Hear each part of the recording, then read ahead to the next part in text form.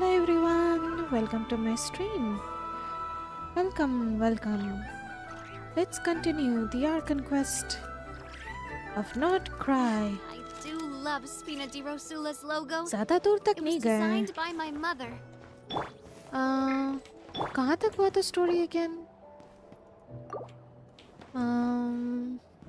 हाँ, हम लोग कोलंबीना से मिले. वो मून वापस जाने का बात कर रही थी, right?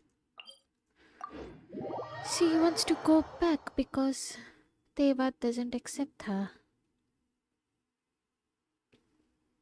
फिर हम लोग क्वेश्चन भी कर रहे थे, लाइक इतना टाइम हो गया अब तक डॉक्टर नहीं दिखा हम लोगों को. इल डटोरे नहीं दिखा है. फिर हम लोग वारका से मिले, लामा से मिले. क्या एक फेस्टिवल होगा उसका डिस्कशन चल रहा था. कोलंबीना से मिल रहे फिर. Columbina, we're back! Hey, you there? Huh? She's not here. I can't sense her presence at all. Weren't there a few Kuhenki here last time too? Where did they all go? Maybe she took them out for walkies. Walkies? For Kuhenki? You're not pets, you know. Oh well, looks like we just came at a bad time. Let's try again tomorrow. There's still a few days until Moon Prayer Night, so we're in no rush. Besides, she needs time to rest anyway. Fair point. Let's go. That's weird.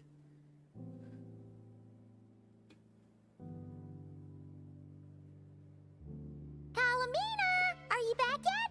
Oh, हम लोग फिर आए. How strange. Looks like she still isn't here. This is bit odd. Right? It's not like her to spend so much time outside. Especially since she's worried about attracting unwanted attention. By the looks of it, she hasn't been back all day. What about Luonatar? Luonatar, you there? Oh, she's here.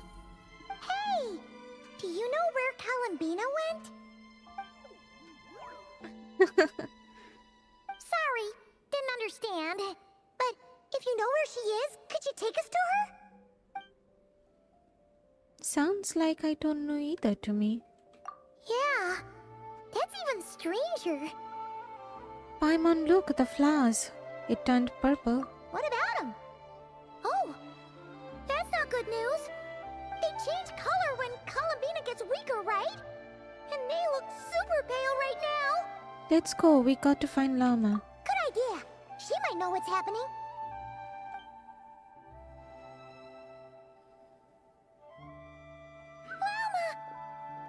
Llama! It's you. How is Kutar? Is she okay? She's missing. Has she visited the Frostmoon Scions? No, she hasn't. I came here to check on her after I noticed the flowers had changed color. Based on past precedent, she must be very weak right now. Even getting up to walk would be a struggle.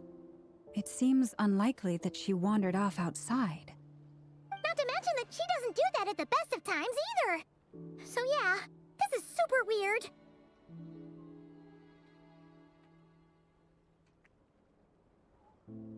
Has anyone approached Silver Moon Hall lately? No. Very few people are in the know about Kutar's whereabouts. And if anyone suspicious had visited, they'd have left some sort of evidence. Come on, let's go to Nasha Town. If anyone has seen her, someone there will know about it. It's not Cry's information hub after all. Makes sense. Let's go!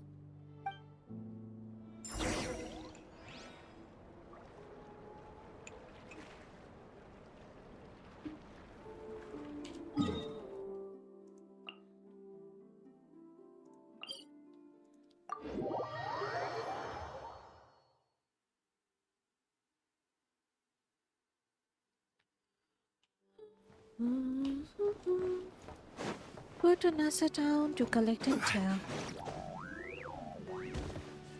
Thank goodness, health नहीं गया मेरा.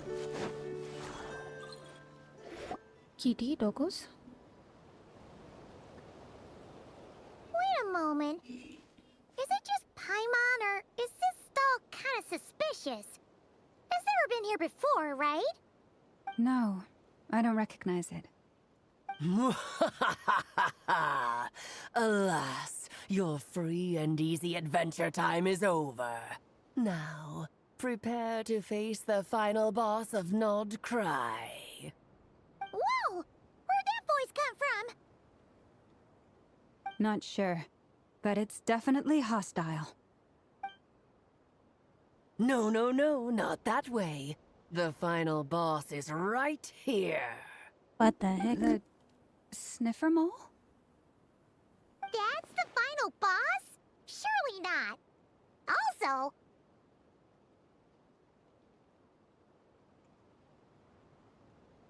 That voice a little familiar.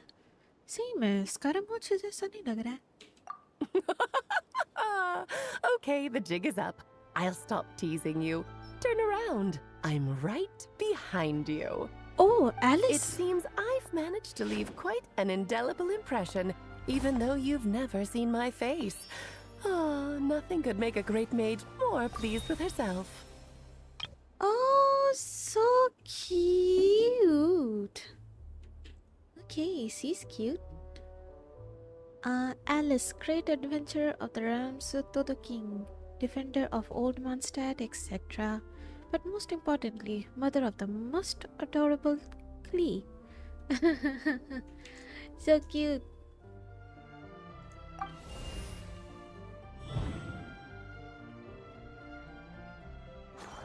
Cute. What is going on? I've heard that all the big shots in Teyvat have long, wordy titles that stun people speechless when they make their entrance. Unfortunately, none of them are affiliated with the Hexenzirkel, and we ourselves keep a very low profile. The notorious name-dropping doesn't quite work for us. Still, I, for one, think I'm really quite amazing. So that didn't stop me from coming up with a title anyway. Alice? It's really you this time? Not a lantern or a Dodoko, but Alice in the flesh? Oh, that's right. So, what do you think? How does it feel to finally meet me? You look like... you look just like Klee. Uh-huh. Oh, that's the first thing you thought. A little surprising, but that actually makes me very happy. Aww. Because that means that when Klee grows up, she'll be just as stunningly beautiful as her mother. Oh, so cute. So she's a friend of yours? Kind of. Mm-hmm. This is actually the first time we've seen her in person. I see. Madam Mage, that was, quite a powerful entrance. I certainly won't be forgetting it anytime soon. It's okay, Lauma, don't force it. Paimon will do the honors. This is Alice from the Hexenzirkel. She's a friend of ours. And of Arcus, too. She helped us a lot in the past. That's right. She's a good person, just kinda... unpredictable. Well, what is the human heart if not unpredictable? Hmm? If we could not do as we please, how would we differ from machines? I am Lauma, Moon Chanter of the Frost Moon Scions. It is a pleasure to meet you. Oh, I know. Before you got here, I spent a good, 15 minutes getting up to speed on Nodcry's present situation. Oh, In other words, I've read the whole in the last episode part, so we can skip the pleasantries. Fair enough. Well, Miss Alice, I can already tell that you have quite a unique personality. He'll get used to it. Paimon sure is. So anyway, what are you doing in Nodcry, Alice? Oh, I thought I told you already. This time, I'm the final boss. huh?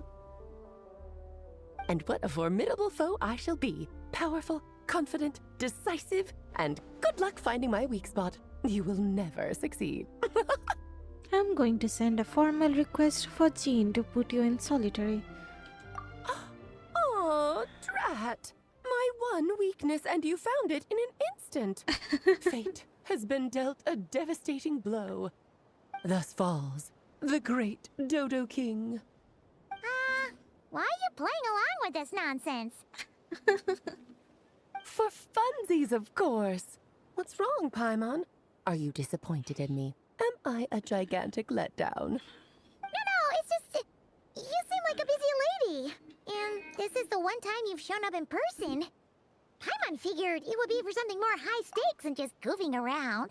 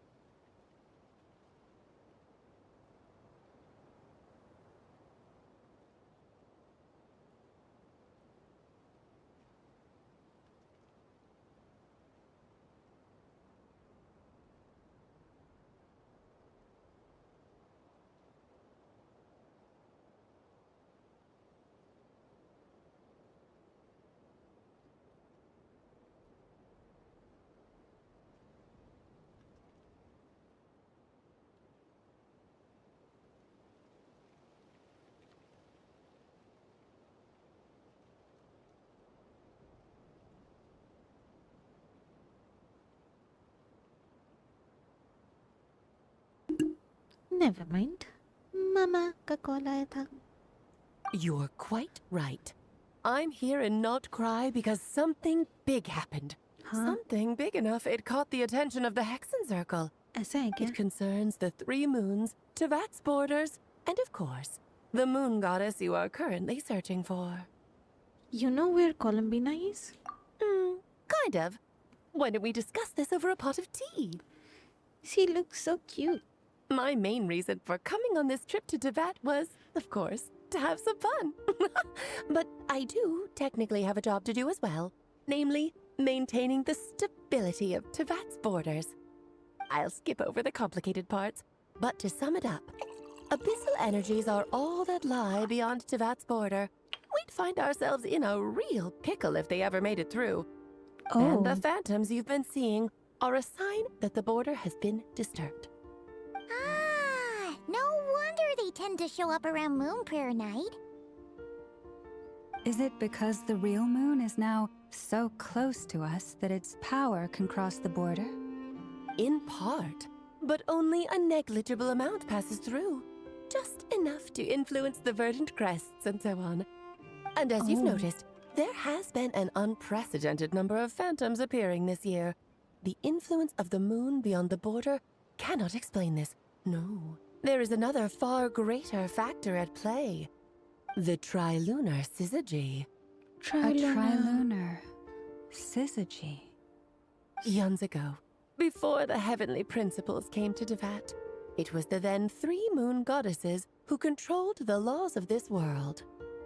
You're talking about life, death, and such, aren't you? Oh, that's exactly it. The 3 goddesses split these powers amongst themselves, promising never to consolidate them into one singular body. This was meant to keep the world stable. But, fast-forwarding to the present, the eternal moon's marrow is with you, while the iridescent moon's marrow, which should never have appeared in this world, has been retrieved. Add that to the presence of a moon goddess in the flesh and... the power of all 3 moons is gathered here in Not Cry.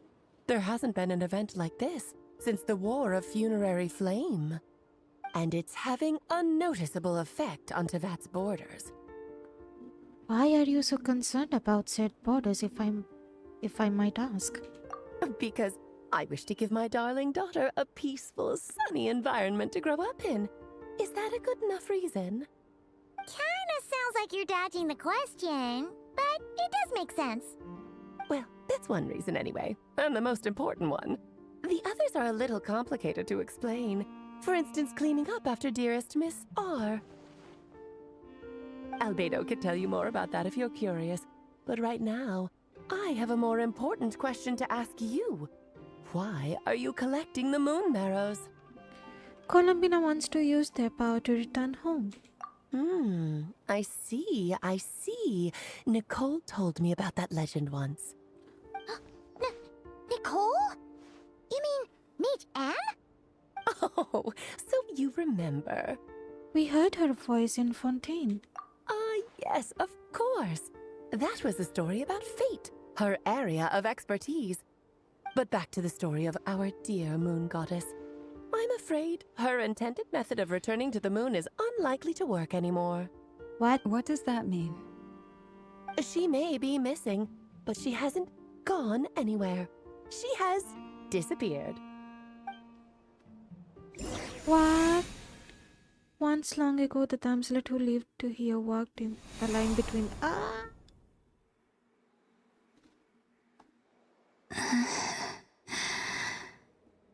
My body is so heavy. Wait, no. It's my mind that's heavy. My arms and legs are as light as a feather. What's happening to me? I feel drowsy, like I've been asleep for too long. Is it daytime or nighttime? Is the moon out? I think I'll go for a walk.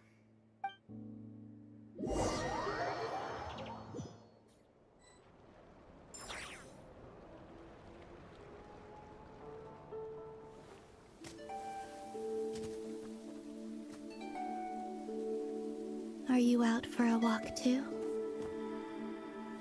Huh?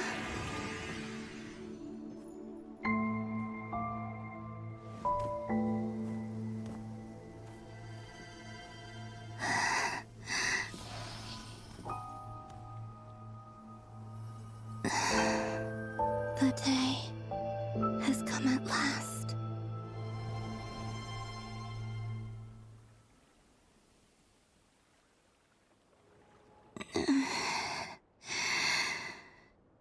Have I grown so weak that I can't even sustain my physical form? But Moon Prayer Night is nearly here.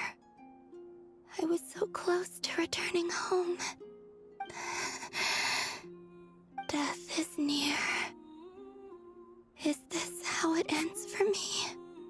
Will I return to the moon after I disappear? Or... I don't want it to end like this. So far, at least, I still exist. Even if not physically, I can still feel. But as my power wanes, I'm sure that too will fade. I suppose I might take one final look at this world. The world where I was born. This may be your last chance to visit the Frost Moon Enclave. Don't let it slip away. What? Come on! Wait for me! The Frost Moon Enclave. How much it has changed since I was born. These decorations, they're so heavy. It's times like this when you kind of wish men could be priestesses and acolytes. How fascinating. I've never had the chance to be privy to people's private lives in this way. In the past, people would get so solemn and serious the moment I showed my face. Like they were frozen stiff. Karina, Lametti, it's time to eat. Coming! I want to watch them a little longer.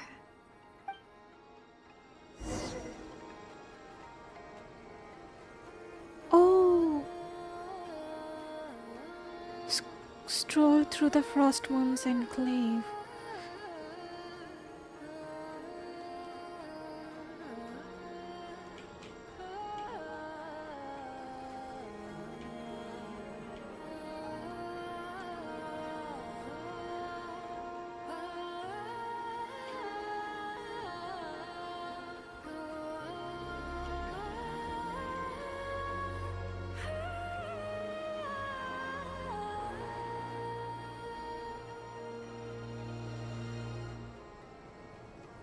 So just fill these balloons with air, right?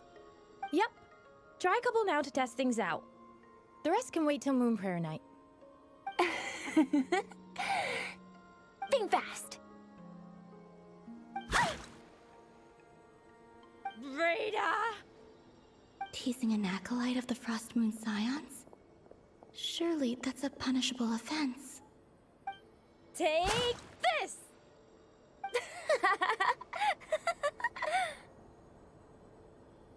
Huh? All right, enough horsing around. Lady Lauma gave us a task. We should get back to it. The task is just to check that the balloons don't leak, right? Doesn't matter if we fill them with air or water. Yeah. Okay, you got me there. And you got me there. But still, we can't use all the balloons before the festival even starts. We won't use all of them. And as long as Lady Lauma's trusted acolyte doesn't snitch, this can stay as a little secret between friends. A couple more can't do any harm, right? Oh, you menace. Then, think fast! Is pumping a balloon full of water really so much fun?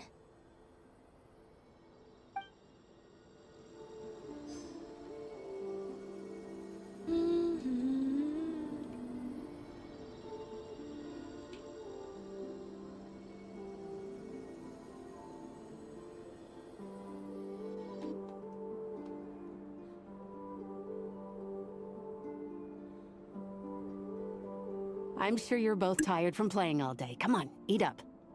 A plain, humble meal. That has always been the way of the Frost Moon Scions. Huh? How come Lamatti got a midsummer berry dessert? Oh, I always get Lockaberry. I don't mind sharing. You can have a bite of mine if I get to have a bite of yours. They're sharing food? I've never shared food with anyone before. Even at the Harbinger tea parties, everyone just ate off their own plate. And when I couldn't finish my food offerings from the Frost Moon Scions, they'd leave the leftovers out under the moonlight for the animals to claim. Hey!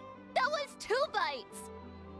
Oh, then you can have another bite of mine. Oh, you too. Oh, don't fret now. Here, have some of Granny's too. So this is what it means to be family.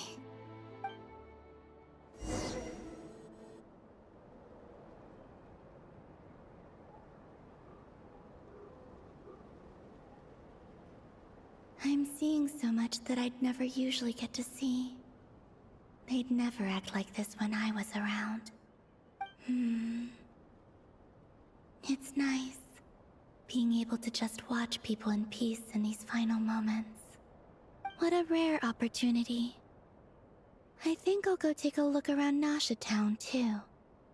Maybe the Traveler will be there.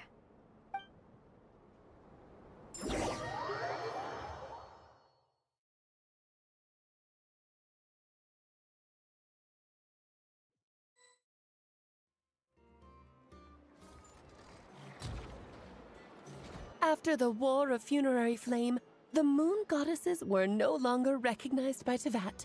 They lost the whole foundation for their existence. That's why the Moon Goddess's strength is fading. She cannot withstand the world's rejection of her.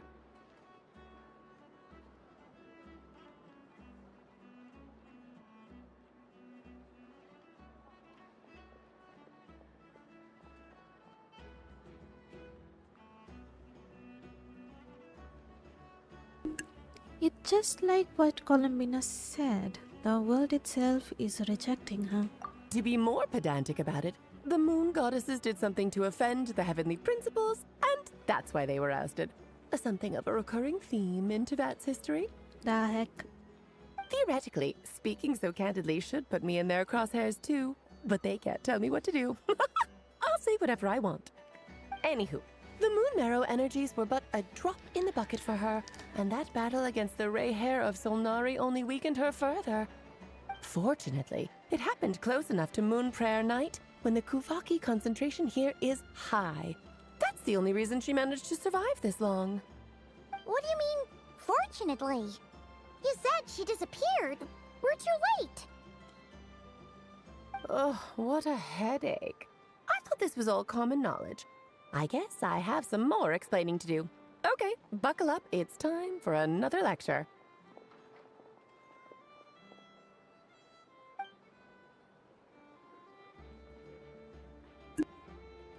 Now, I said earlier that the moon goddesses lost the foundation for their existence. The reason for that has to do with the natural order. Basically, the rationale for their existence in Teyvat was lost. The same logic applies to the present moon goddess too. Consider her existence so far. Her comrades in the Fatui called her Damselette. And she was worshipped as Kutar by the Frost Moon Scions. But these connections have now been severed, whether by her hand or yours. So, the rationale that once sustained her existence is now gone. Wait, we did that to her? Oh, well, strictly speaking, yes. But let's not start pointing fingers, shall we? I'll only end up as the big bad villain, and that's not the kind of final boss I want to be.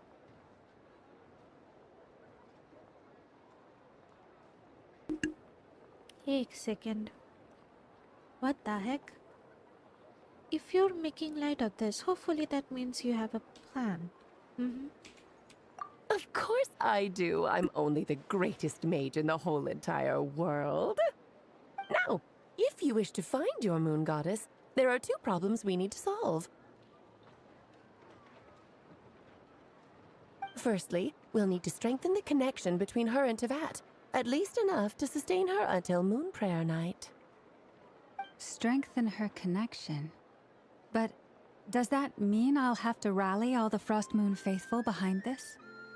I'm afraid a bygone faith and a former home won't be of any help to her now. Do you know her name? Her name? Yes. Names are very important things. A name is a fundamental concept that anchors one's entire existence.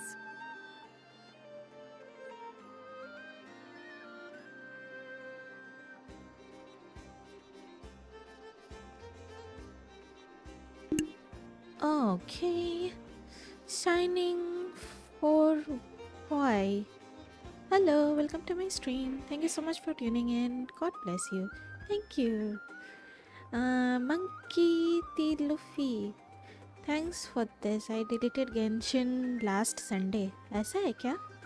By the way, for during I lost my 50-50. I didn't have game, so I asked one of my friends to pull for me. I lost to Tignari. God dang, that's sad. Welcome to my stream. Thank you so much for tuning in. Thank you. I asked her once, but she said she didn't know. Then your first job is to find it. Oh, As man. a moon goddess, I'm sure she must have a name she identifies with.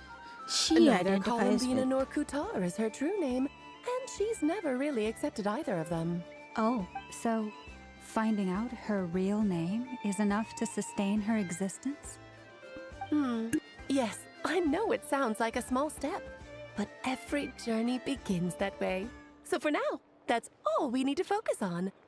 The second problem is with her plan to use the moon marrows to return to the moon. Unfortunately, piercing through the false sky will take an enormous amount of power. Given her current condition, she won't be able to provide anywhere near enough power, even if she recovers her physical form. But no need to fret. Nicole's the expert in this field, and I'm sure she'll figure something out. Wait, Mage N is going to help us out too? That means we've got 2 Hexacircle mages on the case. This is turning into a pretty big deal. Actually, this is more of a side quest for me. Like you said, I'm a busy lady, so I can't stay for too long. I'll have to return to Tivet's border soon. ये Alice का side quest है seriously what the heck ये hexane circle वाले सब क्या खिचड़ी पका रहे हैं लाइक क्या कर रहे हैं ये लोग thanks for telling us all of this I guess That's the upside you get for looking out for my little Klee. Hopefully that will incentivize you to carry on keeping her company in the future. Aww. Anyway, jokes aside, you'd better get moving. It will take quite a miracle for the moon goddess's consciousness to hold out till moon prayer night. Oh, I suppose I might as well tell you where Nicole is before I leave. Off you go now. Time to meet your new friend. Oh, yes, and a little suggestion. Don't forget to mind your heads. What? Mind your heads. I wonder how Durin's doing. I should really go see him before I head back. You really are super busy. I most certainly am. There's so many children I have to keep tabs on just in Mondstadt. Durin, Albedo, Venti, Varka. Children? Venti? Varca समझ सकते vanity hello वो बच्चा तो नहीं है बिल्कुल भी There were some unexpected names in there. Klee didn't make the list, huh? Of course not. Klee is my pride and joy. I have no qualms about her, because she's the best child in the whole wide world. Oh. Yep. Klee's a little angel. I'm glad you agree. Well, all the best. See you when I see you. So majestic. I like She her. left in a hurry. Uh-huh. Yeah. She didn't pack up her stall. Should we handle it for her? I doubt that's necessary. A mage of her abilities doesn't need our help. I must say, I'm now very curious about her daughter. Klee, wasn't it? What's she like? Dhamaka? That's a long story. Come on. We'll fill you in as we go. Mm-hmm.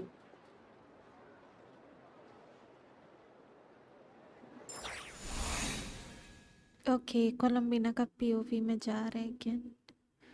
वो शायद घूम रही है इधर उधर हम लोग शायद नहीं देख पाएंगे उसको Nasha Town. What a lively place. I've never experienced Nasha Town like this before. Hey, you old geezer! Your hammer's rusted through! Who are you calling old geezer? Are they quarreling? I'm looking right at him! You've really gone downhill since giving your daughter free rein in the workshop. Can you even swing a hammer anymore? It shouldn't take you days just to fix a single chair! You might as well use that hammer to massage my back for all the good it's doing. Don't run your mouth, or you'll get a back massage that'll put you in bed for the rest of your life. Look, the materials haven't arrived yet, all right? You know how busy it gets in the days before moon prayer night. I'll bet you send all the materials to your little princess.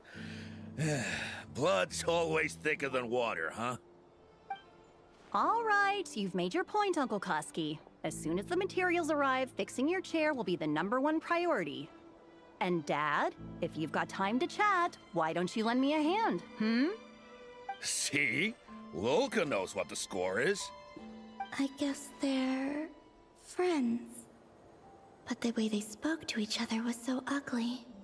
Then again, it wouldn't be the first time I've seen something like this. Columbina! Sing outside my door in the middle of the night one more time, and I'll unscrew your vocal cords. You hear me? Oh, Zandrone. So that was her way of trying to be friends with me. Oh my What a god. pity. I won't get the chance to say any ugly things in reply. Ugly things. She got it so wrong. What the heck? That's why she's cute.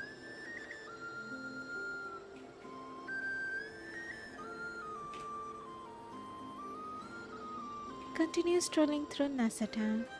Hello, kids.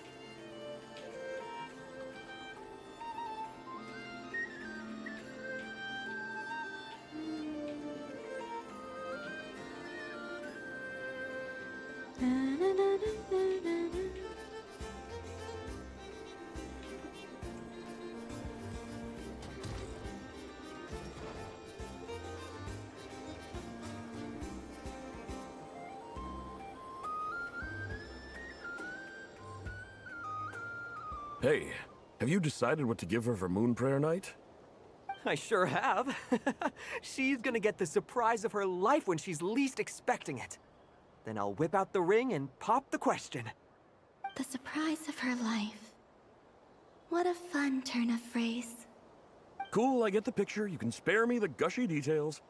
Ooh, looks like we have a customer. Hello there, ma'am. Would you like some Moon Prayer Night candy? Huh? Is he talking to me? Can he see me? Here you go.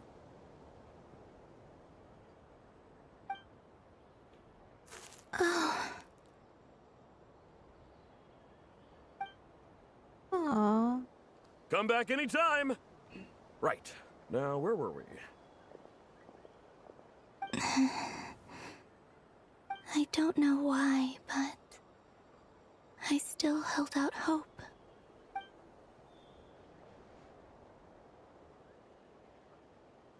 The most important thing right now is to find that mage.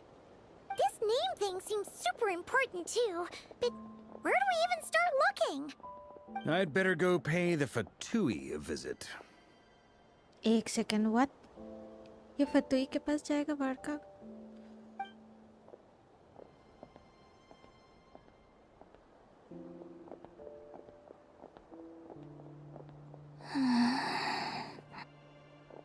No, we didn't feel a thing. That's sad. Columbina? Oh, हम लोग feel कर पाए.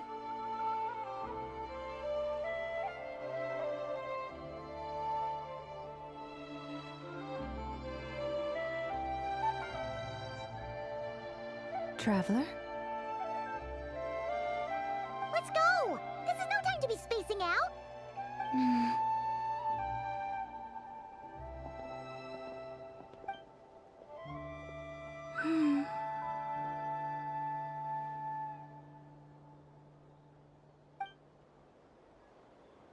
Oh, that's cute.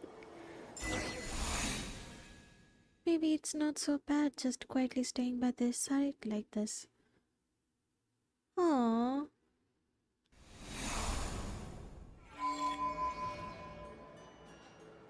Okay, Monkey D. Luffy. Venti is though. Is he a child? I don't think so. He's old. Bro, what does he mean? I can see you, my moon goddess. Don't worry. This is sad.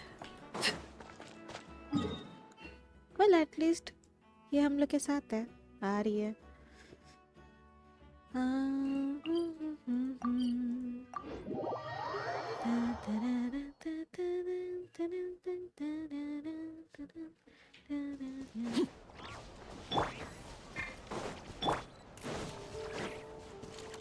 Hello there.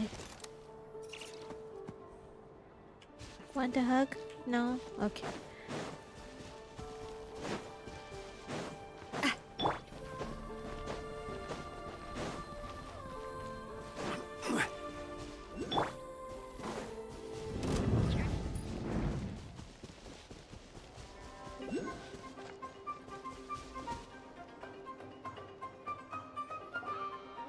Where are they they going? They mentioned a mage and... a name? So, Mr. Varka, are you acquainted with this Nicole? Or should I call her Mage N? Not really. We've never met, though she has come up in conversation.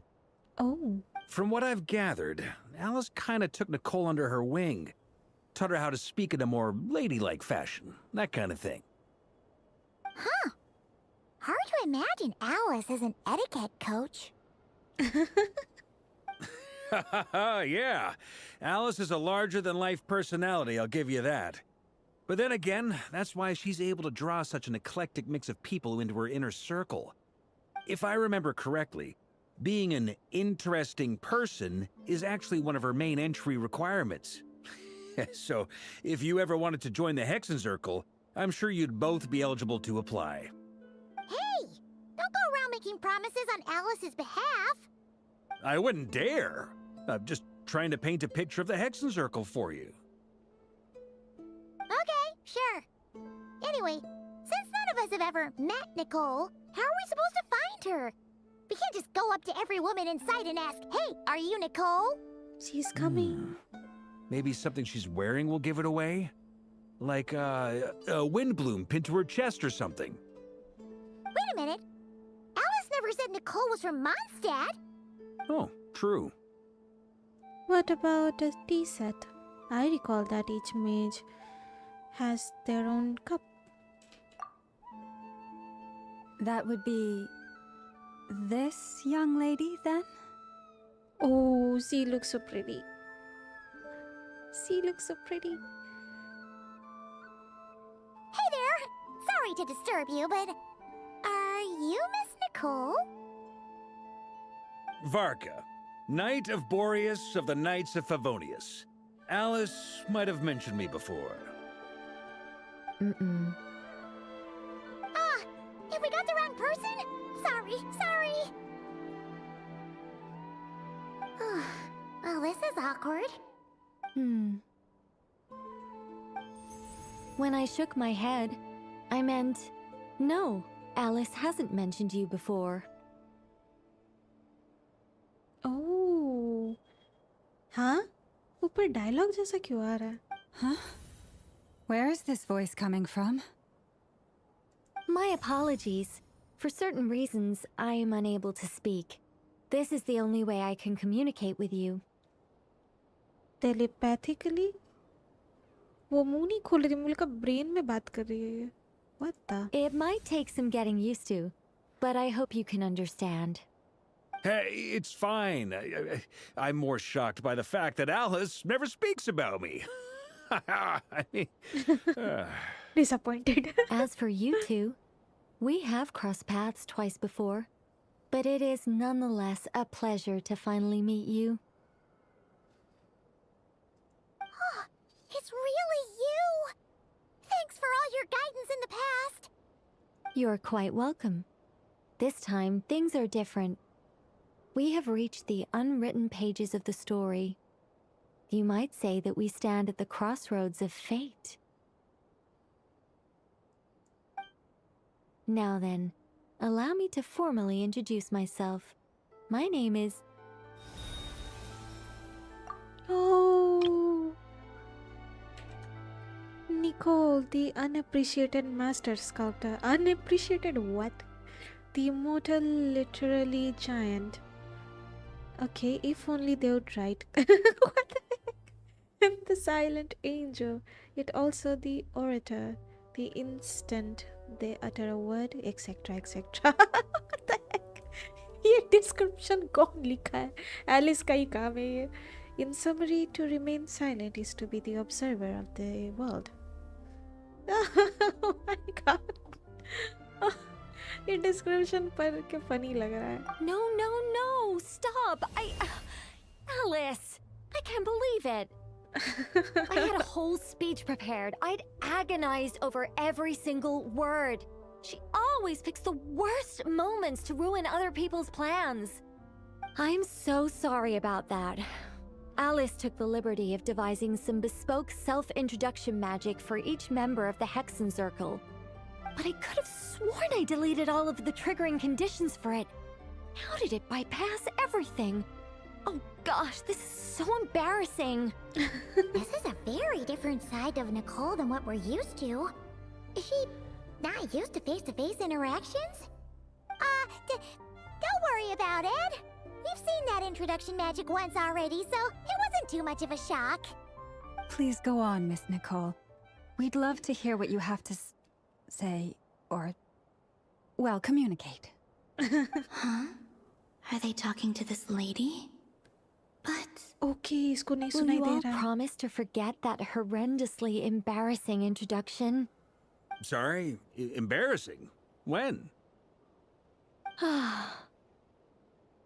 She's so cute. Oh my god, Alice, Nicole, ये दोनों ही cute है, what the heck? Among the words that hopped out just now, I saw angel. Yes, my name is Nicole, and I am one of a very few angels who have retained both their preferred form and their power. Oh. The Traveler and Paimon should be no strangers to this concept. There is another of our kind in Natlan. They call her the Lord of the Night. Alright! Paimon remembers her! But we've never seen her in person. Yes.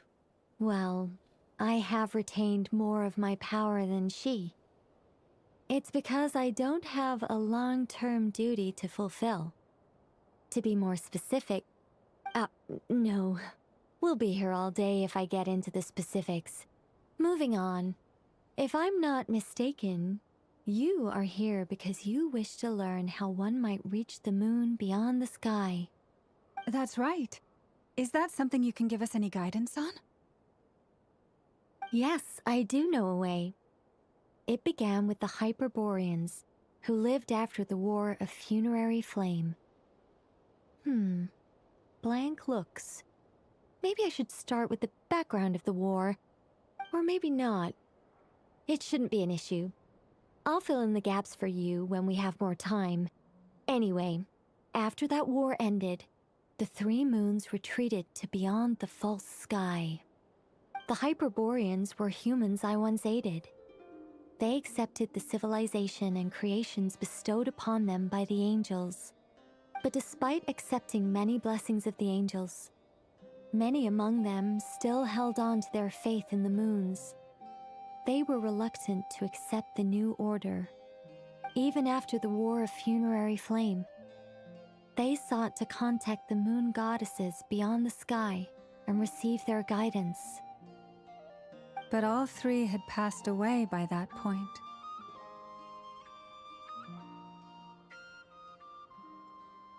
This mage has a unique method of communicating. Is she talking about the moons? Yes, but they did not know. And so, still they prayed for the moon goddess's mercy. After building titanic structures that consumed vast amounts of Kuvaki, at last they glimpsed the moons and heard their voices. But of course, they were gravely disappointed. For it was then that they realized the three moon goddesses were dead. Oh, that's such a sad story. It is. Humanity was in a very sorry state at that time.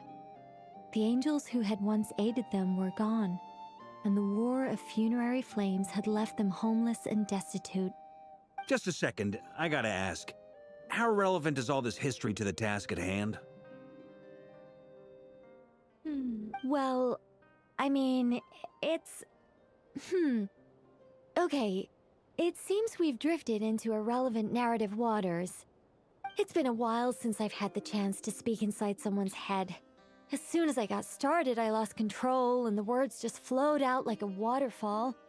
What I'm trying to say is... Right, yes, that's it. The relevant part is the ritual created by the Hyperboreans. The fact that they bypassed the false sky and saw the true moons implies that they successfully built a connection between Tevat and the outside world. Which means, with enough Kuvaki and a sufficiently stable connection, It should be feasible to send one person over the border. Okay, so they built some kind of portal? Oh, yes. A portal. Yes. Is something wrong? You sound disappointed. I just didn't expect you to summarize it so well. It turns out I could have said all that in one word, if only I'd managed to think of it. No, please, it's fine. This is invaluable knowledge. I'll be sure to record and preserve everything in writing. Oh, really? Well, in that case, I suppose I could backtrack and add some more detail. I did gloss over a few things so far. Whoa, whoa, whoa, time out. Let's summarize what we've got first. The Hyperboreans were the last ones to use this method, right? So we somehow need to find whatever structure they built and make sure there's enough Kuvaki to power it up. Luckily, we have the moon marrow of both the eternal and iridescent moons, so we're all good for Kuvaki. Which means the key issue we need to focus on is finding the place. Am I right so far? Yes. Although, I expect the structure is long gone by now. That said, what if we could take advantage of the phantoms to travel back to a time when it still existed? Well, travel back isn't quite accurate. It's more like we'd be creating a handshake between 2 points in space-time. We wouldn't even have to pick a time when it still existed. It could just be a time when it still appeared in phantom form via projection, or we could project our own phantoms, fold them together at... Huh? You look lost. Was that too hard to follow? Yeah, things got a little, technical there. Paimon's brain is reaching capacity. All right. Let me think about how to put this more simply. Okay, got it. Over the next few days, I'll search for phantoms that we can use. Once I find one that meets the criteria, I'll let you know and we'll regroup. By completing certain rituals, specific individuals will be able to enter the phantom and make it to the Hyperborean structure. If everything checks out and it looks feasible, we'll just need to wait for Moon Prayer Night, and we can send the Moon Goddess back home. I'm really skimping on the detail here. Is this making any sense at all? I think so. For now, we'll just wait to hear from you. Yes. Basically, yes. Great. Counting on you. In the meantime, we'll focus on finding the Moon Goddess's name. My name? Are they looking for a way to stop me from disappearing? Excuse me, Miss... Go on, Miss Nicole. This conversation was a little all over the place. I didn't catch your name. I am Lauma, of the Frost Moon Scions. Ah, I did wonder. I noticed that you listened very intently when I spoke about Hyperborea and the moon's history. If you'd be interested, I'd love to visit you this evening and go through it again in greater detail. Aww. Also, if you were serious about making a record, it would be too risky to simply write down the raw details as is. I would suggest some tweaks. Maybe rewrite the stories as fairy tales or fables, perhaps even prayers. Anyway, we can cross that bridge when we come to it. So, see you later then? Oh, and no need to prepare anything. Just a cup of tea will do. See ya! That's nice. She seems friendly. It's just... It's so nice to find someone who's actually willing to listen. I've been dying for a chance to finally go through all this systematically from start to finish. Any longer and I'd probably start forgetting it. Yikes. Oh. Now Paimon gets why Alice told us to mind our heads. Ha ha ha ha! What did I tell you? A lot of quirky people in Alice's orbit. Now then, the next order of business is... where do we start looking for the moon goddess's name? Maybe the rest of what Nicole has to say might give us some clues. Once I've heard her out, I'll summarize the salient points and share them with you all. I'm also inclined to review our other documents. Yes, our faith was first established by our Hyperborean ancestors, but many of the more factually accurate records are from after Kutar's birth. I have a hunch that the Fatui might know something too. Sounds like we're gonna follow Columbina's journey through Devat, huh? In that case, we'll start by heading to the Frostmoon Enclave. Sounds like a plan. Take this with you. I'll see about getting in touch with the Fatui. It'll probably just be Arlecchino and Sandroni again. They're the only ones who would want to help. Thank you, Mr. Varka. Don't mention it. Honestly, I'm more comfortable dealing with the Fatui than prying into the details of a young lady's childhood. Catch you later. I should follow them, just in case there's some way that I can help. Oh, such a nice quest. सही में member of Hexen Circle. क्या है ये लोग? What the heck? Okay, कहाँ जाना है हमको? यहाँ जाना है. उफ, दिख भी नहीं रहा है हमको.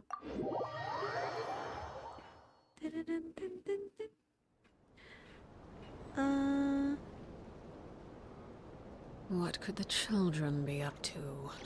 Monkey D. Luffy, go for Yelan. Let them do as they please. Go for Yelan. अच्छा उसका एक anecdote था ना? Dang, नहीं गया. Never mind. Heal father.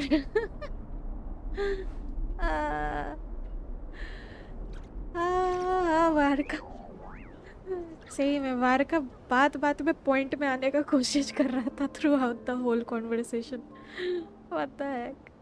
Varka was like, Nicole, point pe aao.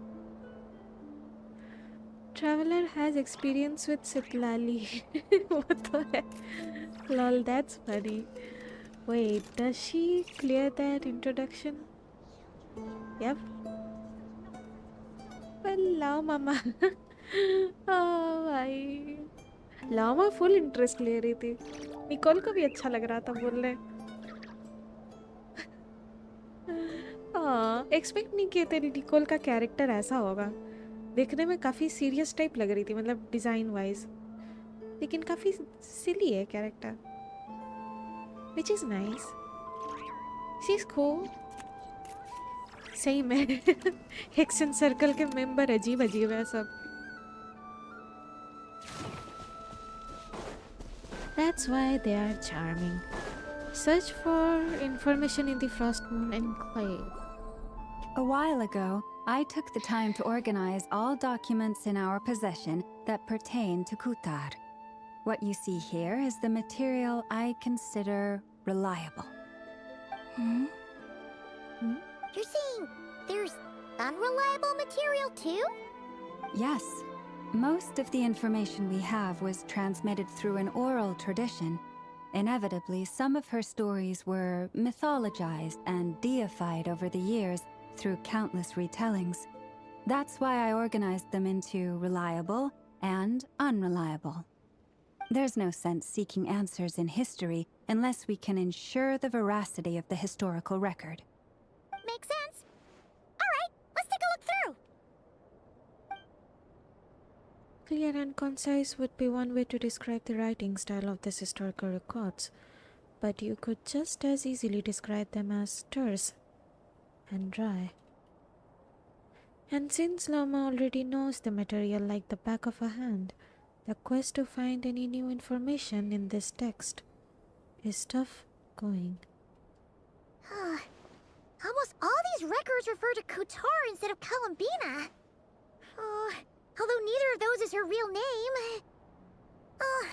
Paimon's not sure what point she's trying to make.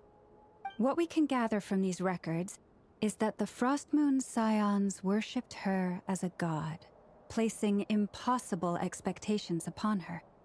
I cannot fault them for their earnest faith, but for all their devotion, worshipping her day in, day out changed nothing.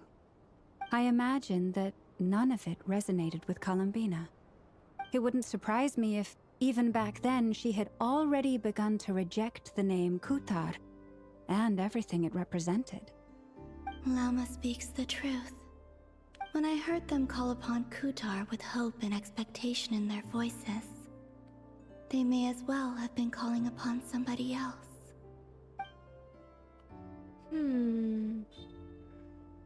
Identity crisis, it seems. When you were organizing these texts, what criteria did you see? Well, that's a bit complicated. I looked at the level of detail, perceived authenticity, prose style, and how realistic their portrayal of Kutar seemed to be. Amongst the Frostmoon scions of today, only I know of her existence, and I alone have spoken to her face to face. As such, I know that there are certain things she simply would never do. That being said, I have sensed some changes in her lately. Changes? Me? Oh, seems like this is getting us nowhere. For what it's worth, why don't we check the unreliable sources too? Sure. Give me a moment.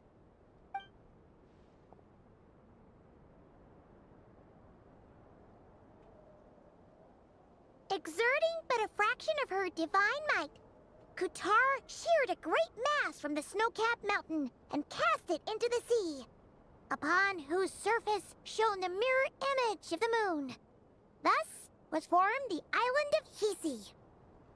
Yeah, right. That doesn't even begin to pass the sniff test. The 3 moons are not but lies through and through. Only one moon has ever shone for us, and Kutar is her name. The subjectivity is strong in this one.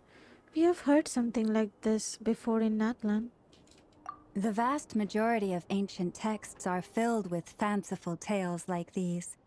I trust you understand my criteria a little better now. Kutar did not speak, merely gazing into the distance in silence. And where her gaze landed, this was her prophecy. Clearly, whoever wrote this text never even met Kutar. Otherwise, they'd know that her eyes are always closed. What about you, Traveler? What are you reading? Seems like collection of anecdotes. Come on, let Paimon see. The child wished to build a wooden nest with which to shield a fledgling bird from the cold. But being so young and lacking in strength, the child could not snap the branches from the trees. Kutar was passing by. Upon seeing the child, she summoned forth the Kuhenki, who built a beautiful nest for the child. I remember that. Not knowing the meaning of Kutar's divine intervention, the child dared not to respond, and thus ran home to call their parents. But Kutar was gone. The Moonchanter declared the event a miracle and took the nest as a relic, placing it on high for all to see. The child was named as one favored by the goddess, and was greatly respected amongst the people. Yet, no further miracles were bestowed, and this matter was forgotten in but a few years. Huh. Any thoughts after reading that? If it's true, it gives off a somewhat lonesome feeling. Yeah. Columbina probably just wanted to join the kid in making nests. Ah. I'd originally considered this a fabrication, because Kutar did not perform any similar actions in subsequent records. But now that I think about it, it does seem like something Columbina would do. It's just that... She didn't know how other people would interpret her actions. She was probably worried about making things difficult for people. And so, she gradually stopped joining in. Yes. Oh, that's so sad.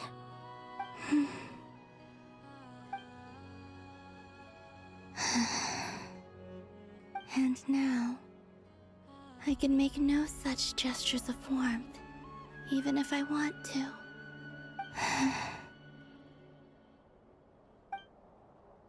Still no name. That's a bit of a shame.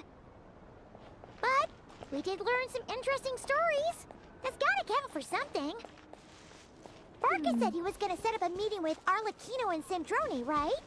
Let's go back to Nasha Town and see how he's doing. Okay. अच्छा ये रही ये लान चलते हैं इसके पास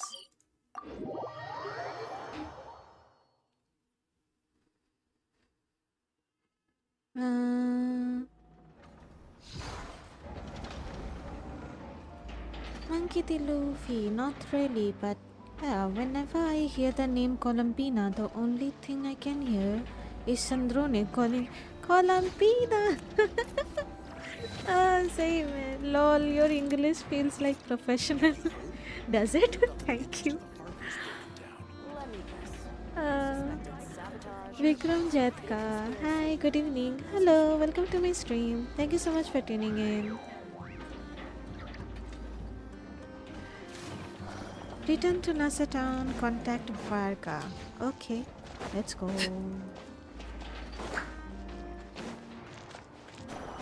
अरे हम यहाँ आए येलान से मिलने उफ where's my brain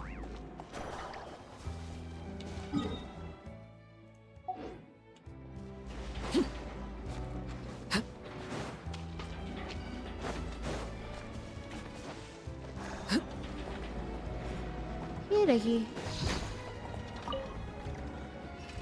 All 15 samples have been collected and encased in low-temperature vessels. 2 layers, 1 metal, 1 ceramic, ready to be shipped tonight. Take them to the Flower Feather clan via express ship. From there, get them on priority shipping using the courier's Blue Bolt service. Once they reach the northern edge of the Children of Echoes, transfer them to another boat that'll go east and arrive at Elong Wharf through a special customs checkpoint. Speed is of the essence. Got it. A combination of Plan B3 and Plan C2, then. Uh-huh. It's the Traveler. How did you do that? It's like you just appeared right there without even making the slightest noise. My bad. Don't be nervous. Just treat her like she's your boss. Interesting timing. Traveler, meet Cyril. She's with us. I'll leave you to it then. Miss Yelan, I'll ensure everything is arranged to your specifications.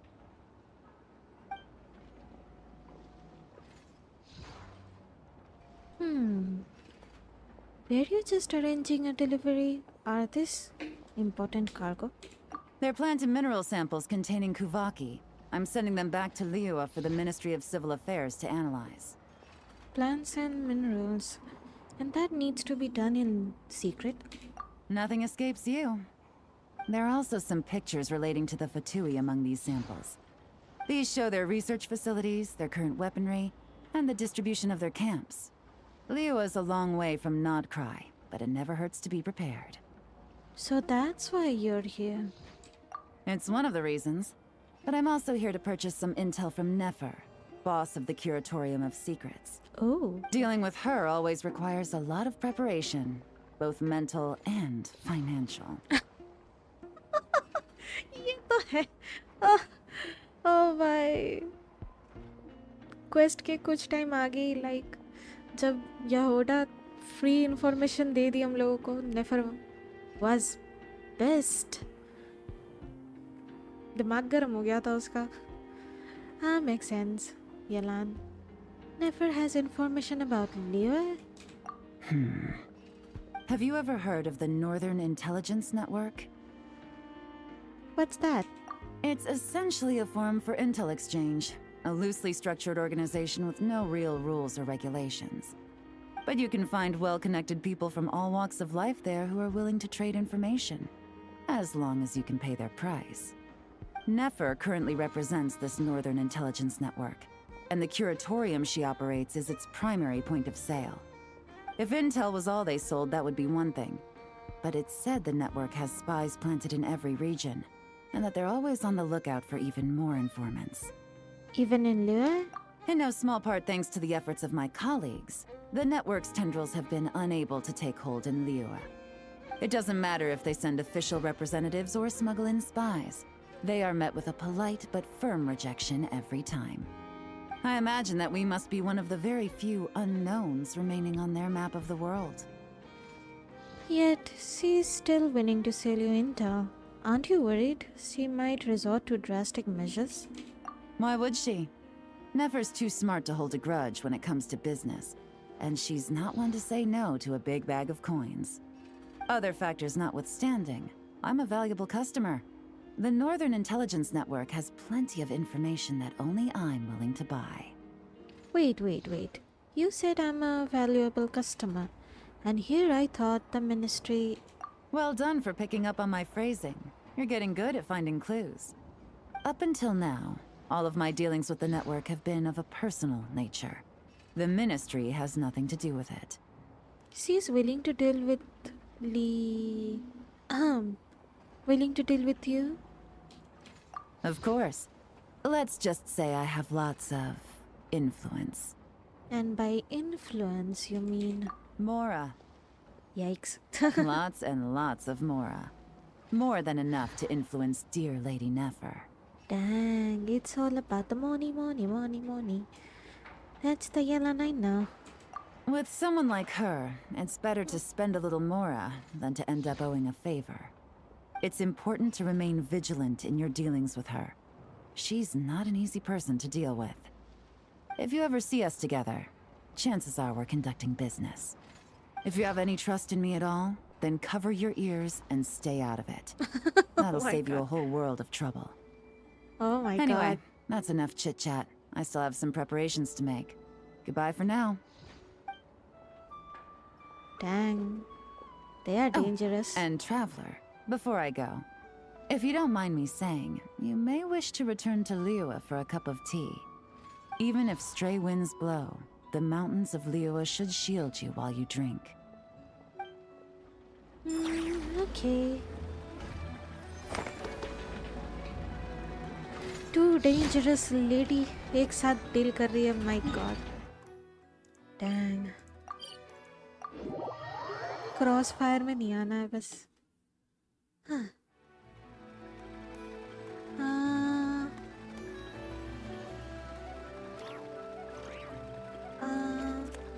Vikram Jaitka, why does your Arlecchino has defense goblet and attack circlet? Because हम build ही नहीं किए. जो आया उसी को लगा दिए. Don't look at my artifacts. हमको ढंग से build करना नहीं आता, so जो तो लगा के रखे हैं. Or I just checked someone else's Arlecchino. Who knows? Can you show your Arlecchino build? Sure. Monkey till feet. Thank you, ma'am. Yelana. Here's my Arlecchino.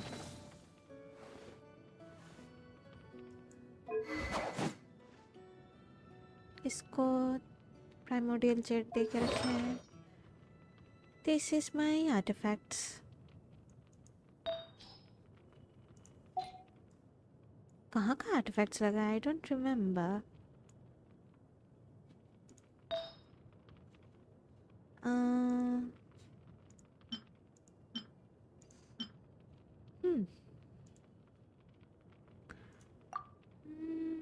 Oh, यही लगा के रखे हम. तो मैं न फिर ये शो. ये हम कब ग्राइंड किए थे? याद नहीं. शायद थोड़ा सा ग्राइंड किए थे हम. उसी को जो मिला, जो पीस मिला वही लगा दिए हम. C0 टैलेंट अपग्रेड नहीं किए. Yeah, that's it. Not खास. ठीक ठाक भी नहीं. उतना खास कोई बिल्ड नहीं है.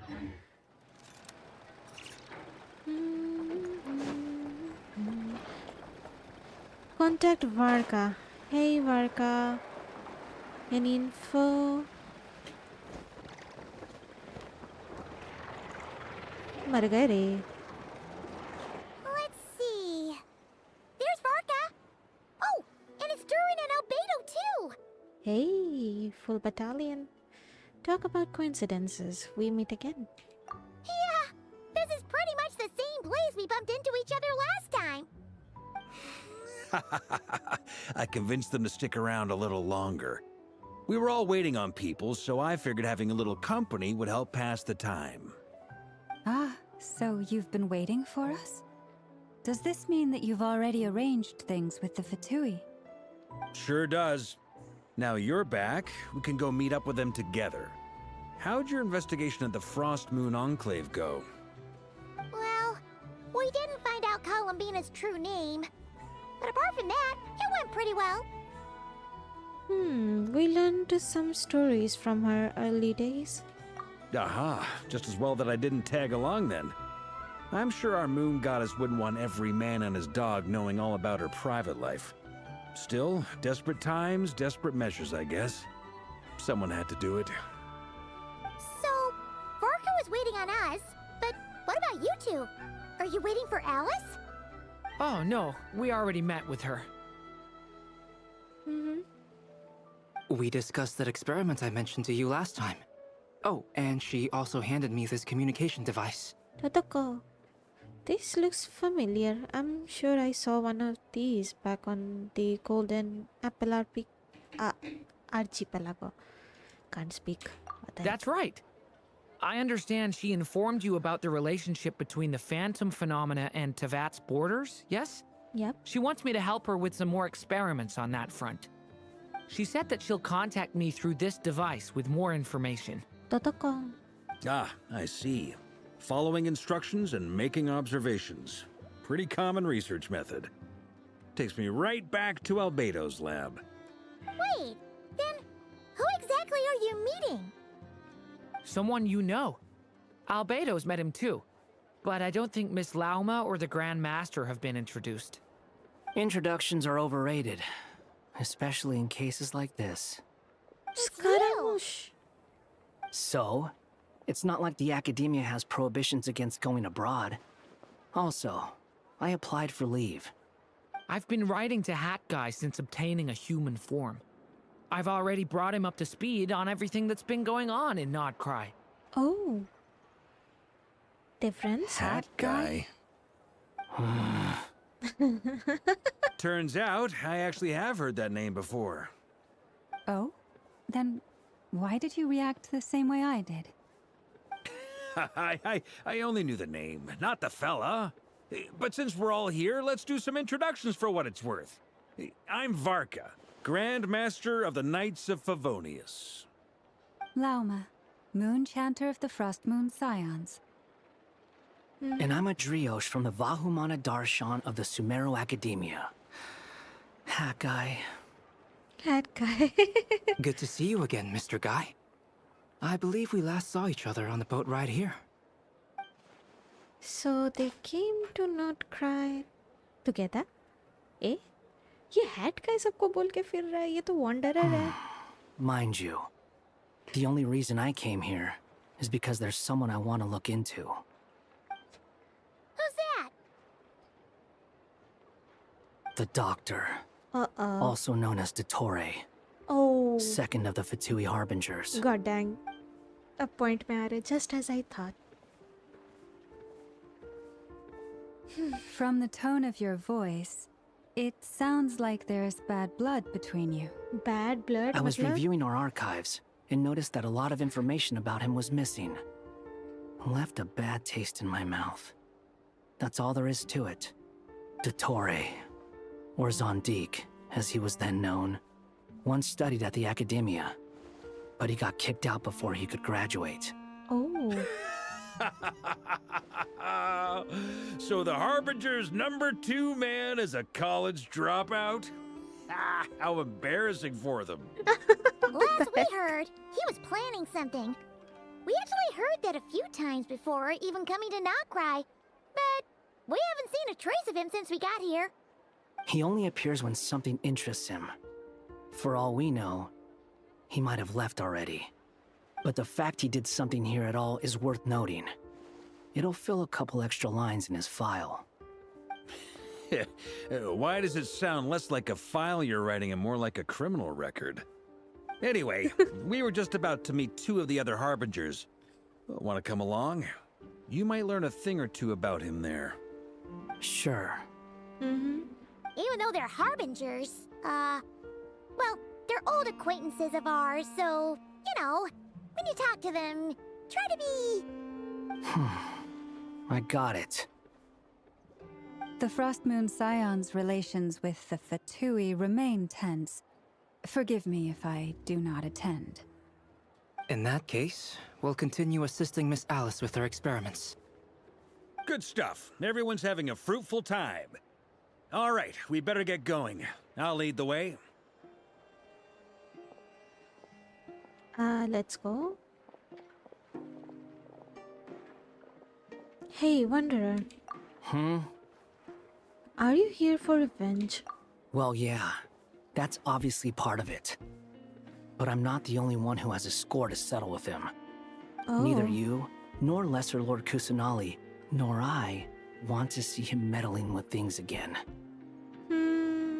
Fair enough. One other thing. When we return, let's talk about Columbina. What's the hurry? Don't worry. Pigeons always know which way home is.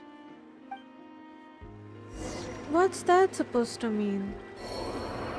Bruh. After the conversation ends, the group splits into two teams led by Varka. You make it safely into Kuvaki Experimental Design Bureau. Okay.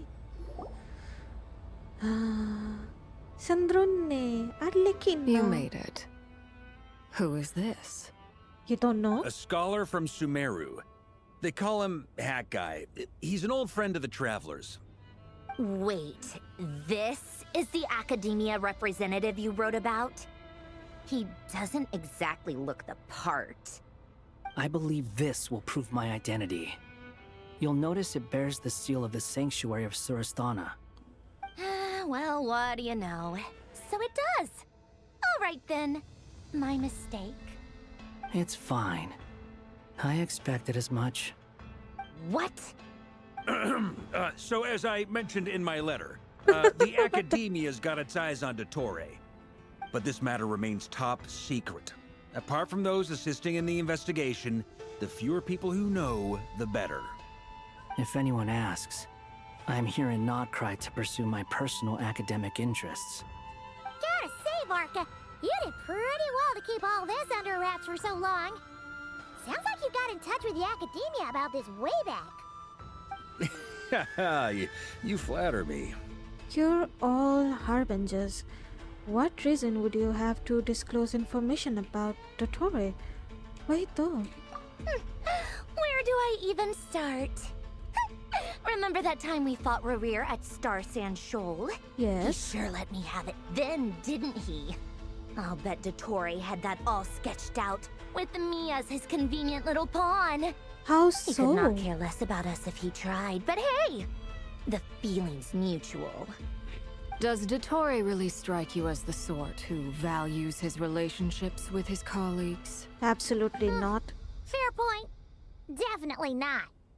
Which is why I always keep my guard up whenever he starts making suspicious moves.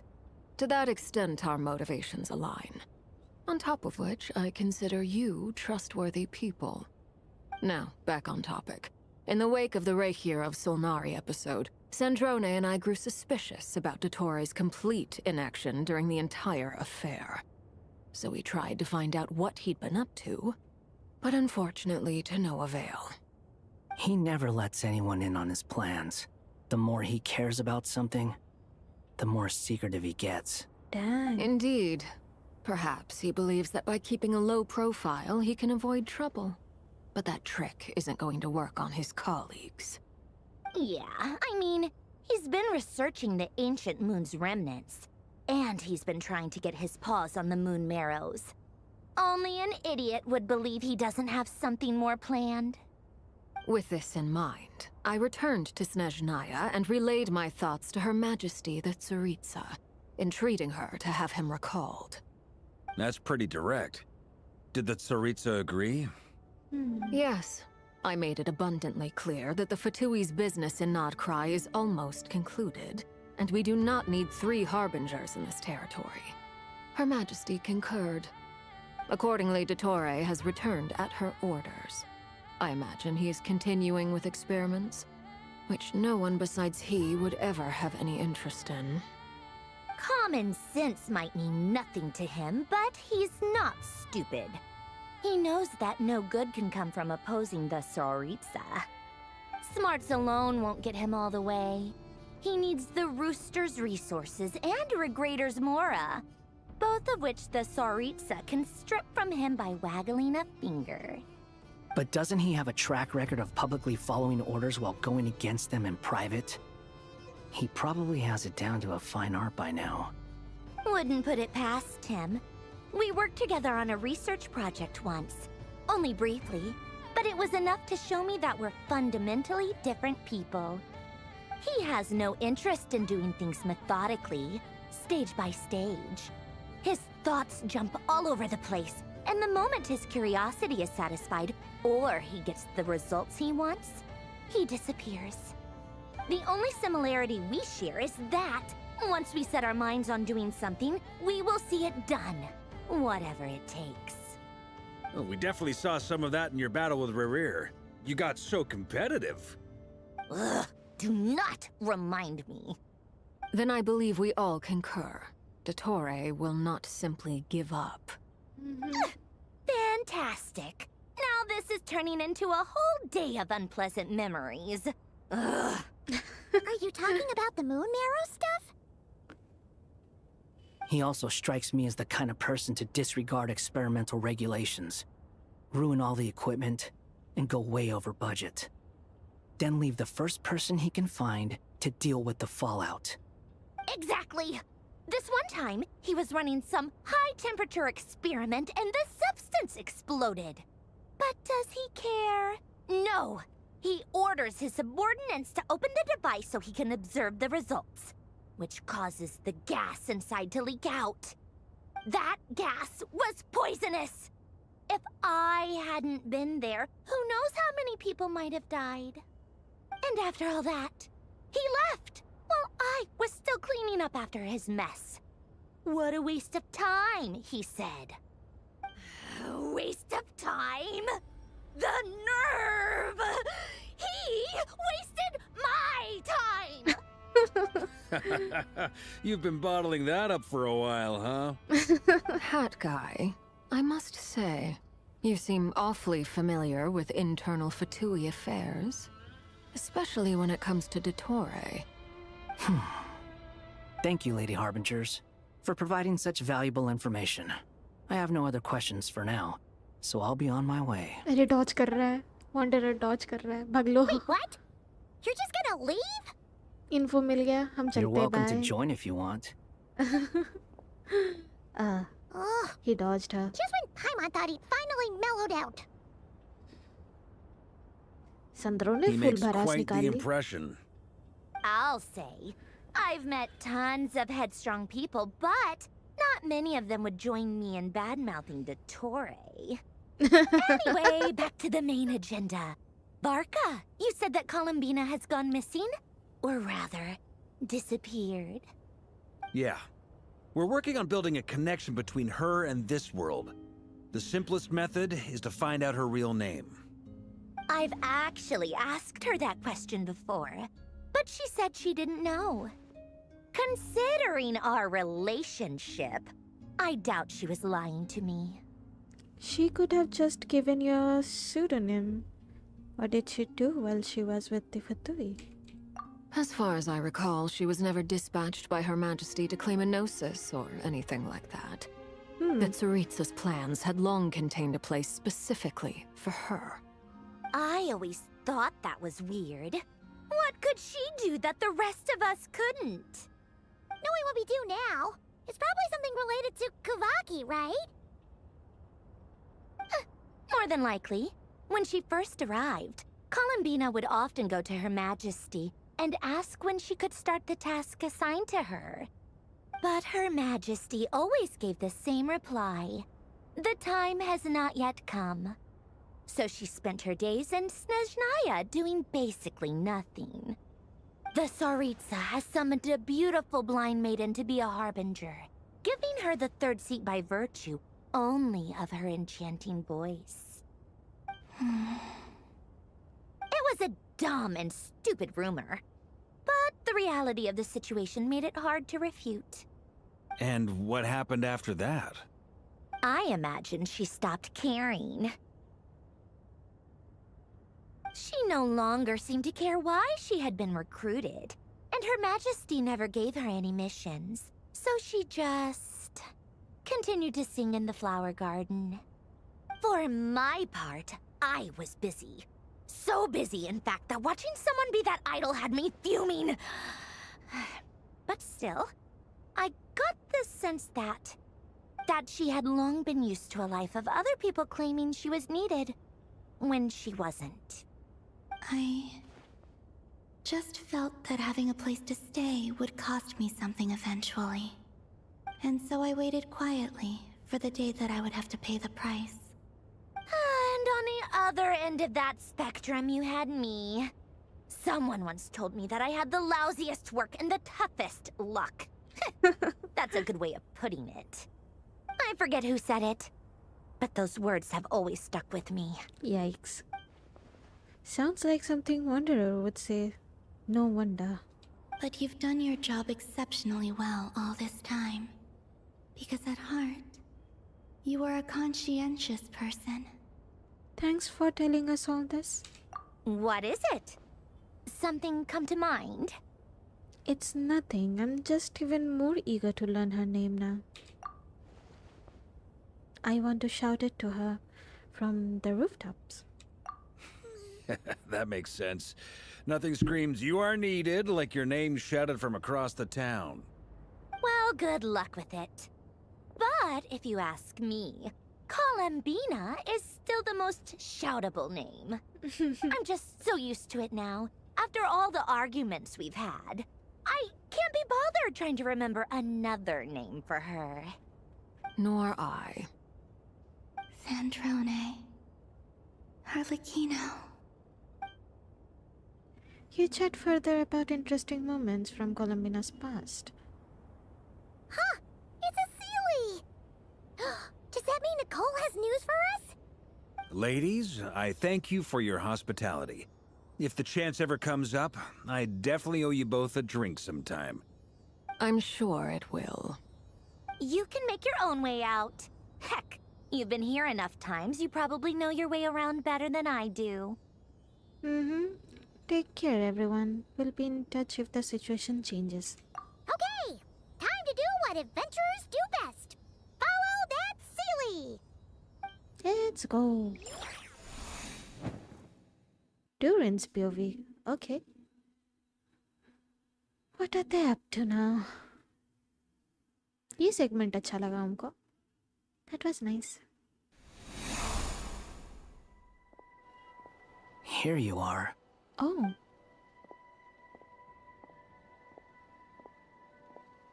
Oh, Hat Guy. How come you're back so soon? Did things go all right with the Fatui? Fine. Dottore been summoned home by the Tsaritsa. Couldn't get much more than that. How about you? Any progress with the investigation? Unfortunately not. We've tried everything.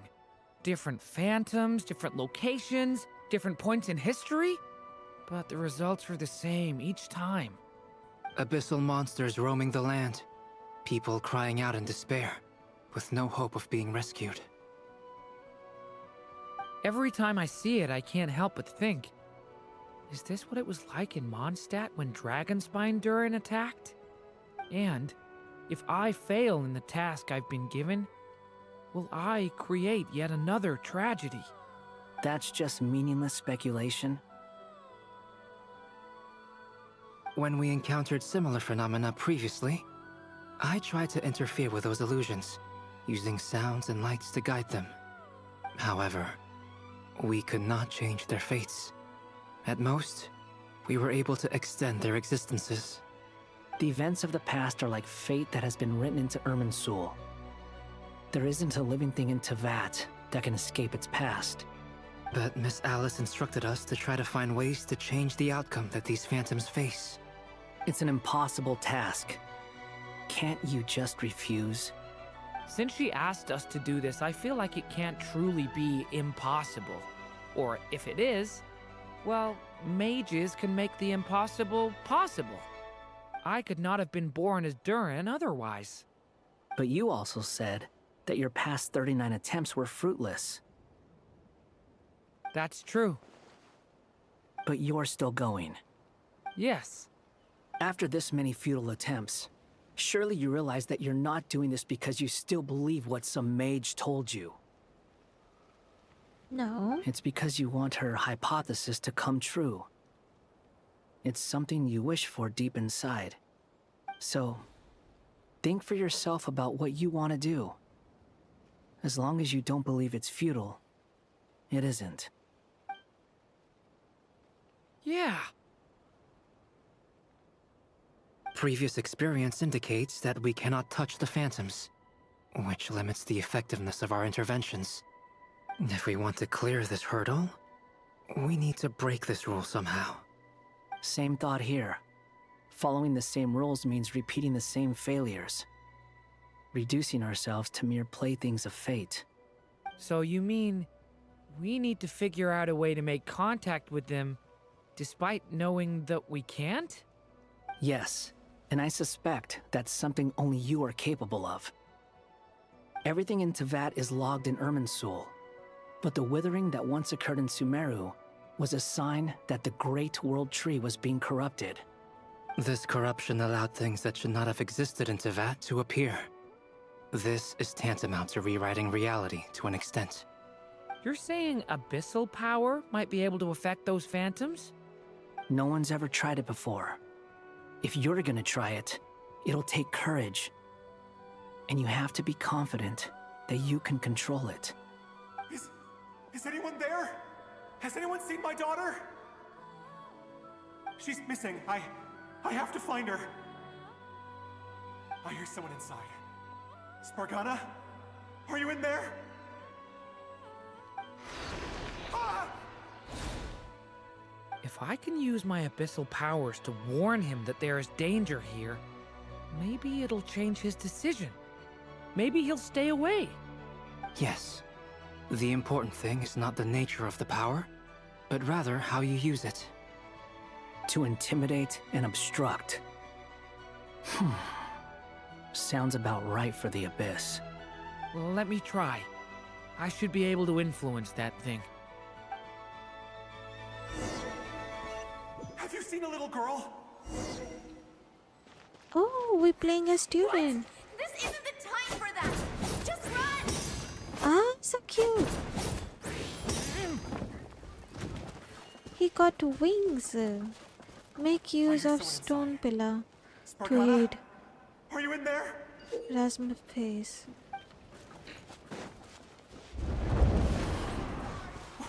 What is this? Looks dangerous. I should get out of here.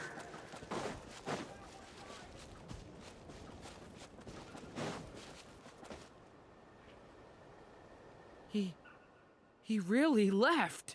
Ha! We did it!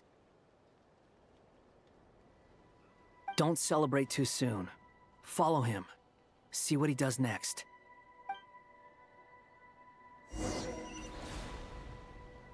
Monsters approaching from the front. You need to stop them and create an opportunity for him to hide.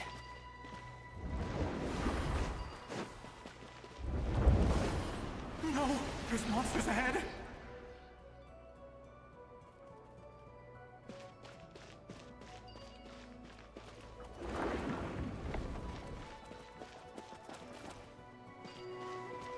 Wait, is that the barrier I saw earlier?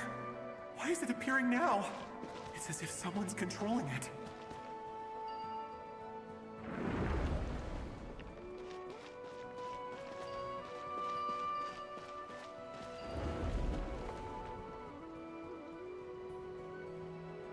गलत हो गया ये. The phantom has met its end, returned to his place of origin.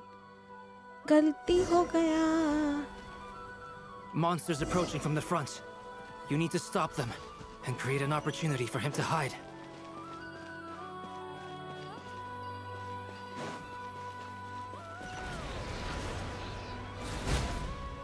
अरे यार. Help me!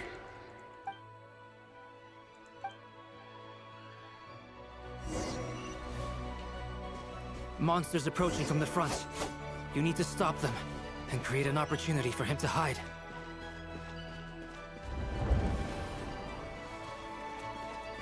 No! There's monsters ahead!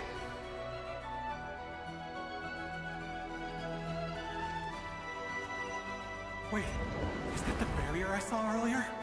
Why is it appearing now? It's as if someone's controlling it.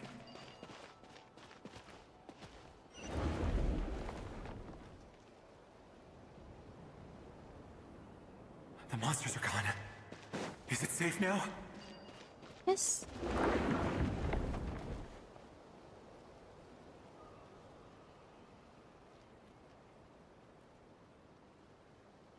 The barrier's gone too. How odd. Anyway, I guess I'll keep going. Quickly, let's keep up. Mm-hmm. Interesting. Wait, there was someone else here? Don't go any further. We've got anti-monster traps laid out everywhere. But my daughter must just be up ahead. I have to go. This way's blocked.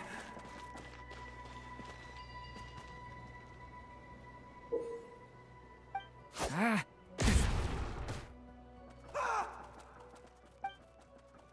अरे पहले ही करना था हमको जाके.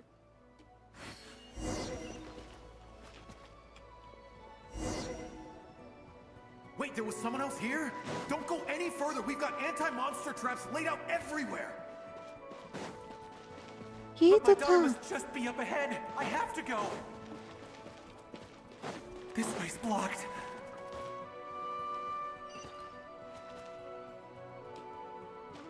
We might be able to use the explosives over there, but we need to take care not to hurt him.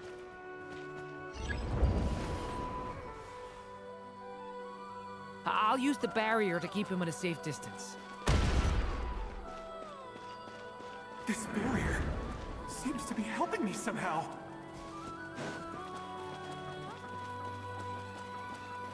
Hey, hey, wake up! Oh, no good. Gotta keep moving ahead.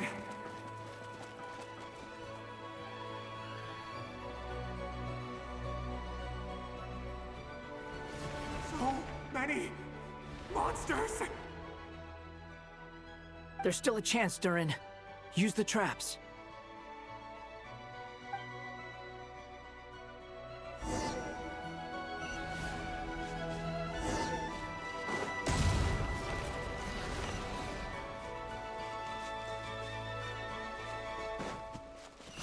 अरे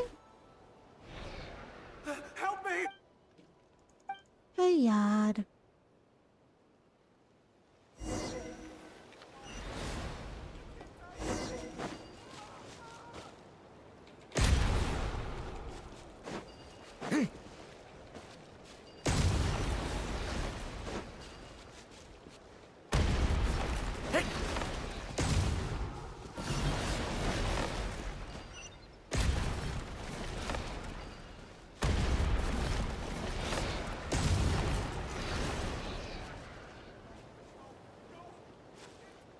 Okay. This is a new development. I've never seen this happen before. We might just be able to save this person.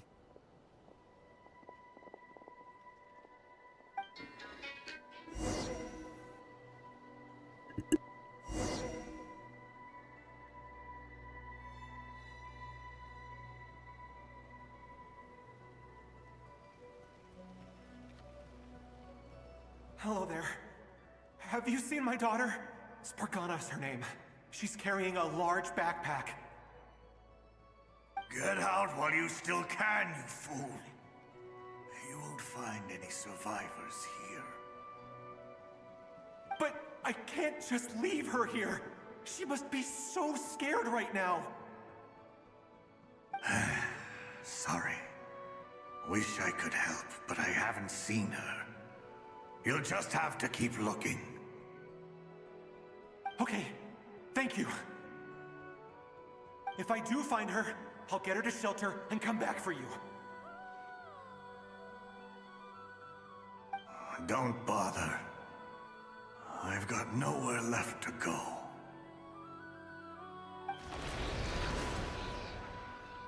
What's that noise? Monster! No, if he goes inside, he'll be walking into a trap. Let's try this once more. This time, we have to stop him.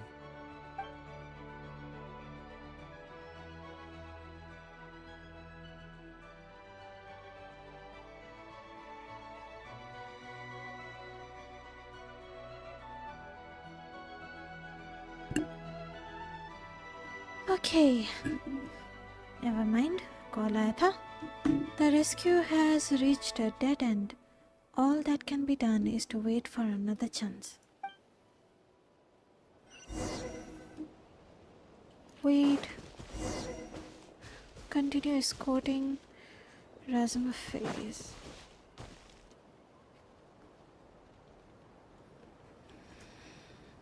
Hello there. Have you seen my daughter? Spargana is her name. She's carrying a large backpack. Get out while you still can, you fool. You won't find any survivors here.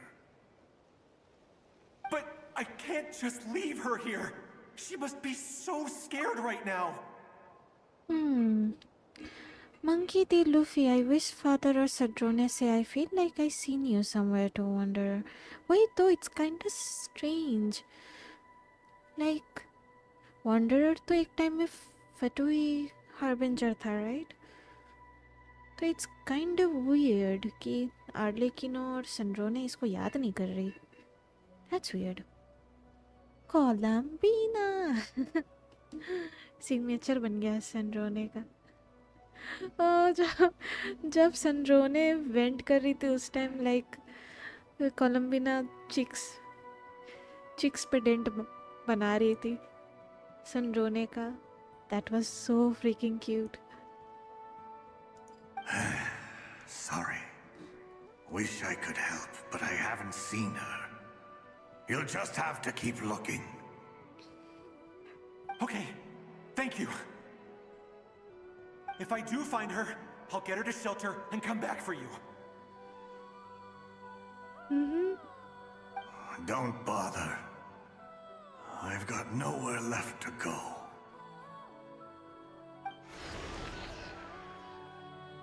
What's that noise? Monster! No, if he goes inside, he'll be walking into a trap. Let's try this once more. This time, we have to stop him.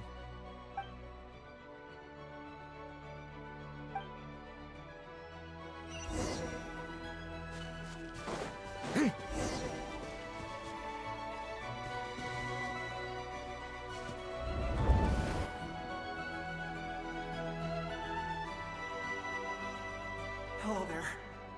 Have you seen my daughter? Spargana is her name.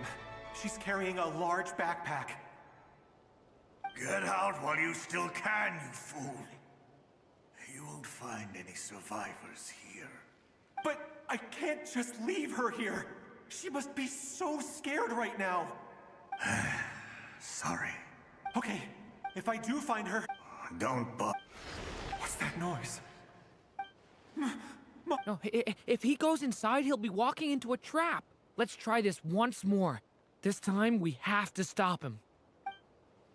फिर से नहीं हुआ.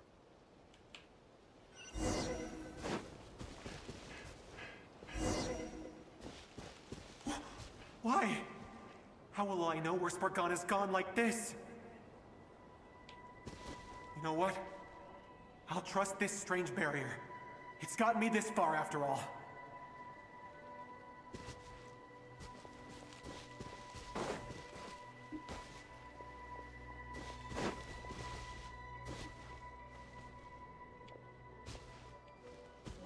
Spargana, are you there?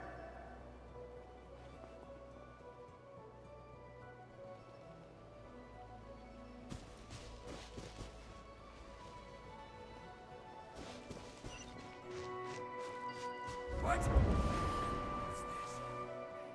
Hey! Let us out!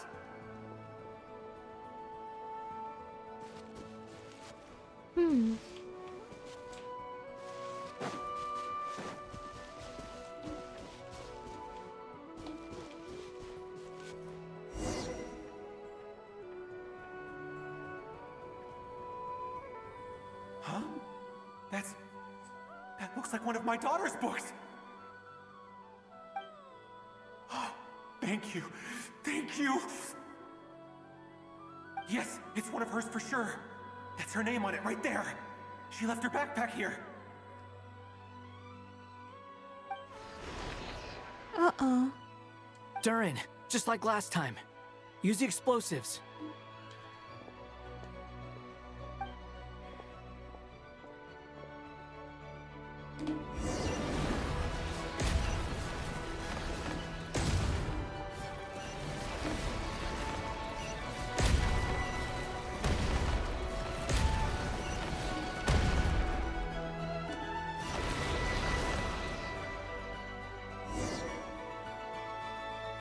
It won't work. There's not enough left. If he makes it in, he'll die. But then, this clue could be the key to him finding his daughter. It might not be the only one. Better he misses that clue than loses his life. I guess so.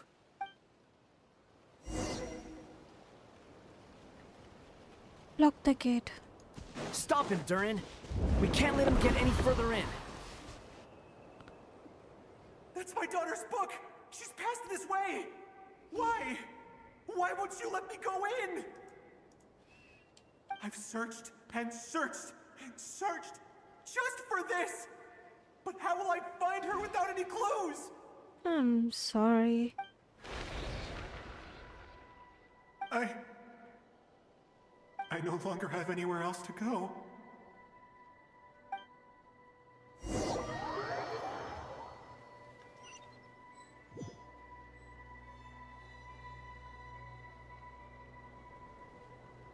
I'm sorry. I'm so sorry. He refuses to go anywhere else. Whether he opens this door or not, all that awaits him now is death. We couldn't change his fate. Albedo? Hat Guy? Let's try one more time. I don't know how we're gonna do this, but I don't want to give up either.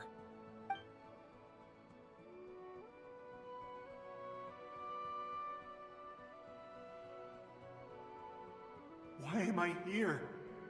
What's going on? All these scenes running through my head. Where are they from? Huh? What's going on? Interesting. His reactions have changed. How many times have I... What's happening to me? Huh? Wait. Who are you? You can see us now? I feel like I always could, but that I only just realized you were there. I'm sorry, I don't know how to describe what I'm feeling. But you were the ones guiding me using that marked barrier, right? I haven't done anything yet, but those monsters, those deaths, they feel like memories. Like things I really did experience. I won't find my daughter. In fact, I'll ultimately die trying to find her. Isn't that right? Well, no, it isn't. Yes, it is. Yikes. Even so, we're trying to find a way out of this. You've not seen my daughter either, have you? It seems she really isn't here.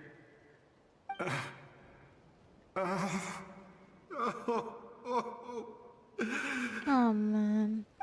I'm sorry we couldn't help you.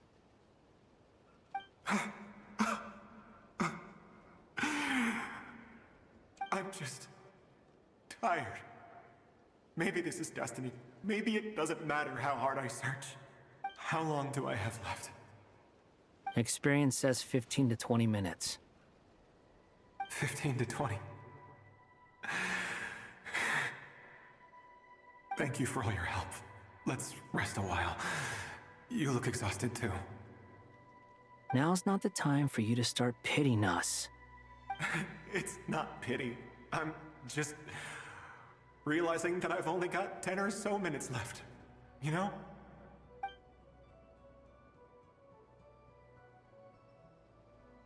What the heck? You say you're from Mondstadt, yes? A place with windmills, where people enjoy limitless freedom? And you're from Sumeru, where they've built an academy into a giant tree? Yes. It seems you've never heard of either place. Those names are unknown to me, I'm afraid, yes. Have you heard of Hyperborea? Wow. I have, but I heard that it was destroyed in the distant past. I see. That was where my ancestors once lived. What about Delphi Pytho? Was it later rebuilt? I've never heard that name. Then what about Sal Vindaknir? Yes, I have seen that name on stone tablets on Dragonspine. But I'm afraid the only things left of that place are its ruins. I see. Sure enough, there was no way to turn this around, huh? I'm sorry. I was the one who asked to chat, but it seems like we're too many ages apart. There's barely any common ground to start from. It's all right. We did hear something new, at least. From how you speak of your lives, things must be going all right for you, I guess. They are. Mondstadt is a place of freedom and happiness. There's a lot of good people in the church and the Knights of Favonius, and even outsiders find that it's an easy place to feel at home. We have festivals a few times a year. Everyone gets together to drink, sing, and be merry. Sumeru is a lot more uptight. Not really the kind of place where you can relax. It's a nation fraught with problems wherever you look. But if all you want in life is to seek knowledge, I guess it's pretty much paradise. That's wonderful. In other words, after this all-devouring black tide passed, humanity did not merely avoid extinction, but rose to build prosperous civilizations anew. I mean, I can see you all right now. That must mean the future isn't a total mess, right? That's true. Well, time's almost up. Let's part ways, I think. Might be best if you don't waste too much time on me. The chances are slim, I know, but I'd like to spend these last few minutes looking for Spargana. If things work out, I'd love to tell her about what I've heard. May we meet again. Well, or not, most probably. In that case, may your wishes come true. Aww.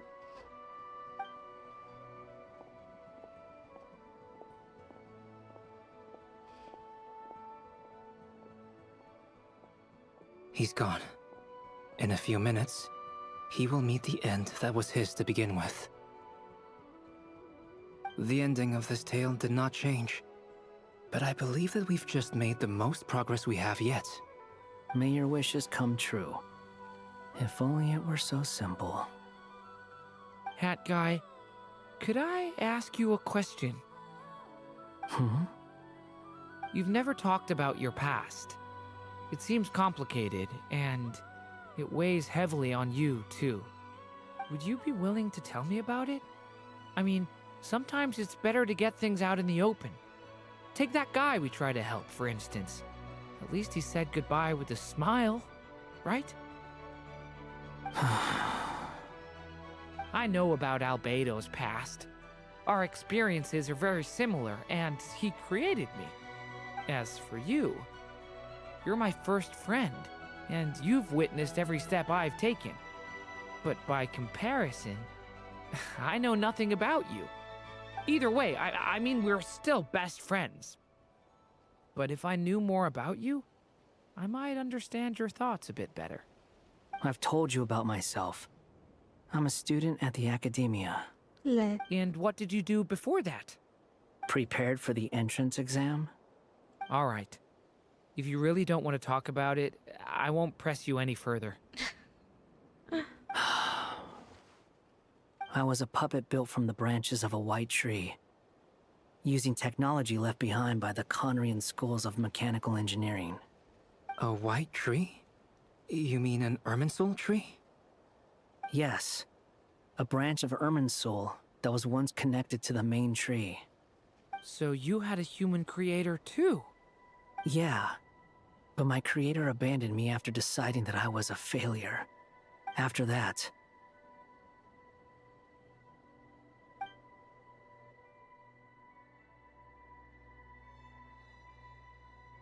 Durin. Resisting the influence of the Abyss, suppressing the urge to destroy, trying to do the right thing. None of these things are easy. But no matter how hard they are, trying to rewrite past wrongs is far harder.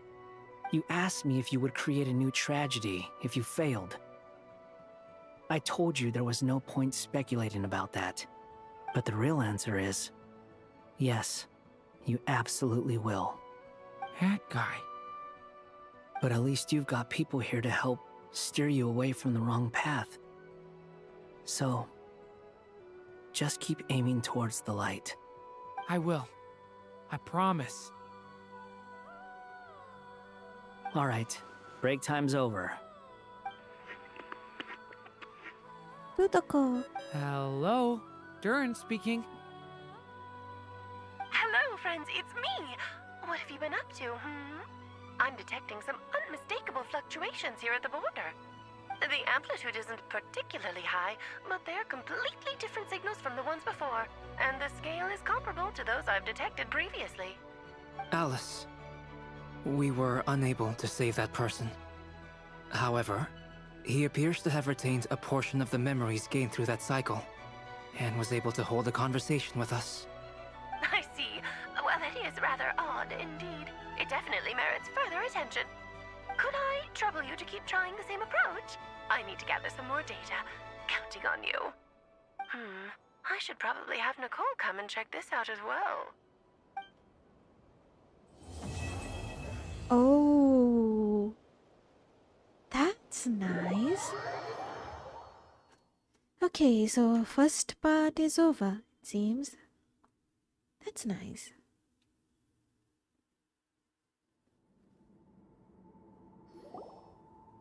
There you are.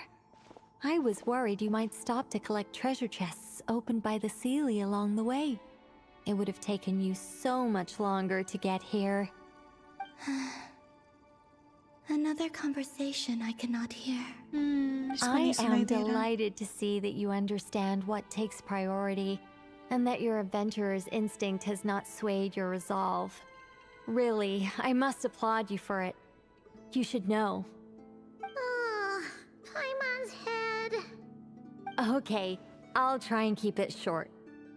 My senses are telling me that this is where we shall find the entrance to the ruins. Oh, cool! Well, what are we waiting for? Let's open it up and see! Patience. This was a sanctuary of great importance to the Hyperboreans. A special process is required to open the gate. Oh! Like the place that housed the Eternal Moon's marrow?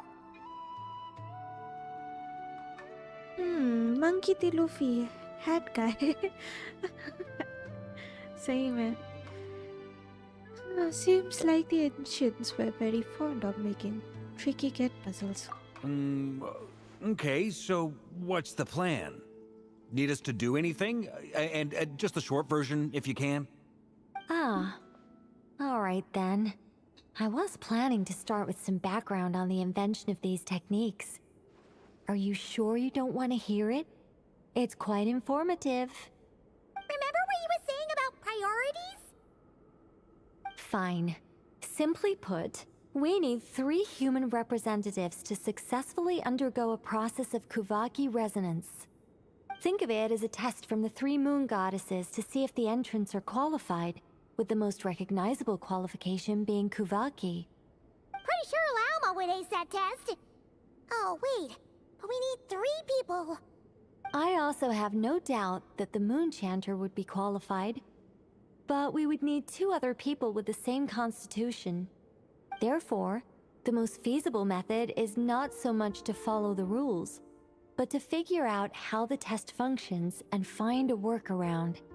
I've done some research, and it turns out the mechanism is rather crude. We'll simply need humans to stand before it who have sufficient Kuvaki energy within them. I'm with you so far. How do we get the Kuvaki in them? The easiest way would be transfusion. Take some Kuvaki from Nodcry's soil, put it into the bloodstream, and get it circulating in the body. So we're going to cheat on the test? Precisely. There are other methods, but this is the simplest one.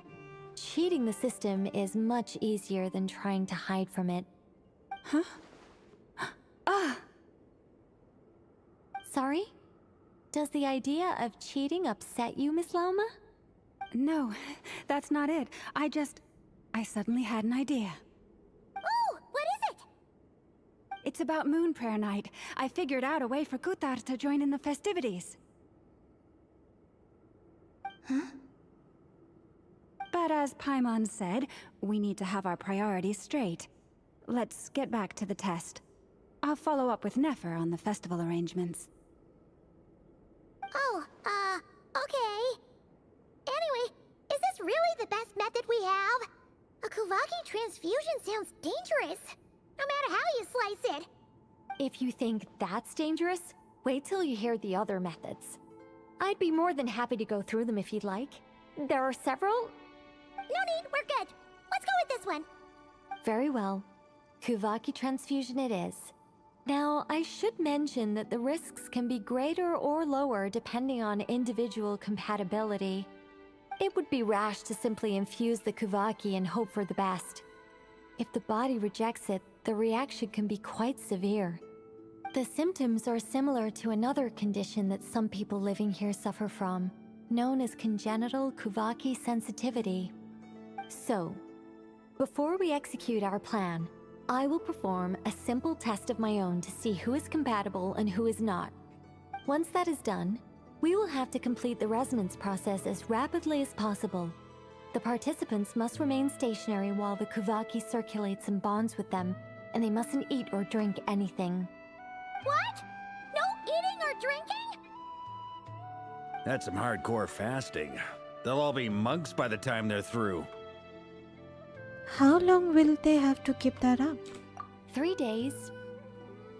Oh, that's so long! And we still need to find 2 more people who are not just compatible, but also willing to volunteer. Fasting? What are they talking about? I'm willing to volunteer. Really? Don't you want to think this through? Haha, count me in too. 3 days without food? I can handle that. Miss Nicole has made it clear that this is the easiest way. The way I see it, there's nothing else to discuss. It's time to step up. Compared to having Columbina disappear completely, fasting for a few days is nothing. Yeah, you're right. In that case, Paimon volunteers to be captain of logistics. She'll keep the fires lit and grab some spare clothes to keep you comfortable. Good work, Paimon. Then we'll start with you first, Traveler. Please step forward. Sure.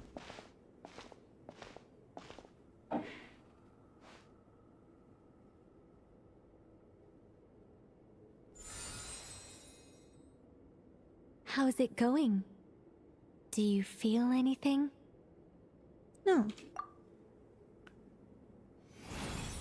How about now? No. And now? Still nothing.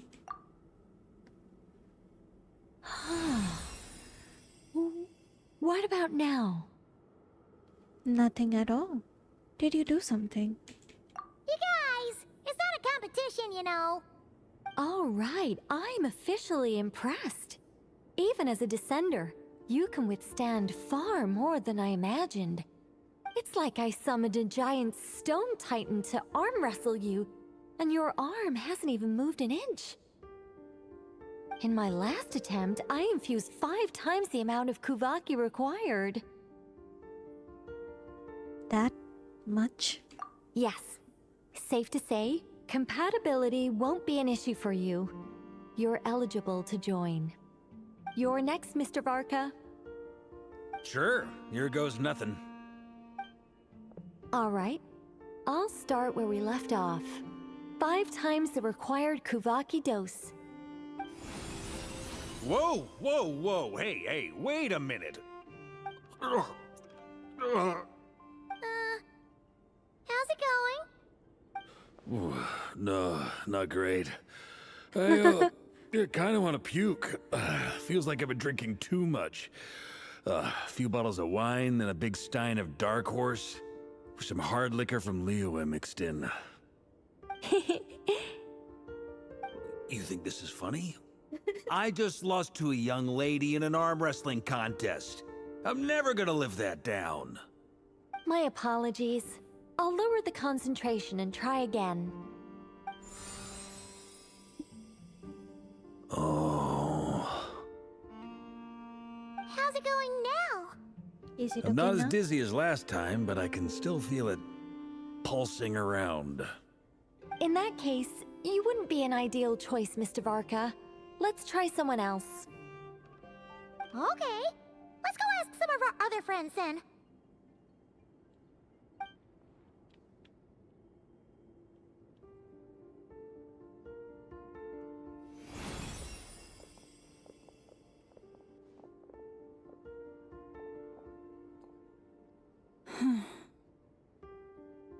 No surprises here, Miss Moonchanter.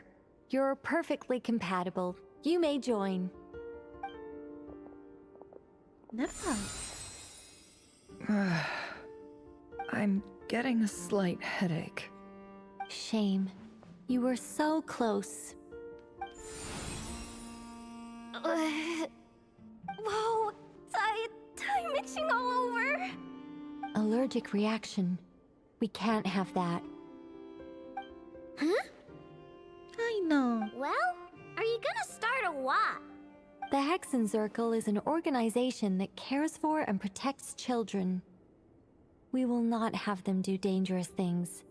Not even tests. Oh.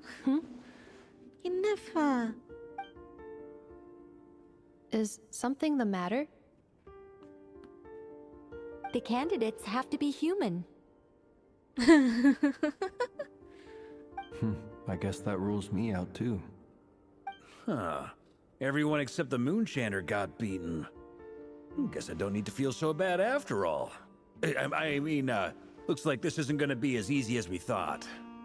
Perhaps I could ask for volunteers among the Frost Moon Scions. I'll see about talking to some trusted Lightkeeper colleagues. Itlua springs to mind. In fact, I think we had some former Frost Moon Scions join our ranks recently. Can you give me the scientific explanation for how the test works? I can probably make some kind of test bot. Then we can just zip through Nasha Town, going up to people and pressing a button to check their status. Wouldn't that be way easier? No. Wow! No elaboration for once. How about I contact the Knights of Favonia's garrison in the Wave Chaser plane? Shame that Lohan's already left. And that guy's even tougher than I am. Strange. The moon goddess is clearly revered by many people. So why is she on the brink of disappearing? She mentioned that the world has rejected her from the very beginning. And when we fought the Redgear of Salnari, it seemed like she exhausted her power for our sake. Also, I'm not sure revered is the right word for how people feel about her. Gratitude, certainly. For my part, anyway. It's basic reciprocity. She helped us, so she deserves our help in return. Yeah. Even though she looked like she didn't care, she still saved a ton of people, including me. A review of the relevant data leads me to conclude that Miss Columbina is a good person. Yep, you bet! They really think so? I'm super surprised that Columbina isn't her actual name, though. I think it really suits her. It's light and graceful and... yeah, just a really pretty name. I know, right? Unfortunately, that's not our decision to make. Columbina. That was the code name the Fatui gave me. But it also came up in the song I heard when I was born. But... is that really all there is to it? What do I truly think of my own name? Is there anyone left who will still call me by that name? She told me to pick whichever name took my fancy. Why did I pick Columbina? I don't know. Maybe because I felt that she never wanted to become Kuthar and be worshipped as a god. Moon Prayer Night is getting closer by the day. We're running out of time. We need to look for other candidates. Then allow me to try. Hey! Huh? What are you doing here? You contacted your friends via the Adventurers Guild. Sandrone has been keeping an eye out for something like that, so she informed me. Since I have the ability to accommodate a moon marrow, I should prove to be a suitable candidate. Arlecchino. When can we begin? I see. We can begin right away.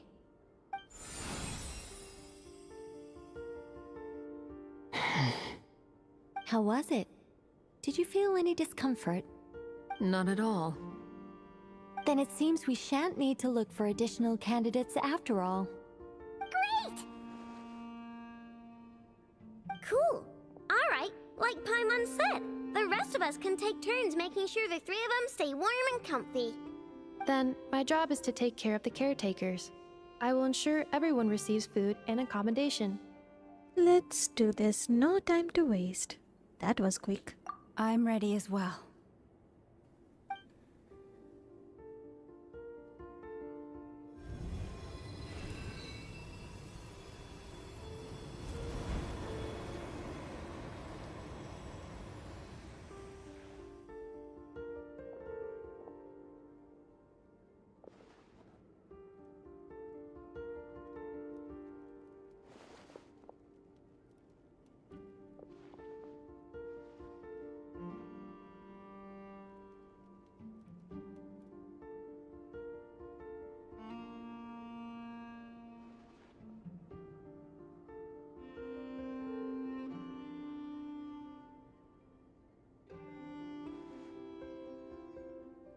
Oh no.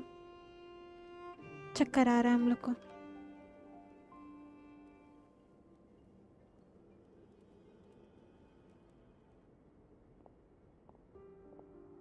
The work is done.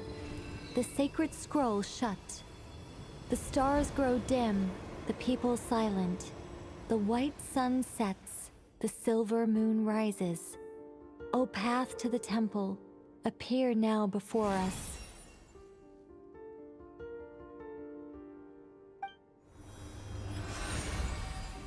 Wow!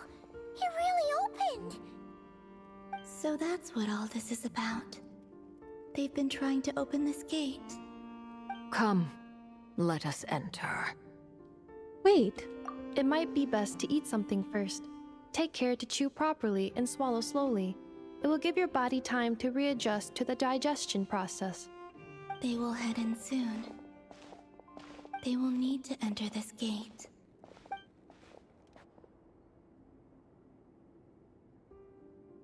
Huh? क्या हो गया? I cannot pass through. Is it because I have no physical body? Oh, heck no. It has been 3 days. My strength is all but completely faded. Can I really hold on until Moon Prayer Night? Melting moonlight in the morning mist. Oh no. Don't give up. Hey, thanks, Inefa. So cute. Inefa. I have confirmed that you are all in good health. With that, my work is now complete. Congratulations are in order. Oh, Some food. Hey, Varka. It's good to know you're all well. Puts me at ease.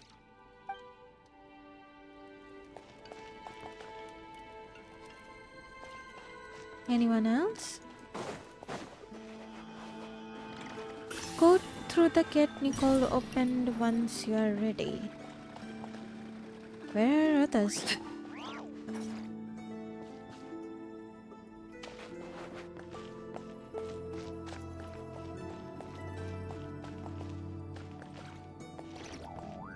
Phantom of the Sanctuary.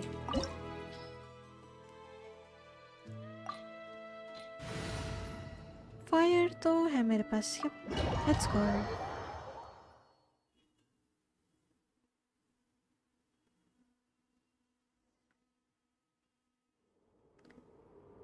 Monkey D. Luffy. You can call me Luffy, ma'am. Okay. Wait, is Varka? I know Ineffa Flynn's here is humiliated. Kinda, yes. Varka is human, but उसका strength शायद enough नहीं है.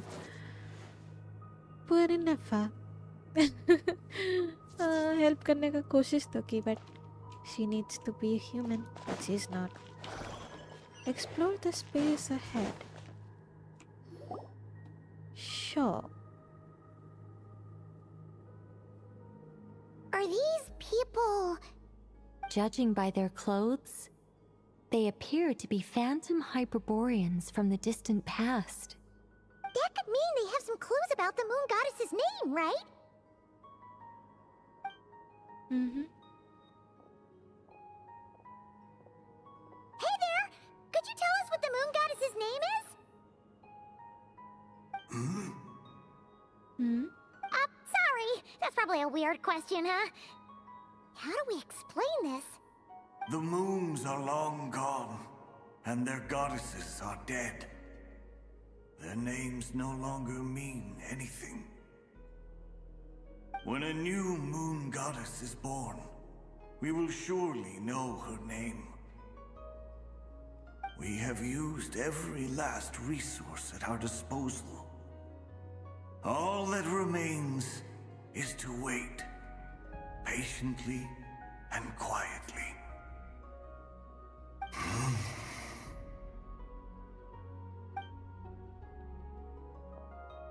Were the people of the past all this devout? It looks like this phantom doesn't intend to converse with us any further. Surely the new moon goddess he speaks of must be Columbina. Alas, Kuthar's birth came long after the age in which he lived. Salvation did not come. But, maybe if we find a phantom from a more recent age, they might know Columbina's real name. True. Keep an eye out. We should be able to tell which era they're from by the clothes they wear. Nicole, nothing to say on the matter? Yeah, you've been pretty talkative this whole time. What changed? Oh, nothing. I'm fine. You all make good points. When the Hyperboreans speak of moon goddesses, they mean the three from truly ancient times. I can't imagine they would know anything about our current moon goddess. There once was a time when the moon goddesses blessed them greatly and protected them from harm.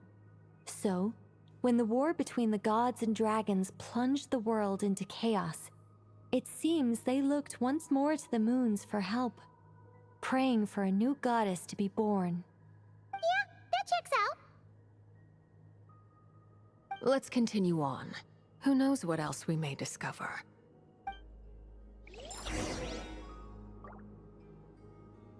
Hyperboreans.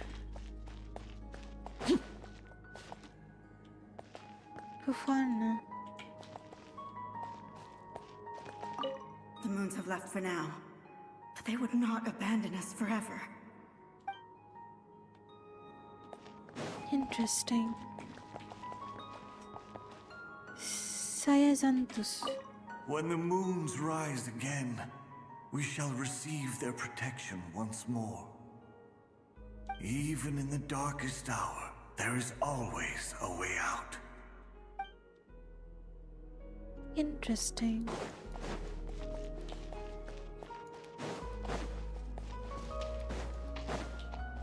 There's a door blocking this path!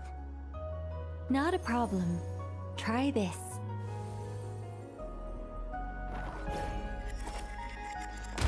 Whoa! How did that door suddenly collapse? This device was maintaining the door's integrity. Remove the core, and the device stops working.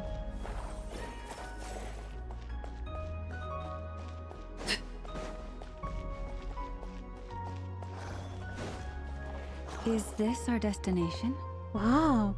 Impressive. More precisely, this is a device that will help us reach our destination. Let's go. We still have a long distance to cover.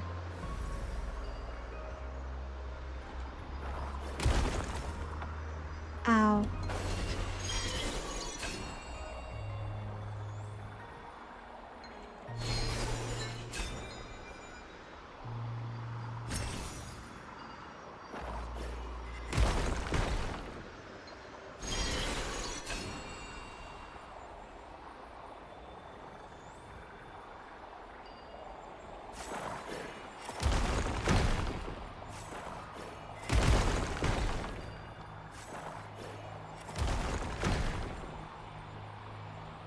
What the heck is this place?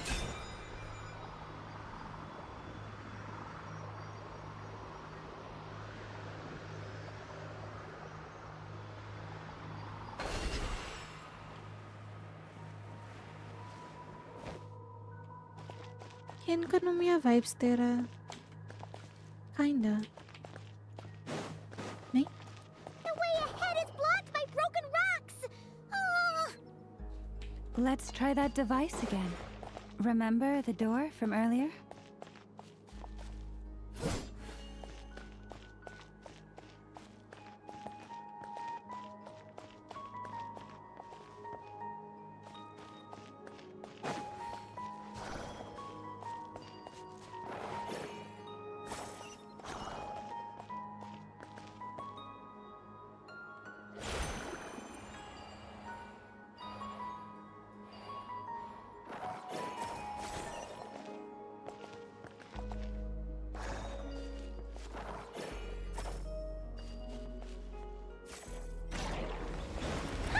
So it works in reverse too!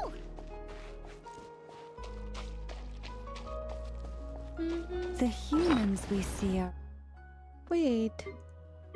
इसको खाना खिला देते तब से हाल खराब पड़ा है इसका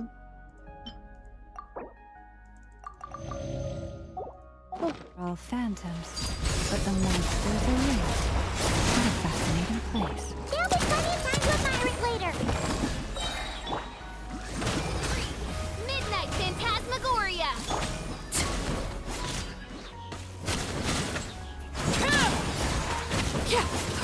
I summon thee!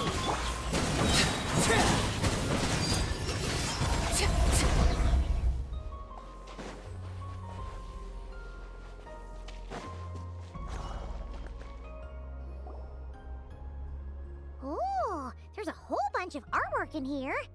Seems pretty old. Nicole, this is probably your area of expertise. What do all these paintings mean? Let me see. To understand these murals requires some knowledge of the history surrounding the War of Funerary Flame. I shared a little of this with Lauma before. Yes, I think I follow. The dispute between the Moon Sisters, the transformation by Nibelung. Nibelung. Sounds like a long story. Maybe it's one to save for when we get back. Oh no, it's no trouble. I'd be delighted to share the tale again. Alright then.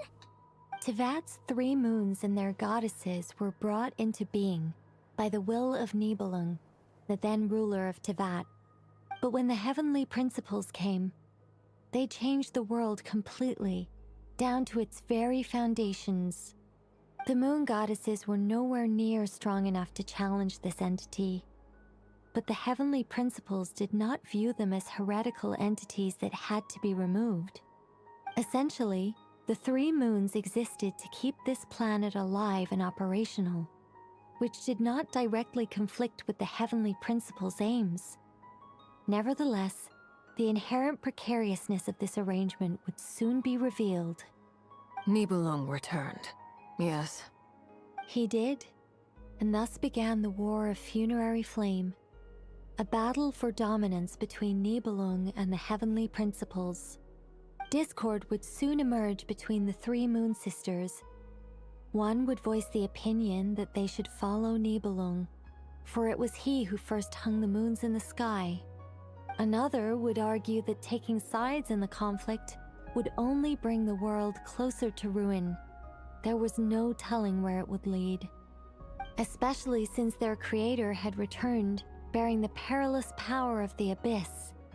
Nibelung would eventually discover their disloyalty. He had all 3 imprisoned before transforming the moons into weapons with which to fight against the heavenly principles. What? Weapons? Yes, the very moons that had once defended the planet became instruments of death and destruction, striking terror into the hearts of all living things. And although the heavenly principles and the 3 moon sisters had once been at peace, it now seemed that the moons posed an unacceptable threat to Teyvat. It is possible that the heavenly principles did not know of the goddess's imprisonment. If so, the weaponization of the moons would surely have been viewed as an intentional breach of the peace agreement. What happens then? Regardless of who knew what, when, the heavenly principles shattered 2 moons and flung the other beyond the skies. Whether the goddesses managed to escape Nibelung's captivity after his fall, nobody knows. But this much is certain. From that day on, the moons no longer belonged to Teyvat. The rejections slowly drained their power until eventually they passed away. So that's the full story. You say the moon ceased belonging to Teyvat from then on. Why then would Columbina be born here? That is perhaps due to the lingering connection between the Frost Moon, which was not shattered, and this world. You could see it as the 3 sisters' dying wish. They never desired war. All they ever wished for was to protect this land. I see. If the final fate of the 3 goddesses is as you say, then Columbina faces the same grave danger. Our investigation has yet to bear fruit. We must hurry.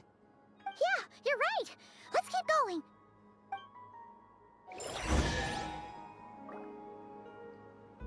What the?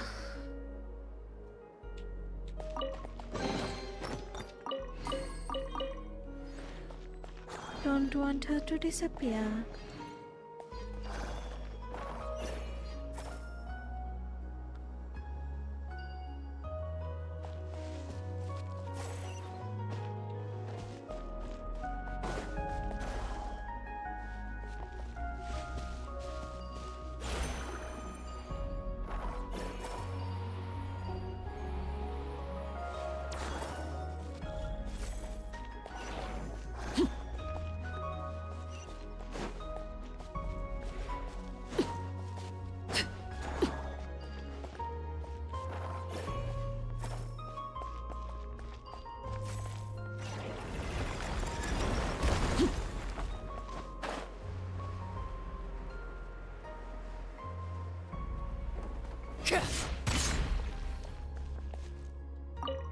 Should we trust him to keep his promise?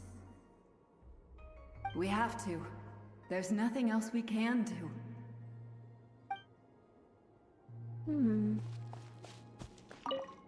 Why? Why do the creators of this world no longer show mercy upon their people? Remember his words. We must change our fate with our own hands.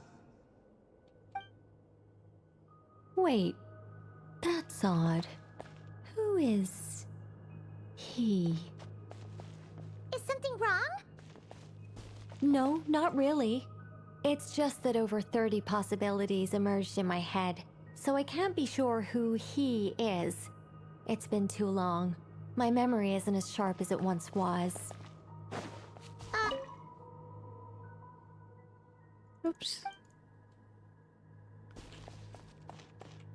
My bad, Paimon.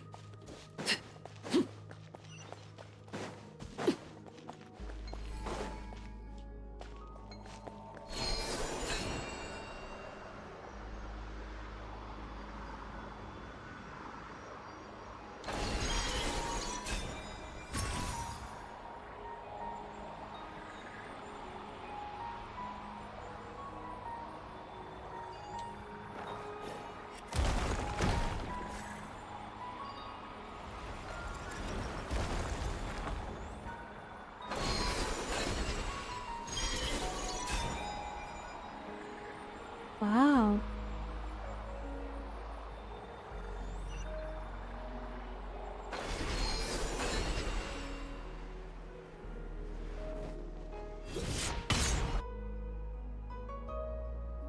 We're finally here! Guessing we'll need to activate this thing? Indeed. I was a little worried about that at first, but as we got closer, I sensed that the Kuvaki within it flows unimpeded. It should be functioning normally. The only issue is how to activate it. It's looking a little worse for wear. What about the cores from some of the other devices we've seen? Can we repair it using those? In all likelihood, yes. I imagine that would have been the Hyperborean's backup plan. Let's look for some cores.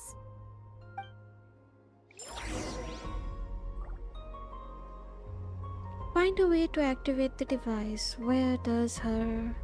What?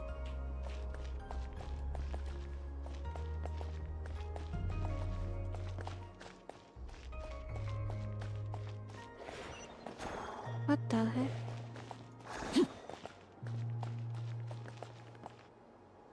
Find a way.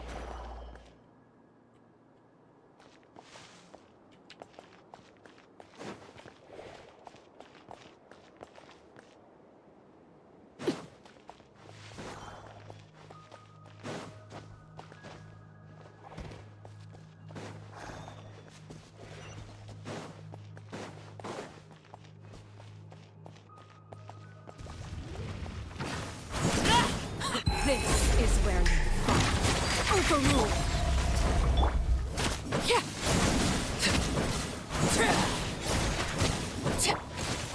Gather! This is order. No rest for the wicked.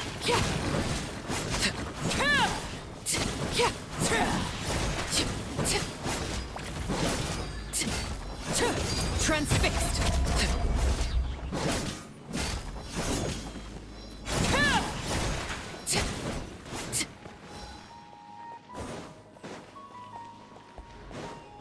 Best.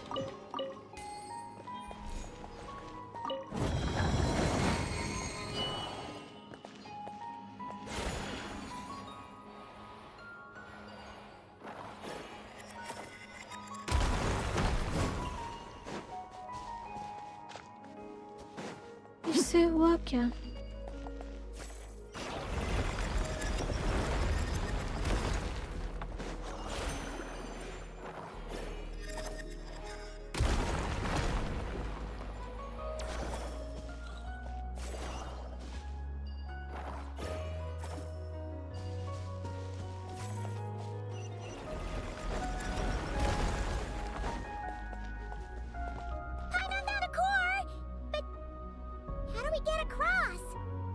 Walk up, then jump down.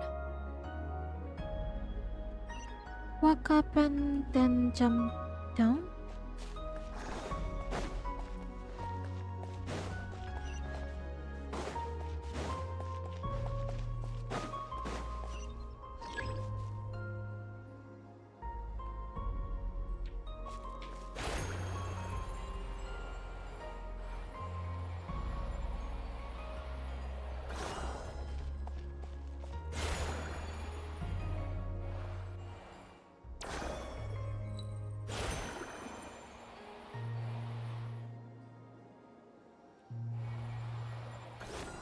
What?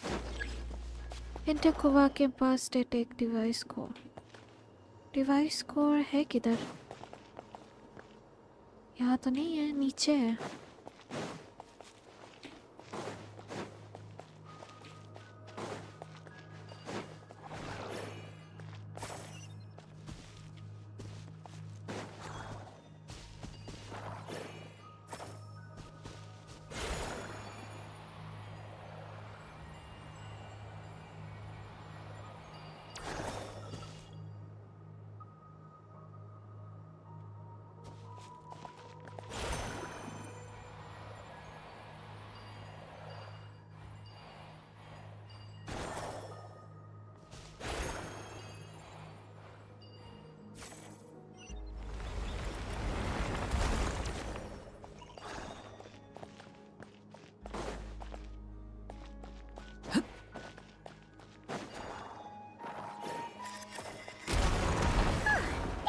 of course. Let's head back.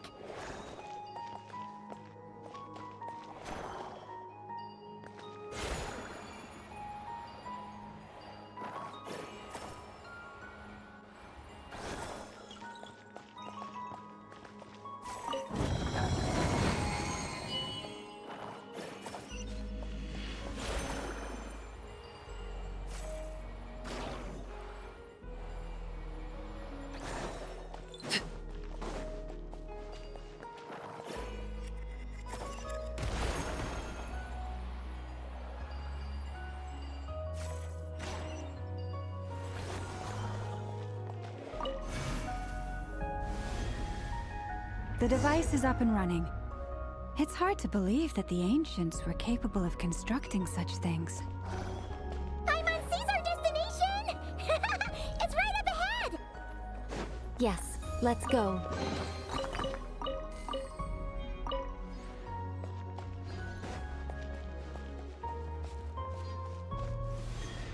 What the?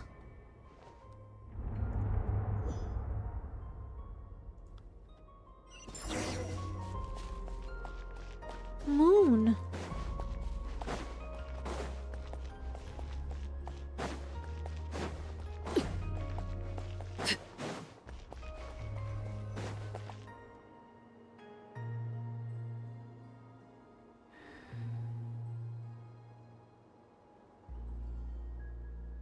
This is where the people of Hyperborea communicated with the moons. Oh. We need only place the moon marrow upon this platform on Moon Prayer Night, and we shall be able to open a portal to the moon and send our moon goddess back home. The assumption being, of course, that we can find her first. I've got a question. The moon is beyond the sky, right? That's right. You want to know if it's safe there, don't you? Exactly. It might have been corrupted by the abyss. And yet, she has no choice but to return. You know this. Mm-hmm. Oh, that's not the only issue here. This is the end of the line, right? We've explored everything we can. And despite looking at historical artwork and talking to people from Hyperborean times, we're still no closer to learning Columbina's name. If it's not too much trouble, could you tell me exactly what Alice said to you about finding her name? Oh, sure. What she said was... Then your first job is to find it. As a moon goddess, I'm sure she must have a name she identifies with. Neither Columbina nor Kutar is her true name, and she's never really accepted either of them. Is it not also possible that she has never had a true name? Not at any point in history? That would be a hard pill to swallow. But at this point, we may have to accept that that is the truth. No one knows how she came into being, and she certainly doesn't have parents in any sense that we're aware of. Perhaps she was never granted a name at all. But does that mean there's no way to get Columbina back? She's just gonna disappear and there's nothing we can do about it? Huh? Wait, why all this pessimism? Was it the way I phrased this question? You all seem to be taking this in completely the wrong way. What do you mean by that? Well, just because she's never had a real name in the past doesn't mean she can't have one now. What? Think about what Alice said again. She never once said that you'd have to find a new name, did she? Are you saying what I think you're saying? You want us to grant her a name? Yes. Names are anchors that connect us to the world. If she doesn't have one already, then all we have to do is create one, no? It's like... yes. Traveler, when you first arrived in Teyvat, do you think you would have turned around if someone behind you shouted, "Hey, Tumaini"? No, I wouldn't. But what about now? I understand what you mean. Life is a long journey. Even the friends and family by our side can change over time. When people call you by different names, what matters isn't so much the words themselves, but what they symbolize. And of course, whether that resonates with you. Ether. So, close your eyes and picture the moon goddess in your mind. If you were to call out to her in this moment, what would you say? Columbina. Columbina. Columbina. Paimon would call her Columbina too. Well, she has long forsaken everything that Kutar represents. I think from now on I should call her Columbina too. Well, it sounds to me like you found your answer. Are you sure? Is it really that simple? We haven't found her this whole time, and not for lack of trying. For a journey like this, the process is every bit as important as the outcome. Had you not searched far and wide, rejecting every other answer you were offered? How could you have come to an answer you felt was finally correct? Oh, it all makes sense now. This has Alice's fingerprints all over it. Are you suggesting that Mage knew from the start that Columbina never had a real name to begin with? I can't say for sure. But I can definitely imagine her chuckling in satisfaction somewhere right now, saying, "Ah, what fun." What the heck? Llama! Your antlers! You should hurry. The festive moon has begun to rise. Do not worry, for when you called the name Columbina just now, I could sense that the power within was enough to summon back the moon goddess. Oh. The power within what? The name? Yes. So, the thing is... What's wrong now? This is so annoying. I really want to explain how that whole thing works. Starting from the founding principles of Teyvat and... Oh, I could talk about this for hours. But... Deep breaths, Nicole. Deep breaths. You're an angel. A sober, sensible, solemn angel who has her priorities straight. Okay then. Sorry for asking. Clearly a bad call on Paimon's part. Anyway, you all need to hurry. Last thing, remember how it felt when you called out that name. Then it is agreed.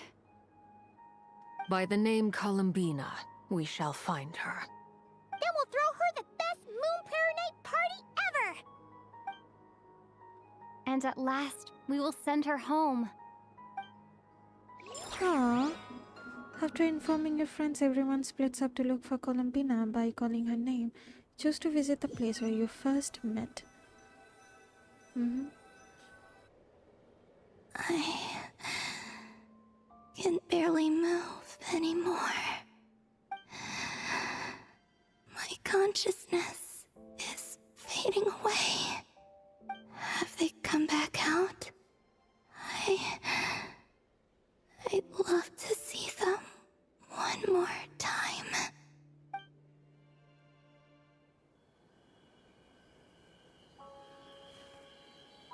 They didn't make it.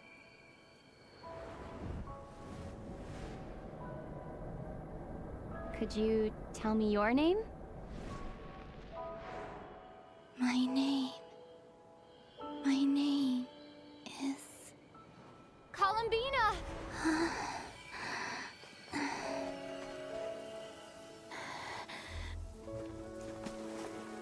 Columbina!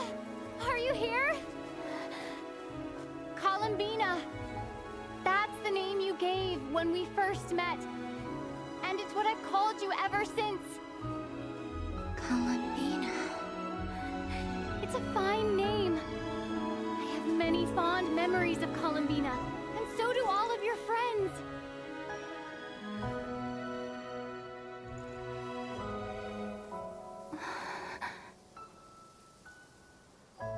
if you like this name.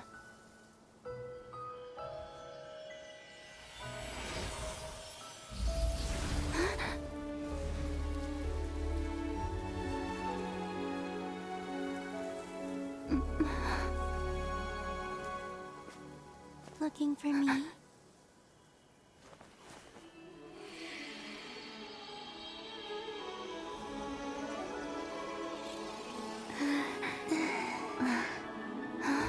I like it. You can carry on using it. My name is Columbina Hyposelenia.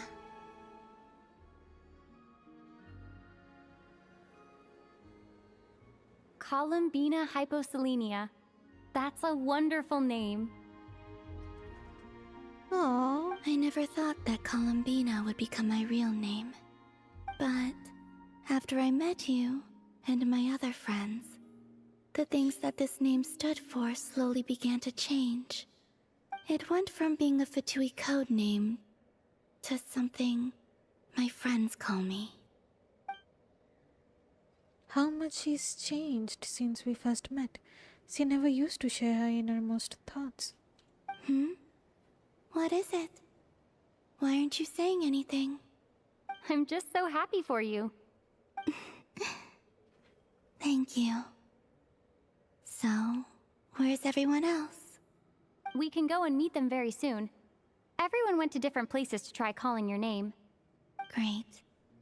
I'd like to thank them as well. Everyone's done so much for me. Searching for my name, entering those ancient ruins. Huh? Wait, so you were... Yes, I was there.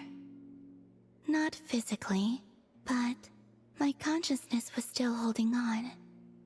I followed you the whole way. Starting from when? You turned around and called out my name while you were in Nasha Town. Do you remember? Ah, so that's what that was. I could have sworn I felt someone pat me on the back, and deep down I think I knew that it was Columbina. Let's go. We don't want to keep them waiting. Sure. In that case, come with me. But... Before that... Could you call my name one more time? Aww. Sure. Come with me, Columbina Hyposelenia. ये hyposelenia कहाँ से आया? I wonder. Columbina spreads the good news to your friends by way of small animals and Kohenki.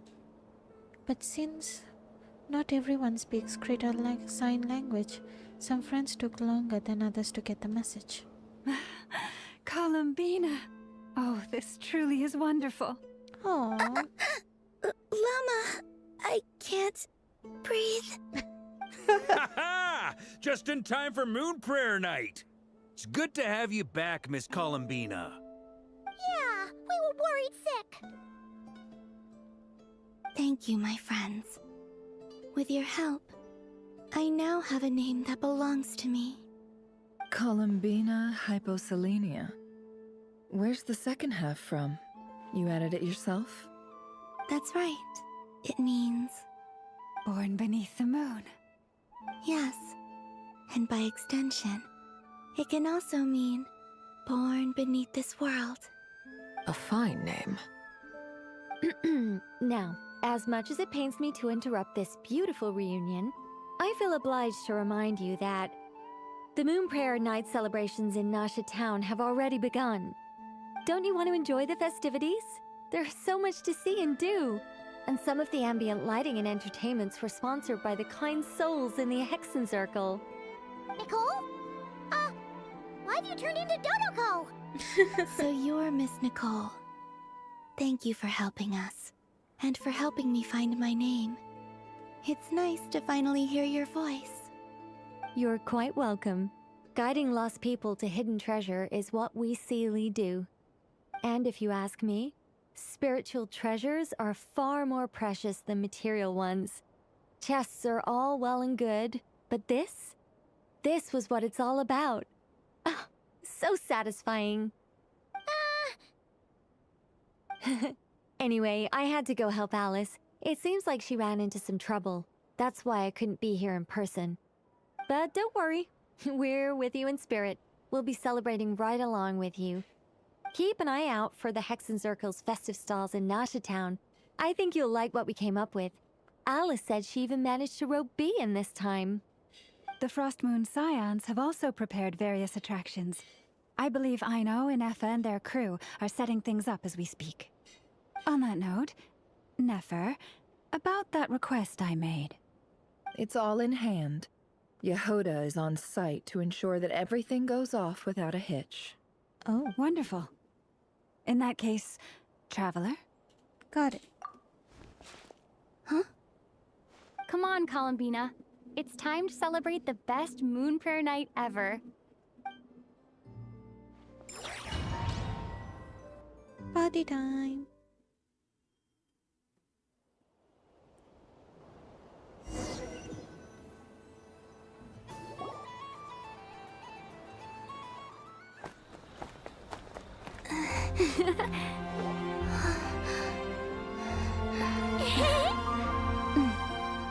Hey, young lady. Would you like some Moon Prayer Night candy? Happy Moon Prayer Night. Oh, yeah. I almost forgot to say. Welcome home, Moon Goddess.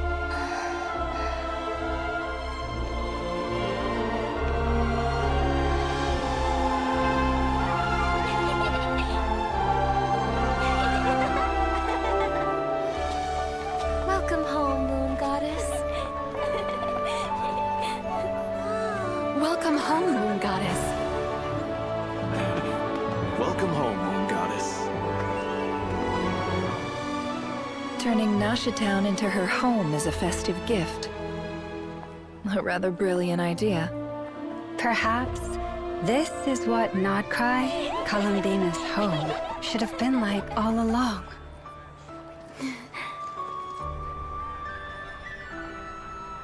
Thank you for the gift. I like it a lot.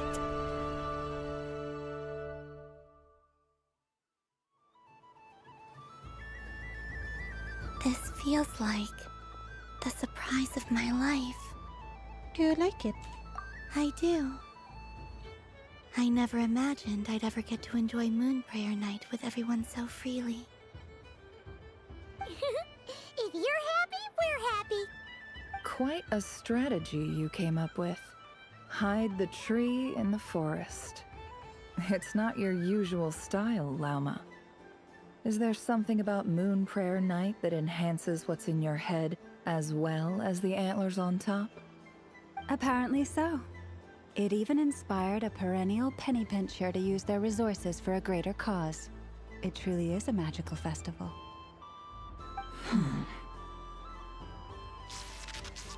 What the? I see it now. This bickering is actually a sign of a strong relationship. Huh? What's everyone doing here? Oh! Miss Columbina, you're back! Yes, I'm fine now. Thanks for your concern. How's your progress with Alice's assignment? Very well indeed. I've never heard her sound so excited. Isn't she always quite excitable? Not like this. This time her excitement seems more serious. Seems like she's had a major breakthrough. She said she'll contact us once she knows more. In the meantime, we're free to relax and have some fun. Enjoy the time off while it lasts. I have a feeling that our next task won't be so simple.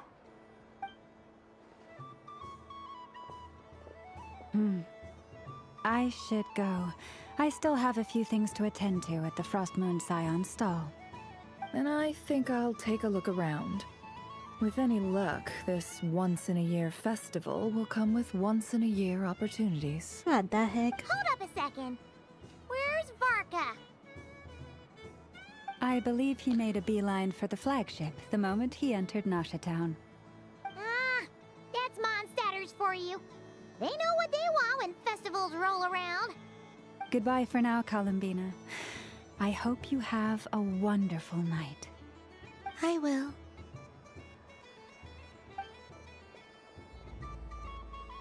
Well, in that case, don't just stand there. Get out there and have some fun. You'll definitely get a warm welcome at every stall. Oh, also, take this map with you. It's a guide to the festival.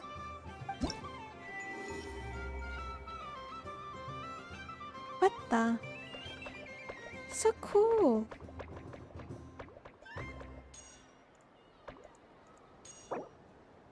Oh. The Frost Moon Scion stall is over here. Lauma's invited a whole bunch of cute animals to celebrate too. Over there is the Hexen Circle section. Alice seemed more excited than anyone about this festival, so she insisted on making it a grand affair. Oh, and then there's the Nasha Town local specialties, including... Actually, forget that. Better if you go check them out for yourself. Thank you. It looks like a lot of fun. Enjoy your moon prayer night. You're not coming with me? We'll be around. But don't you want to browse by yourself for a bit first?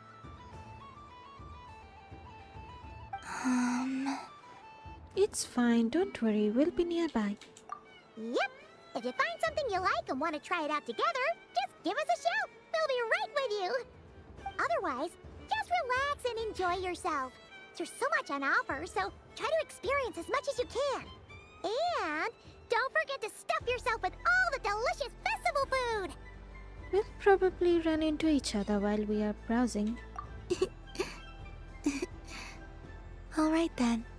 Off I go. Have fun. Where should I go first? Oh, we're playing as Columbina.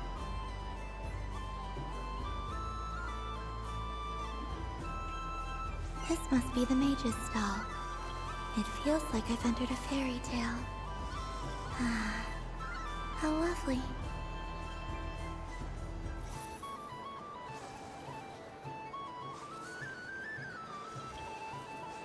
So this is the Frost Moon Scions area. It feels very familiar. But everyone looks much happier than usual. Invite Llama. Raimon, dear. Let's do that. So cute. Oh. इसे भी ले लेते हैं llama से. If this were any other day, I'm sure it would make for a great photo opportunity. But Moon Prayer Night has rendered my antlers uncomfortably large. Doesn't it look like this rhyme-horned deer has 2 sets of antlers?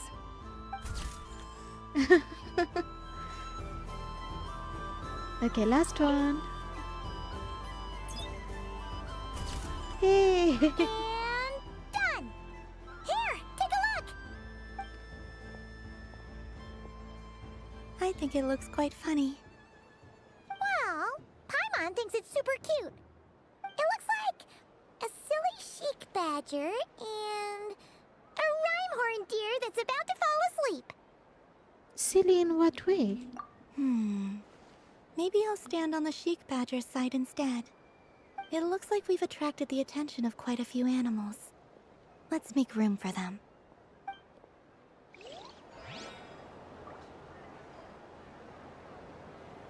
Okay, animals.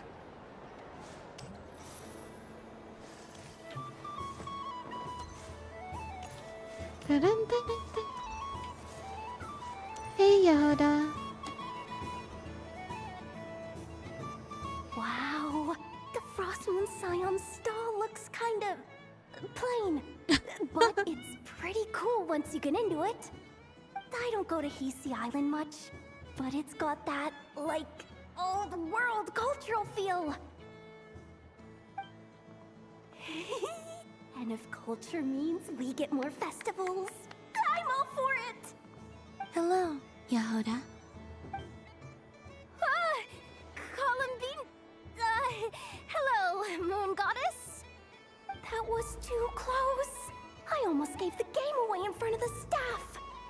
Oh, wait.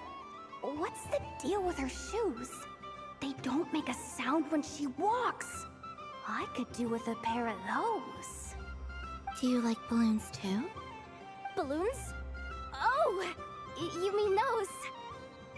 What's so fun about balloons? I'm not a kid anymore.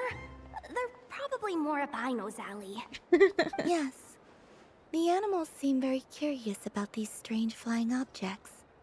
I was drawn here by their voices. I recently learned a fun new game you can play with balloons, so I decided to come and give it a try. A new game?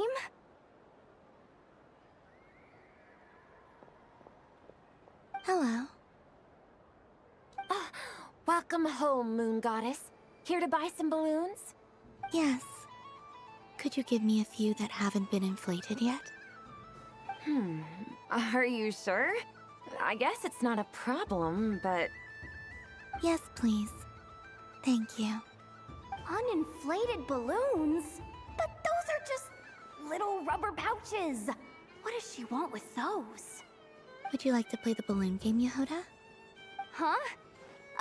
Sure. I guess. How do you play it? Wait here a moment.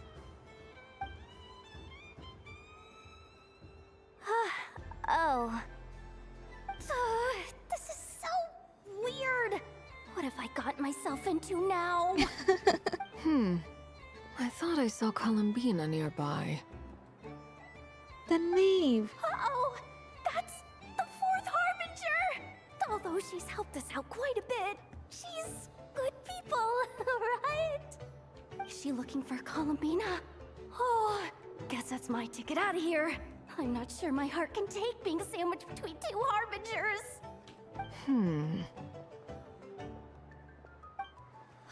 Which stall is she checking out? Oh, it's that other Frost Moon Scion's one. Try on the headgear, see what it's like having antlers or animal ears for a day. Oh, I wouldn't be caught dead wearing that stuff. So embarrassing. I have enough gear to carry as it is. Wait, what? She put it on? How peculiar. This would take some getting used to. I wonder if this is what it's like for Lynette. Oh. It really suits you, ma'am. What is this?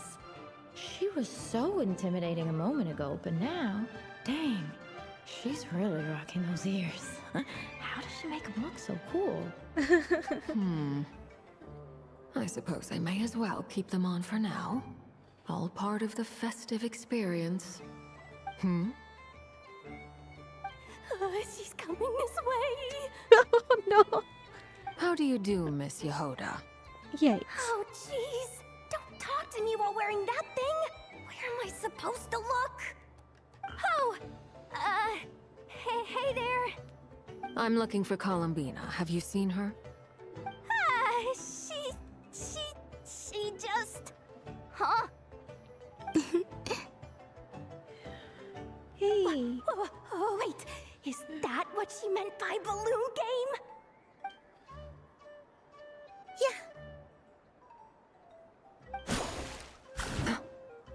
Huh? No fair! How come I get caught in the crossfire? An ambush from the rear? Is this a declaration of war, Columbina? Would you like to play too, Arlecchino? Seriously? Are they gonna start some beef right here, right now? Gladly. That said, I believe there is another who would like to join. Never. Boss Nev! Thank goodness! You've gotta get me out of here! Things are kicking off big time!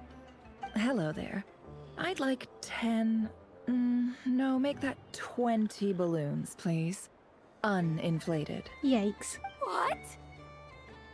Miss Moon Goddess, I hope you're prepared to pay the price for assaulting my employee. Welcome to the game, Nefer. Just to be clear, let's keep this a fair fight, okay? No strange powers, please and thank you. Naturally. Don't just stand there, Yehoda. Aren't you going to team up with me? Huh? Do I have to? Of course. Don't forget, the Curatorium has a reputation to uphold. I knew something like this was gonna happen.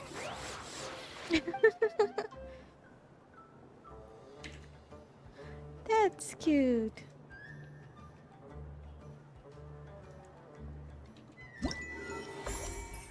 Frostmoon Scions, Balloonimals. You finished playing at this festival stall? Hey, that's cool.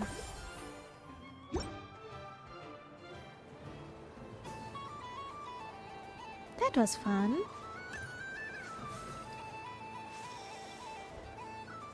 Arlecchino. I've seen Linny and the other children play this game before.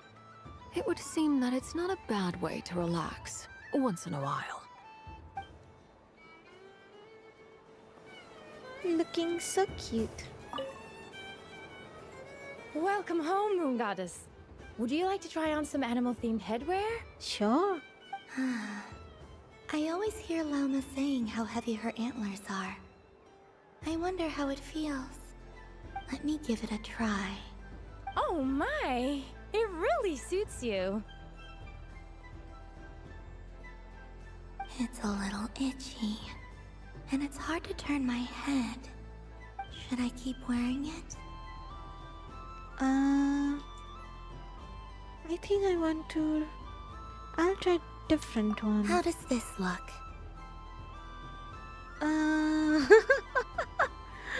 Yeah, I'm gonna keep this on. I'll keep it on. This is cute. Just like Arlecchino. Oh, so cute. I've seen Linny and the other children play this game before. It would seem that it's not a bad way to relax, once in a while. I've got ears like you, Arlecchino.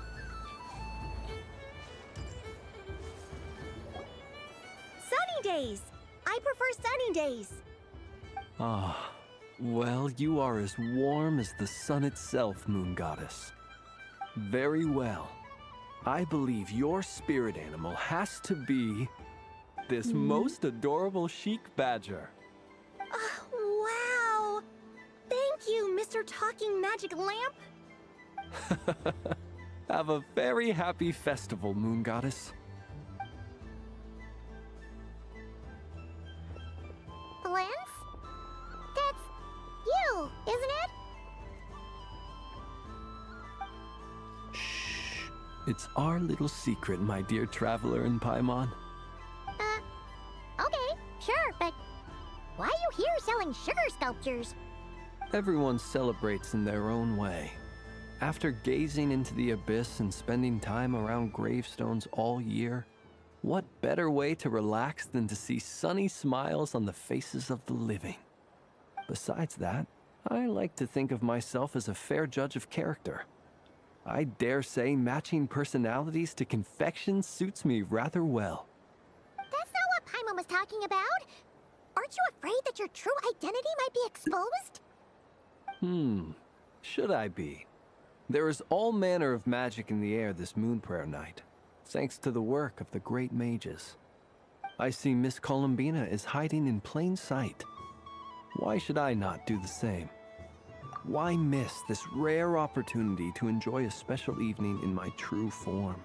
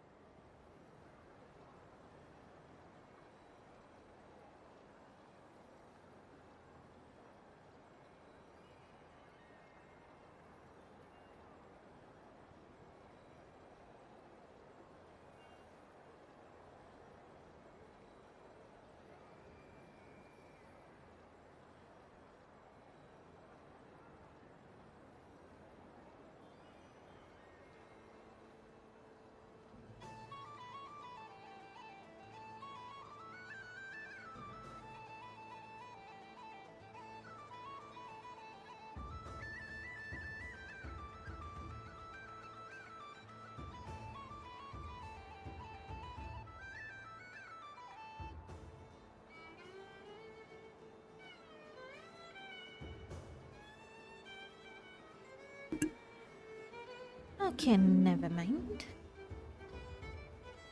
बुलावा आया था. Fair enough. You got a point there. People who don't know you will probably think you're just a talking lantern. Luffy, I'm back. Keep it. Yeah, I prefer Sundays than sunny days. What's that supposed to? Is that Flames in lantern form? Yes. Yep.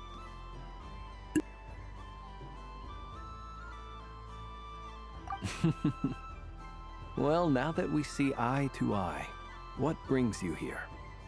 Not a search for your spirit animal, I presume? Ah, well, actually... Here, see for yourself! Oh, this is... How wonderful. A beautiful idea. Yeah! We just met Barca, and he said that having everyone draw their own section was kind of boring. So, he did your bit for you. Ah, Varka. Ever the maverick. I see his artistic skills are truly one of a kind. In that case, I shall paint something on Mr. Albedo's behalf in a short while. What? Why not now? Ahem. Welcome home, Moon Goddess. Phew, that was close. Hello, Flins. She recognized you right away! What keen eyes you have, Miss Columbina.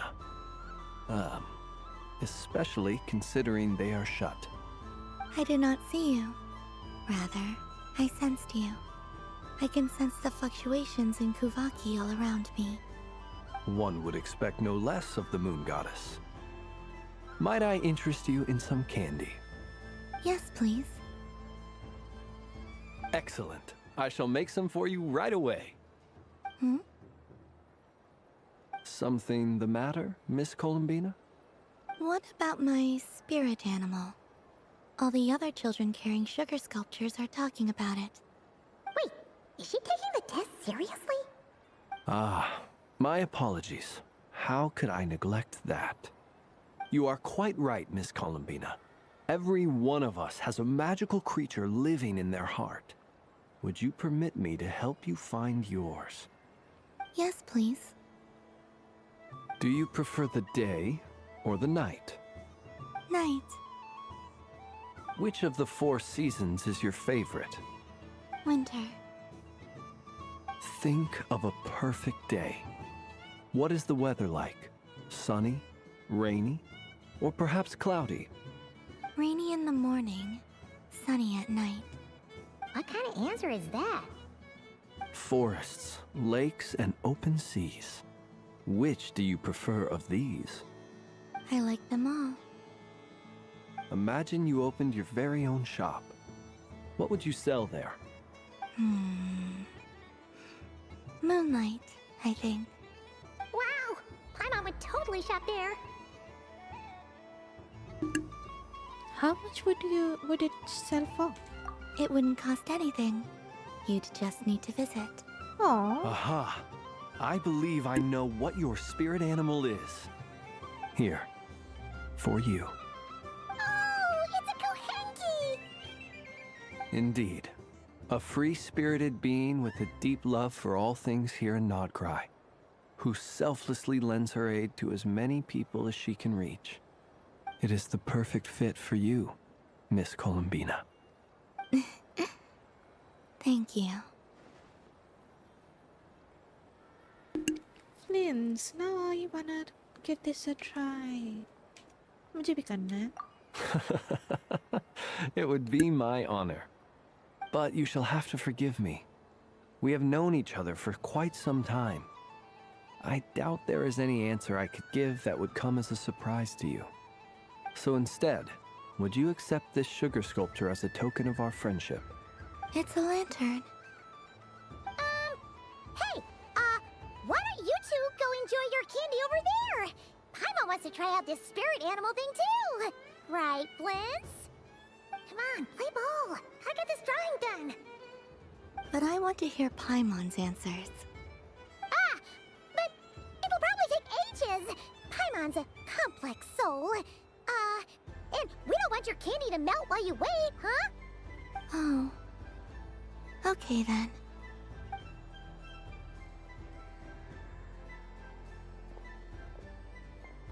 Phew!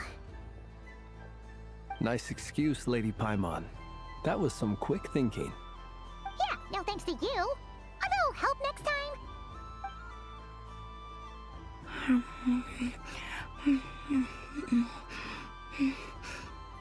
It's sweet.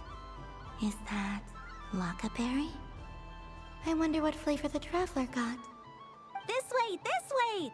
It's the candy-selling lantern! I'm coming! Of course. Traveler, maybe we can share? Share? Yes. I found out recently that people share their food sometimes, so I'd like to try it. Oh no. Is that a no? Oh no, we can't do that.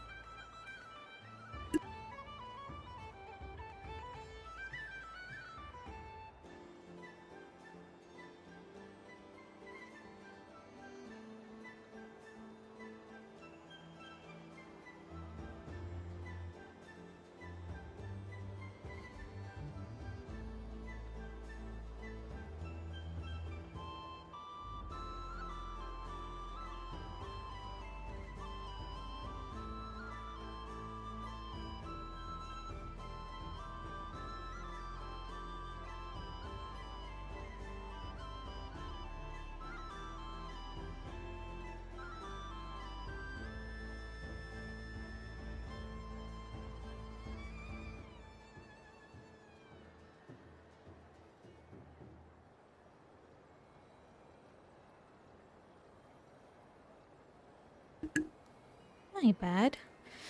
Oh no, we can do that. Just, don't take too big of a bite. Thank you.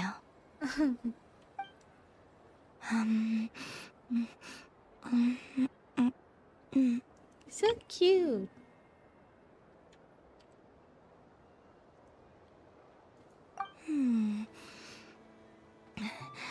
Yours is a little more sour than mine. Here, you try it. I'll just have a nibble, little nibble.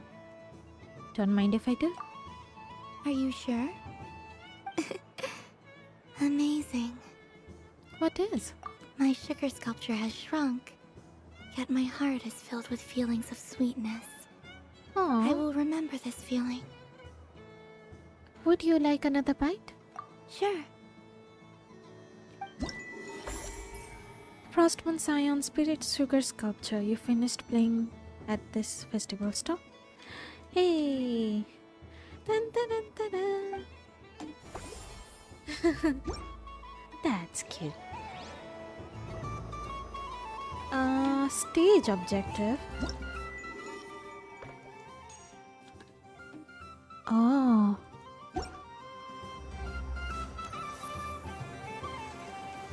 Hey, friends. Something about festive lighting always has a way of putting the warmest smiles on people's faces.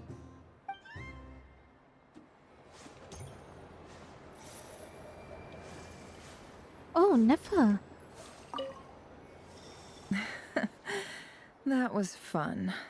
It's a shame Ashru doesn't like playing with water. Or I'd have roped him in as well. Not the cat. What's this? Should I give it a try? Yehuda. I just had a water fight with 2 Fatui Harbingers. Pretty scary, but also surprisingly fun. Hey. Join performance. Sure.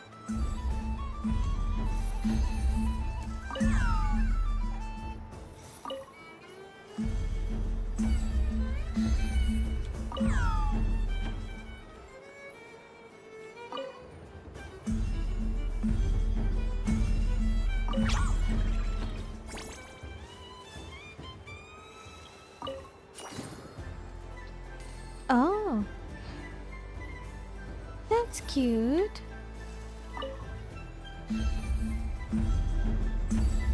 And Hehe. That was cute.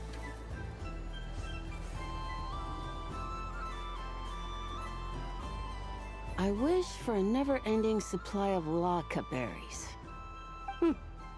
What a humble wish. Probably written by a child. Llama. Is that Llama the Moon Chanter?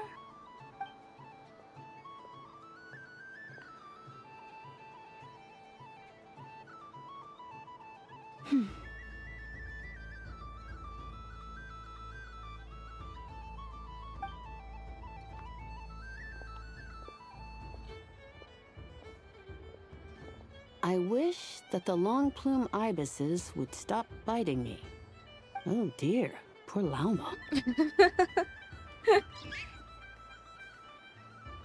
All right, I'll write that one down for you. I got it. While everyone else is celebrating Moon Prayer Night, you're as busy as ever. I don't mind. It's rewarding work. A good kind of busy.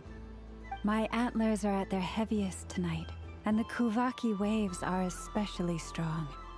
But as I help these dear friends hang their wishes up, I feel a great peace within myself that is hard to describe.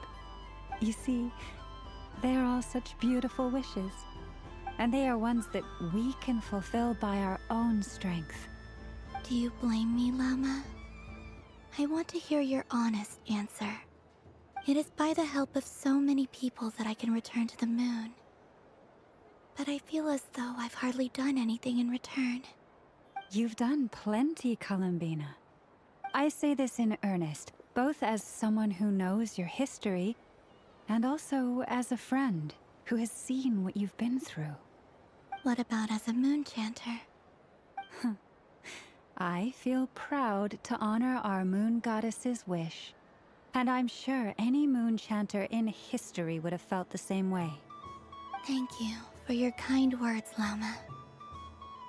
But... Since you asked for my honesty, I won't lie to you. My feelings are mixed right now. Besides pride, I also feel... I suppose it's a reluctance to let go. Once you return to the moon, we will be far apart and separated by a false sky. I'm sure those of us left behind will gaze up at that sky, yearning for the moon once in a while. I will miss you, Llama. I will miss you all. I'm sure those of us left behind will gaze up at that sky, yearning for the moon once in a while, just as you used to do.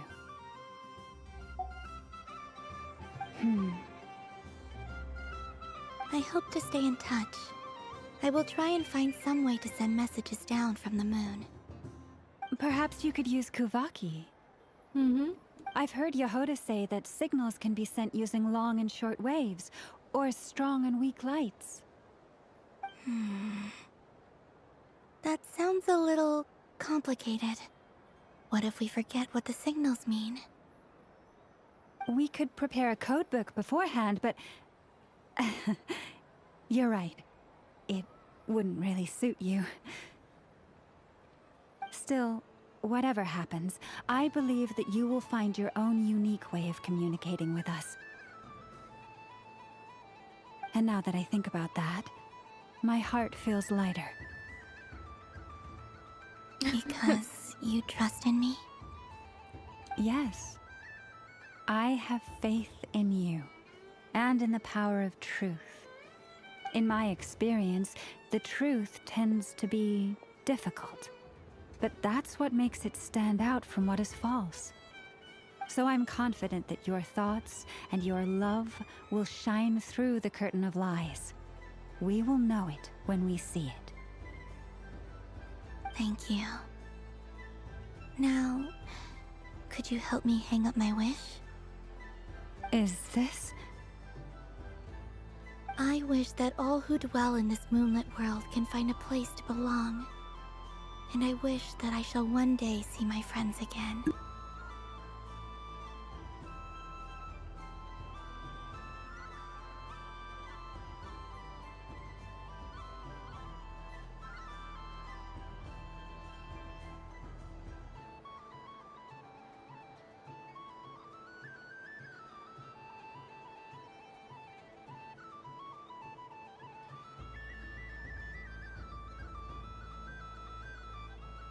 It's 2 wishes.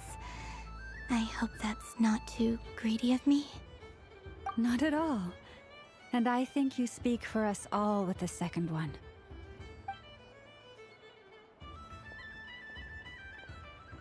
I shall continue to pray until the day that all of these wishes come true.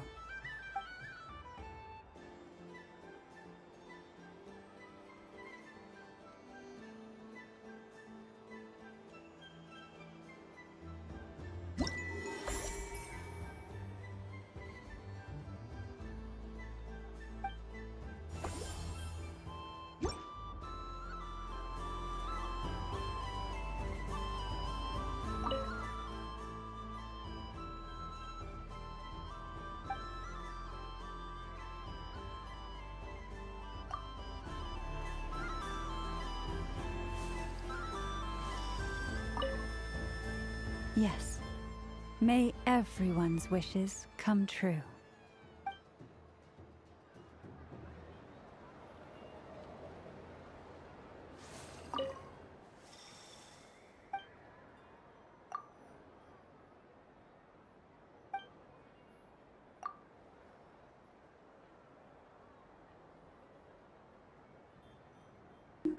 Hey, एक second. I want to adapt to human society more quickly. Who could it be? Hope things go smoothly on the journey with travel and that Columbina's travel goes well too. Oh, ये कौन है? If only Miss Liliki would notice me. I really hope my boss gives me a raise. ये यहूदा ही होगी. Hope things go smoothly. Okay, अब repeat हो रहा है नहीं?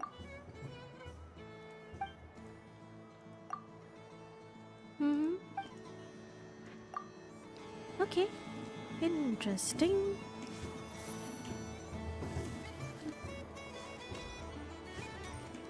ये दुकान हो गया.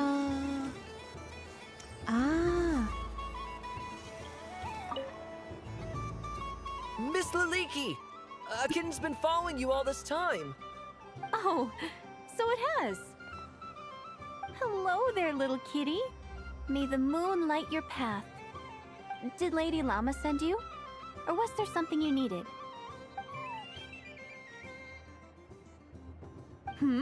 You'd like some moon prayer candies?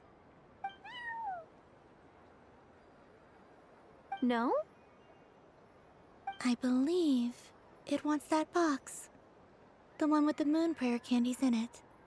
Oh, I see. Here, kitty. Come on. Here you go.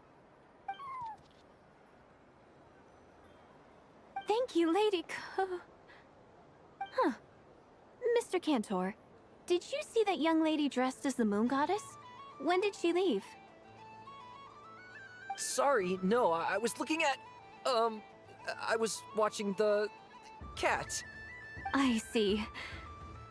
The resemblance was uncanny. She seemed like the true Lady Kutar, the one who guides souls.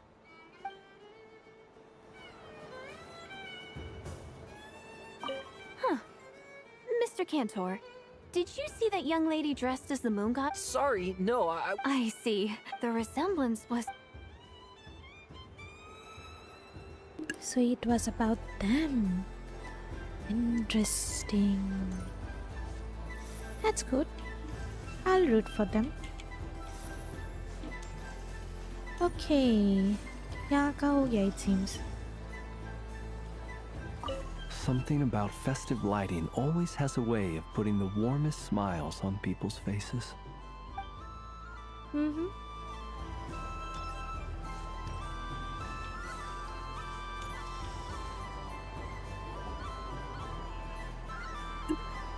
Dodoko's Whirligig! Come check out Dodoko's Whirligig!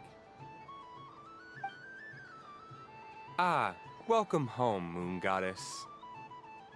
Might I ask what this is? Ah, it's a very special amusement sponsored by the great mage herself. Ride on a soft and furry Dodoko and embark on an unforgettable adventure. I say that, but I'm just following a script here. Who is this mage, anyway? And what the heck is a Dodoko? I'd like to ride. No problem. But, are you by yourself? Is that not okay? Oh, no, it's fine. It's just that each Dodoko can accommodate 2 passengers. Would you like to bring a friend along? My friends... That should do it. Now, we just need to get everyone else to draw something on it too. But we gotta keep it a secret from Columbina. Traveler.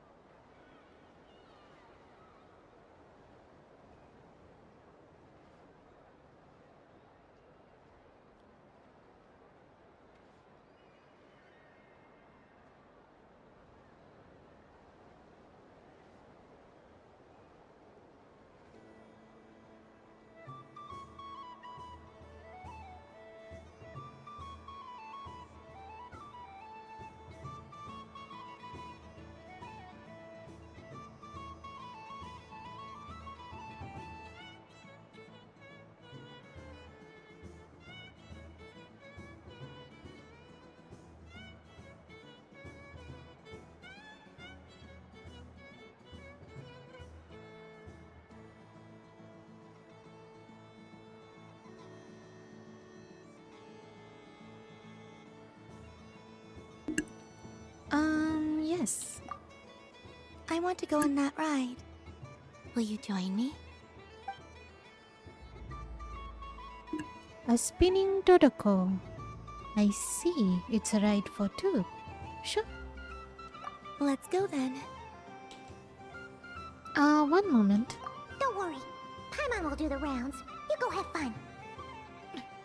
Look, Daddy. Thanks, my mom. Nothing. Let's go. All right. I think we have to wait in line over there. Please take your seats. For safety reasons, you mustn't try to leave the ride before it comes to a complete stop. All right, you're all set. I wish you both a wonderful journey.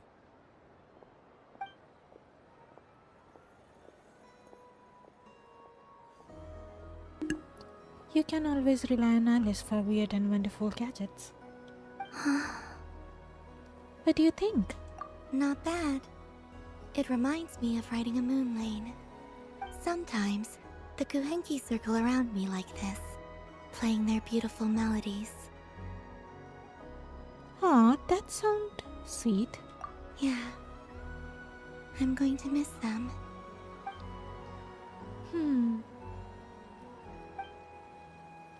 I wonder what Columbina will find on the moon. Perhaps even she doesn't know. Does it scare you at all? It does. I've felt scared in the past, too. But this is a little different.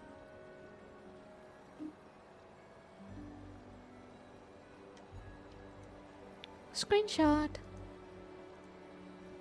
You know something? I got to see a lot of fascinating things during my disappearance. I saw how the Frost Moon Scions act around their families. So different than how they used to act in my presence. And I also saw how they interact with their friends. It made me curious at first. Why do people act so sincere when they're worshipping gods, but save their truest, warmest feelings for each other? Slowly, I came to realize that It's because they trust one another. They know, deep down, that they'll be accepted for who they are. All of it. The good and the bad. Your friends accept all of you too. I know. I knew it the moment you started calling out my name. What I fear now is the end. I fear losing all this the very night I have gained it. Oh no, you won't lose us. Even after you return to the moon, your friends will still be here. Thank you for this conversation. Thank you for listening to me.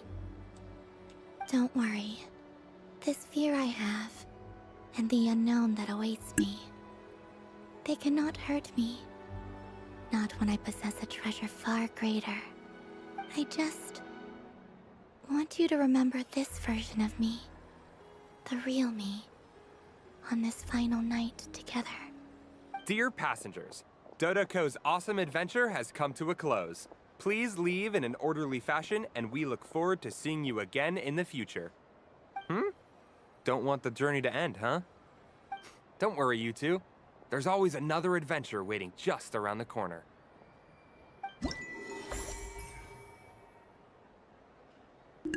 Dodoko's whirligig.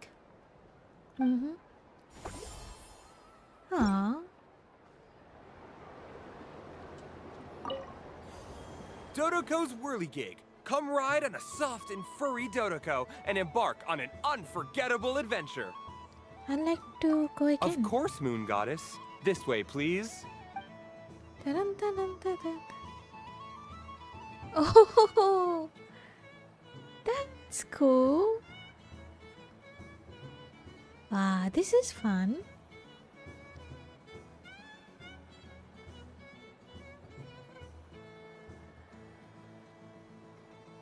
So pretty. ये perspective देके ये लोग अच्छा किया. Leave.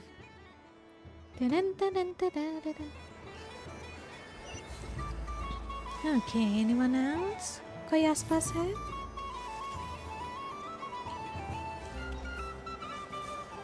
Oh, it's us. Fun ride, huh? You and Columbina looked pretty sad to leave. This isn't gonna make Paimon dizzy, is it?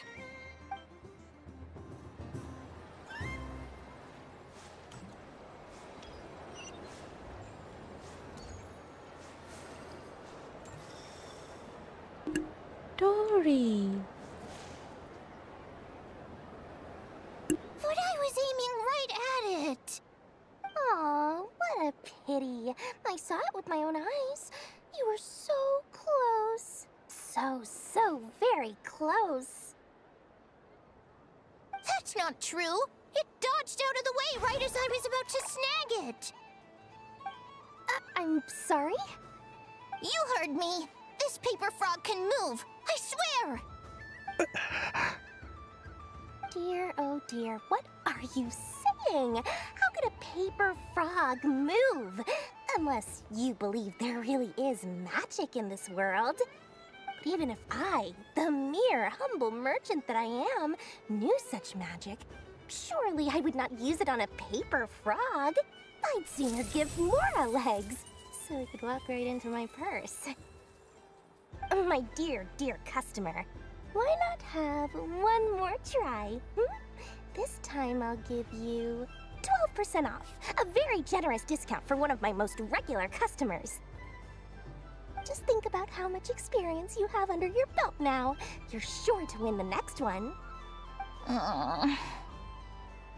Darn, I used up all my coins. I'll be right back. Just gonna fetch some more from my house. Take your time, but don't take too long. This event is Moon Prayer Night only. Miss it, and you'll have to wait a whole year before I'm back. Next customer, please. Welcome. Hello. Whoa, whoa! What's this big one doing over here? How do I tell my employees employees not to go running around this time. Shooting them a glance won't work. I haven't known them long enough. Dory? Why, hello there, Miss Columbina. Would you like to play my ring toss game? The rules are very simple, and it's easy to get the hang of. How much for a round? Oh, first time's free. Not a single mora. After that, well, we can cross that bridge if and when we come to it. But with your sharp eye, sharp skills, I'm sure you'll win all the prizes in one fell swoop. That was an obvious enough hint for them, right? Right?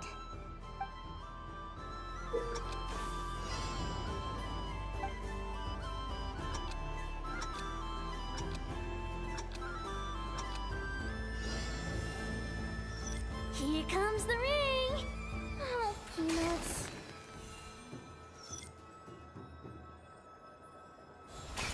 Change tracks.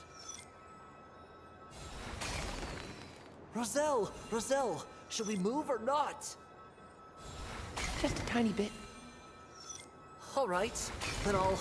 Oh, sugar plums, not the clock hands. How do I move the legs again?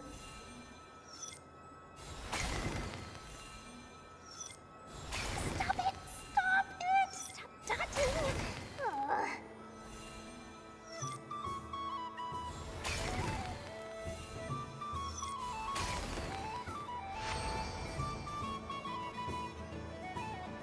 Let's see now. Let's see. Wow, very good. That's the highest score we've had all night.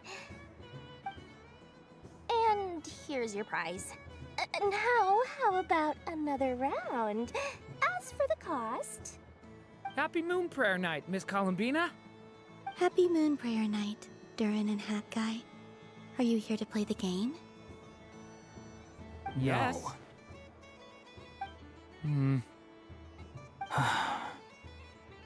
You said we were just coming here to say hello. I did, but then I recognized a few more people as I got closer. Do my eyes deceive me? Is that... It's our little dragon! He's all grown up! Someone's popular. Well now, since you came all this way, why don't you try out this lovely game we have going? First try is free! He'll have a go. I'll pass. It's only one free try per customer. You can't give your try to him. I'm aware. How has Elder Almond been lately? He's in great shape. He goes for a run in the forest every morning to stay fit and healthy. He tried to go boat racing with Firecracker a while back, but he couldn't even make it onto the Lotus Leaf. Firecracker was in fits of laughter. How about you, little dragon? Can you still fly?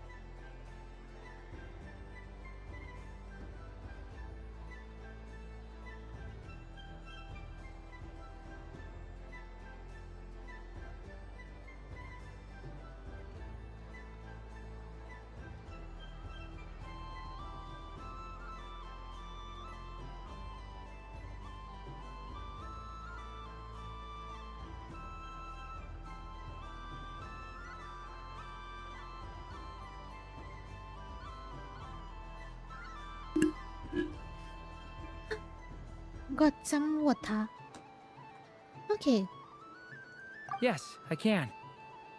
But you've become less chatty. Has growing up been tough on you? We call that maturity. You know, the thing people sing about. The knight wields a sword of stone to defend those hearts that are made of gold. Stone is very heavy. That's what keeps him from talking too much. That's awesome! I want to be a knight when I grow up too. Ring, here I come.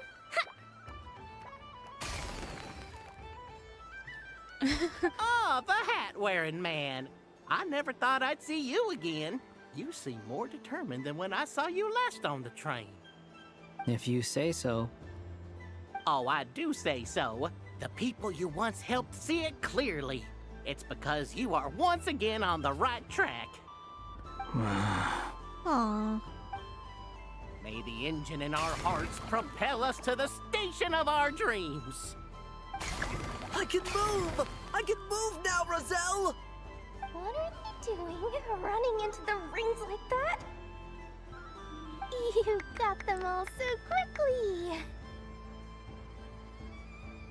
I have never seen anything like this in all my travels. Is this guy actually an old friend of theirs? But how? They're origami animals and clockwork people from a fairy tale. Getting to know them would be quite an arduous task, unless they share a hometown? I have to get to the bottom of this. Next time I see the Great Mage Alice, I shall demand answers. Thank you, Dory. I had a lot of fun. Now for your prize. Where did I put it? Give me a moment to dig it out. Huh? Oh, sweet grand prize. How I wish I didn't have to let you go. Good thing I've already turned a profit from the customers earlier in the night. Otherwise, I'd have wasted all my hard work. Okay, I'm back. What? I leave for 2 seconds and someone's already claimed the grand prize? Oh, well, these things happen, you know? Perhaps you'd be interested in one of the other prizes instead. We've got all kinds of wonderful goodies here. Is this the thing you wanted? Here, you can have it. Huh? But... Don't worry about it. It will be happier with you. Oh, thanks so much, miss. Moon Goddess. Oh, goodness gracious, Columbina. Give me strength. How am I supposed to make any more money from this child at this rate? Daddy, look! That's the game I was telling you about! Forget it. She is the Moon Goddess after all. I'll think of some other way to swing this. Maybe I can try to hook this new kid. Oh my god, Dory. Seriously? Oh, someone already won the grand prize. You can take mine if you want. What? Why? Why are all these bleeding hearts coming here to ruin my business? Happy Moon Prayer Night, everyone. Happy Moon Prayer Night.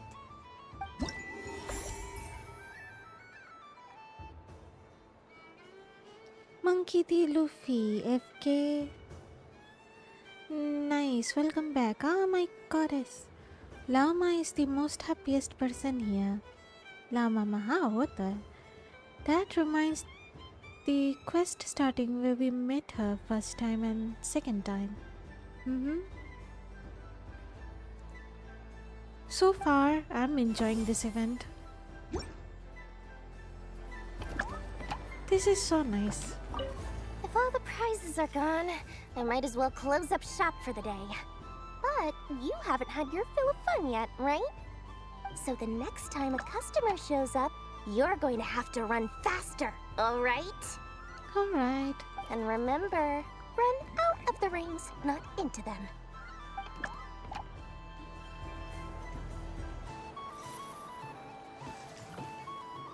Hey, Duran. Done being a do-gooder yet? Thanks for coming here with me, Hat Guy. Are there any games you'd like to play? It's your turn to pick. I'll come with you. Why does that hamster think you've grown up? You haven't changed at all. I know you don't mean that. You're just taking the opportunity to make fun of me, aren't you? Even if you won't admit that taking some time to compose yourself is important, I can see that you're doing it in practice. Otherwise, you'd have taken off your hat and flown away by now. Looks like Albedo's socialization program has been far more useful to you than all those Vahumana textbooks. Interesting.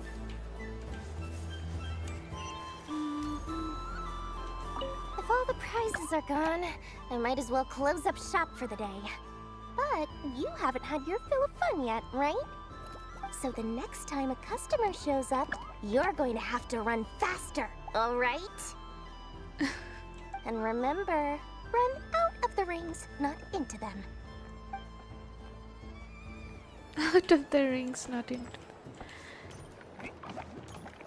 भाई छोटा बच्चों को scam कर रही है. Should I give it a try? Citrus.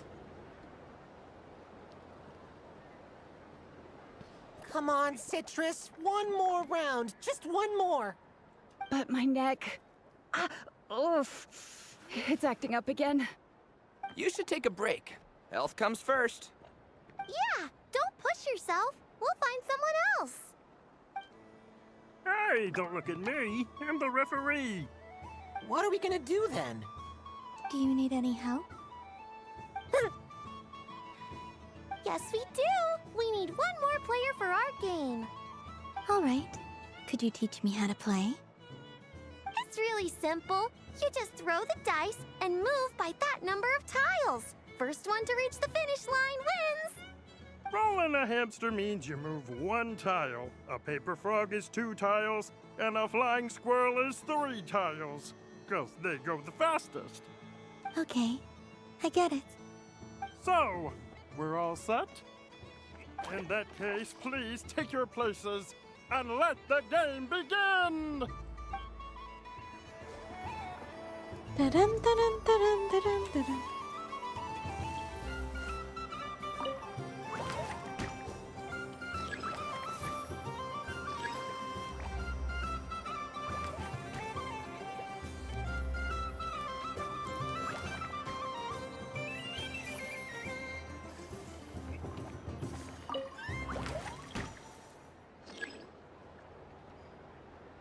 And the winner is the Moon Goddess! Congratulations!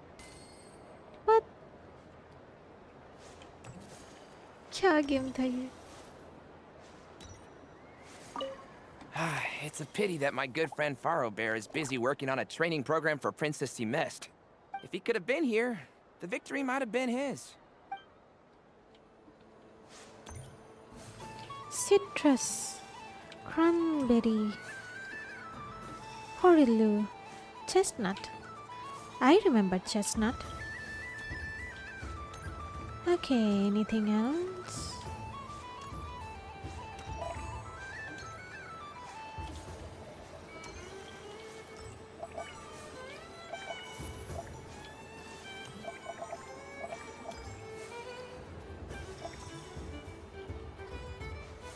Parka, यहाँ Alice बैठी है ना? Alice, Nicole, who's this?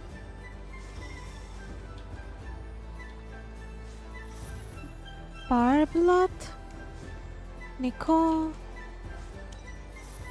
mischievous Totoko.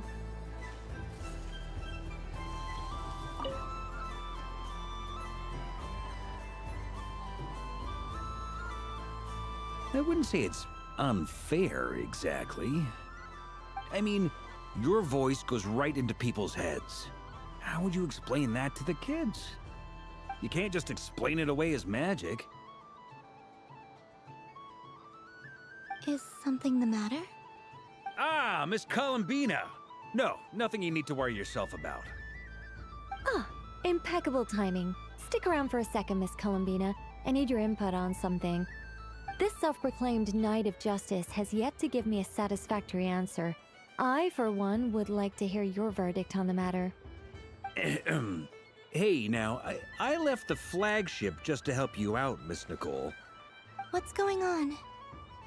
So Alice and I are both using long-range remote control spells that work on similar principles, allowing us to attend this festive fair in Dodoko form. Sorry, let me backtrack a little. While similar, there are some key differences.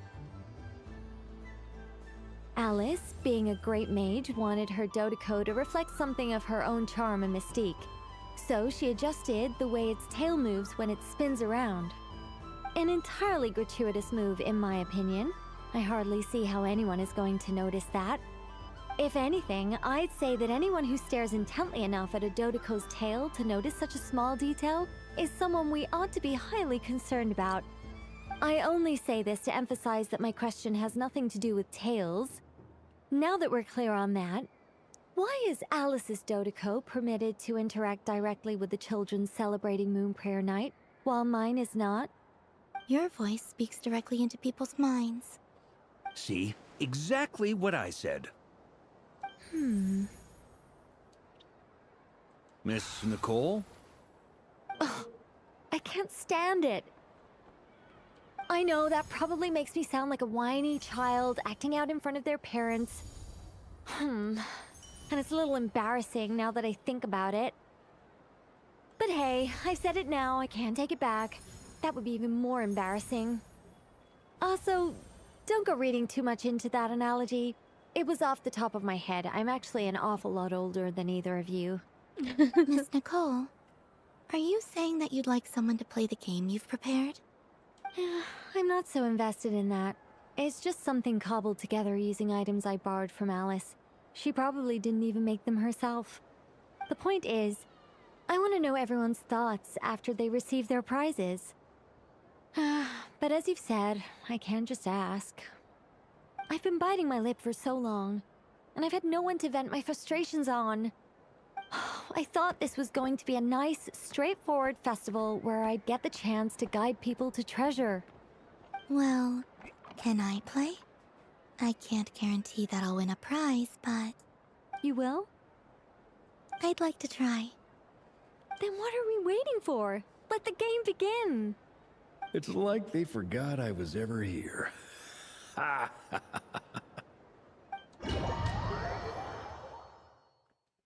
Ding ding ding ding ding ding. So Nicole and Alice, they are both on a mission, but still they're here. Somehow. In Dodeko form.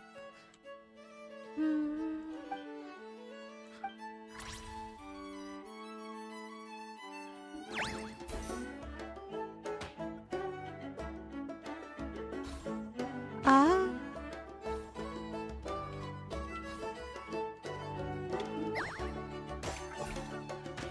Oh, ping pong.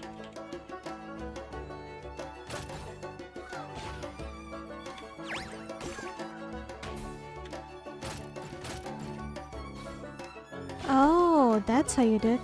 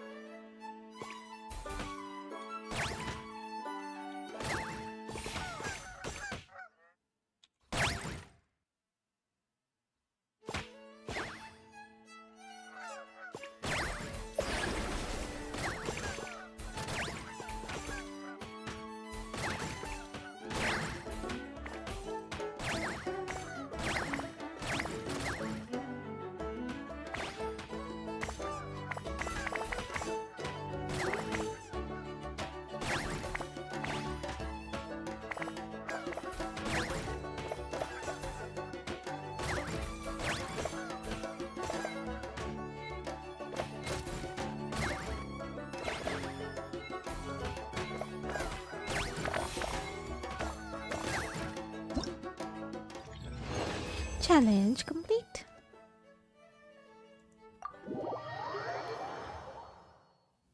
That was cute. इस game को क्या तो बोलते थे? Congratulations, Miss Columbina! With your great wisdom, you have overcome every obstacle in your path and conquered the great challenge posed to you by fate. Fate? Well, something to that effect. If you'd prefer something more poetic, it could be the icy winds or the dawn. Anything you like, really. You could even go with the challenge posed to you by Dodeko, if that's what you're into. Anyway, You can take or leave my suggestions. Moving on. All my hopes are now resting on this. Can I open it now? Stop teasing me. Please, I'm begging you. No more talk. Just open it. Wow. What a lovely sculpture.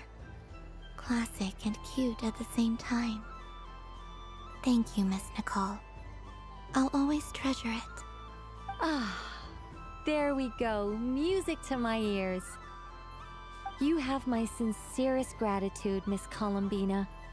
Thank you for sharing your precious time with me and fulfilling my wish.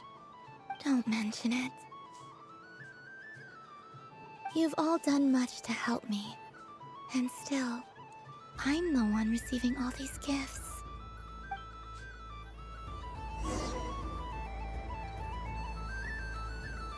Bartolo. Barbalot. Hello. Welcome home, Moon Goddess. Oh, you're the genuine article. Alice was right. This Moon Prayer Night was worth watching after all. Another one that talks. Greetings. Pleased to make your acquaintance. I am the Hexenzirkel member they call B. Barbaloth Trismegistus. Columbina Hyposelenia. Pleased to meet you too. Hyposelenia. A fine name indeed. Now then, Miss Columbina, do you wish to hear a mage's divination? Divination? The Frost Moon Scions used to ask me what would happen in the future. Is this like that? From the perspective of the one seeking answers, perhaps. As you look to your journey ahead, if you seek to understand the unknown, resolve your doubts, and soothe the confusion in your heart, divination could be for you. The unknowns on my journey. Of course, if one wishes to peer into fate, then hydromancy is the more precise option. But that is a complex affair, and to relegate that majestic art to the status of a festive amusement would seem somewhat uncouth. Besides, it is sometimes better to not know fate with great certainty. Hence, I shall use the suitably festive Luna Arcana to tell your fortune instead. It is more popular with the youth in any case. Lunar Arcana. Indeed. Unlike hydromancy, this will only display possibilities and trends. People like to think of themselves as creatures of agency and free will. Peering too far and too clearly into the future is detrimental to both body and soul. I'd like to give it a try. Of course you may. Come then, take a seat, Miss Columbina.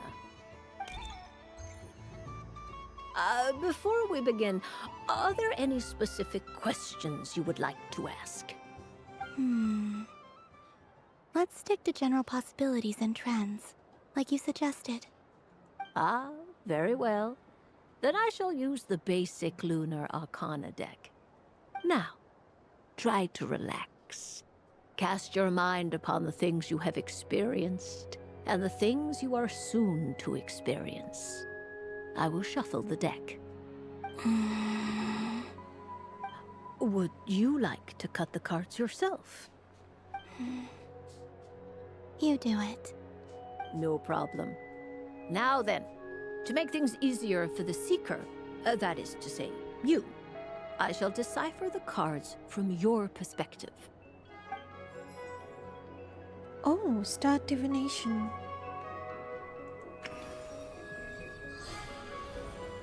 Flashbang. Please, draw the first Lunar Arcana.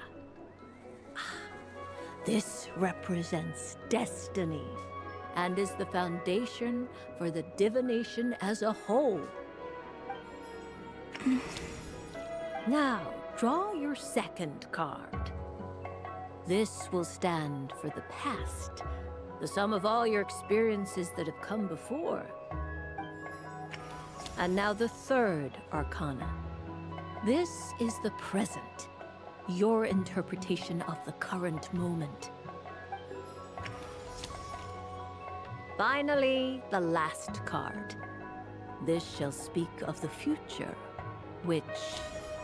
Oh. Kuvaki Pulse? Fascinating. I've never encountered this before in my role as a diviner. Something has exerted an influence upon this card, causing it to leave its designated position. What do you make of this, Miss Columbina? Perhaps this is the guiding hand of fate in action. Of course, if you wish, you can choose to deny the validity of this card and draw the future for yourself. No, it's fine. Let's go with this one.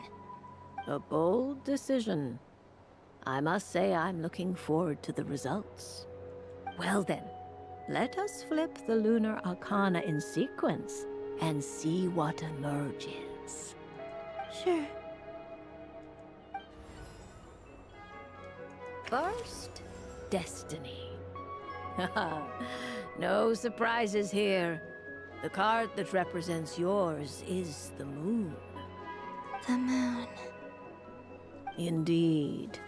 The moon can represent the truth at some times, but deception at others.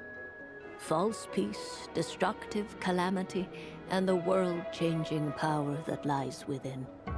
When the moon is placed on the destiny tile, it indicates that your destiny is not what it may appear on the surface. Instead, it may yet have a hidden side. It symbolizes a journey through the fog, fraught with uncertainty and deception, where one must face inner challenges head-on. I don't understand. Patience, my dear. This is but the first card, which serves as a basis for the interpretations that follow. Our divination will only grow clearer from here on out. Now then, flip the second card, the one that speaks for the past.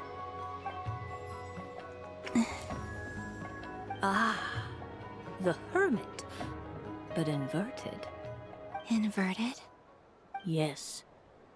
The Hermit symbolizes solitude, introspection, and the pursuit of truth.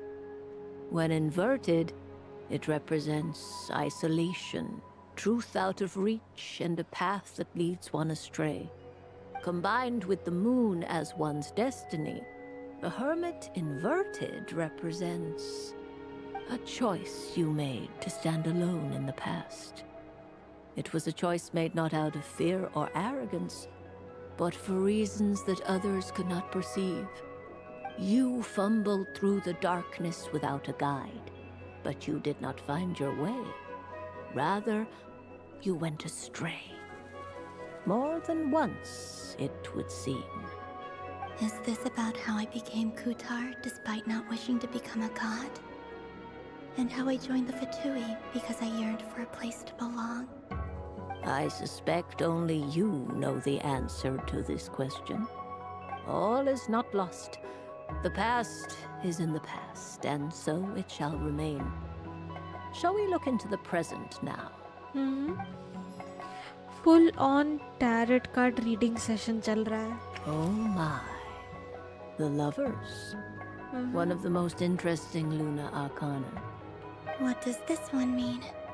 This means that you have had an unprecedented emotional experience. The joy of finding your soul becoming intertwined with that of another. A precious and wonderful thing indeed. It's true. I've made a lot of friends recently, and they are very good to me. I like them a lot. That sounds lovely. I am most delighted for you. The Lovers can also represent important decisions, perhaps related to a parting of ways. Now, if I were to guess... Yes. I return to the moon. I understand. Parting with friends is never easy, Columbina. But rest assured, this is not the end of your journey. There is always another story waiting to be told. The future always lies ahead. The future. Well now, it's finally time to flip this most mysterious of cards. Why did it appear? And what does it wish to tell you? I'm ready. Very well. Flip this card and see what lies on the other side. Oh. Miss Barbeloth? What is it? This card is death. That doesn't sound very good. It depends on how we interpret it. It is true that it can represent an agonizing death, a complete and utter end, but at the same time, it can also represent rebirth. Do not forget that your destiny card is the moon. That lends your future many different potential meanings. If death spells the end, is it unavoidable? As I have said, divination can only display general trends. It is a rough guide, but it does not show predetermined outcomes. Allow me to summarize it for you. In the past, you may have lost your way, but now you have gained new connections and new strength. You now face an important decision, one that may bring about a great change in what is yet to be. This change might, in turn, be the end of all things, or their beginning. But remember, everything is subject to change because of the moon present in your destiny. You must see the truth clearly and face your innermost thoughts. The truth. My innermost thoughts. Thank you, Miss Barbeloth. Don't mention it. Some people dislike divinations, for fear of glimpsing an ending to their story that they wish was not so. But I can see that you're different. The result of this divination will not sway your decision. This is a rare quality, and one that diviners always hope to see in the seeker. We are here merely to guide, not to exert undue influence. I understand. Go then and illuminate your future, Miss Columbina. The moonlight that shines from you now is most captivating.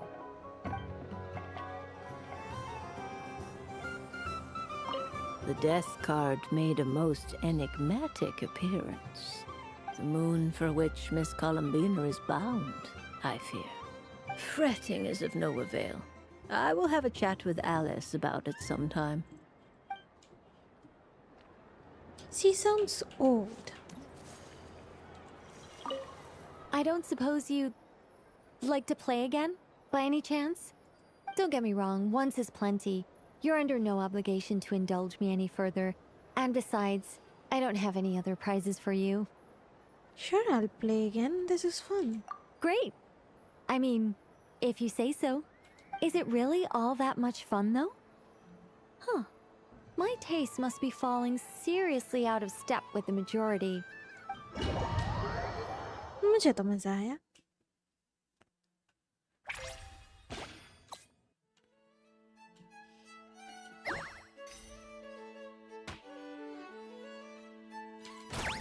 Oops.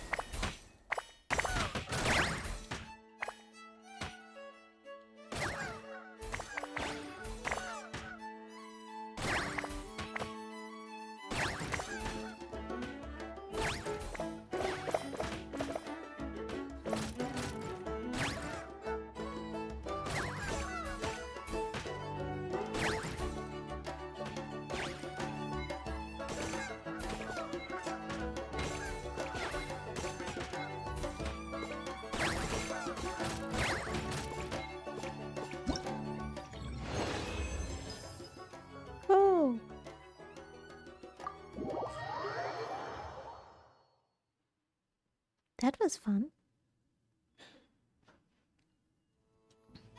Okay, last of all, Alice.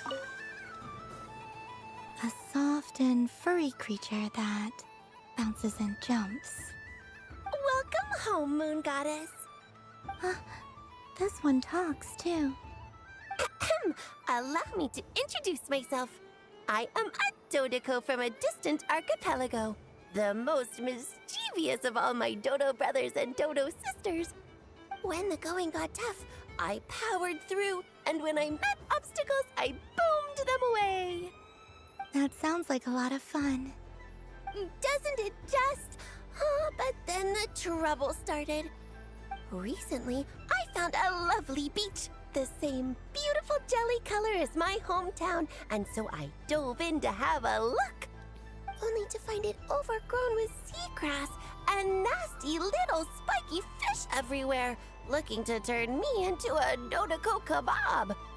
I made it back to shore by the skin of my teeth, but my tail was sorely hurt.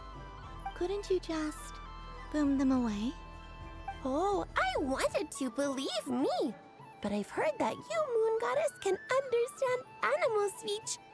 The last thing I wanted was to cause a gigantic fuss and get taken to court by a school of spiky fish. I'd be driven out of these waters for good, and my winter holiday would be ruined. And so, dear Moon Goddess, I was wondering if you might lend me your allegiance.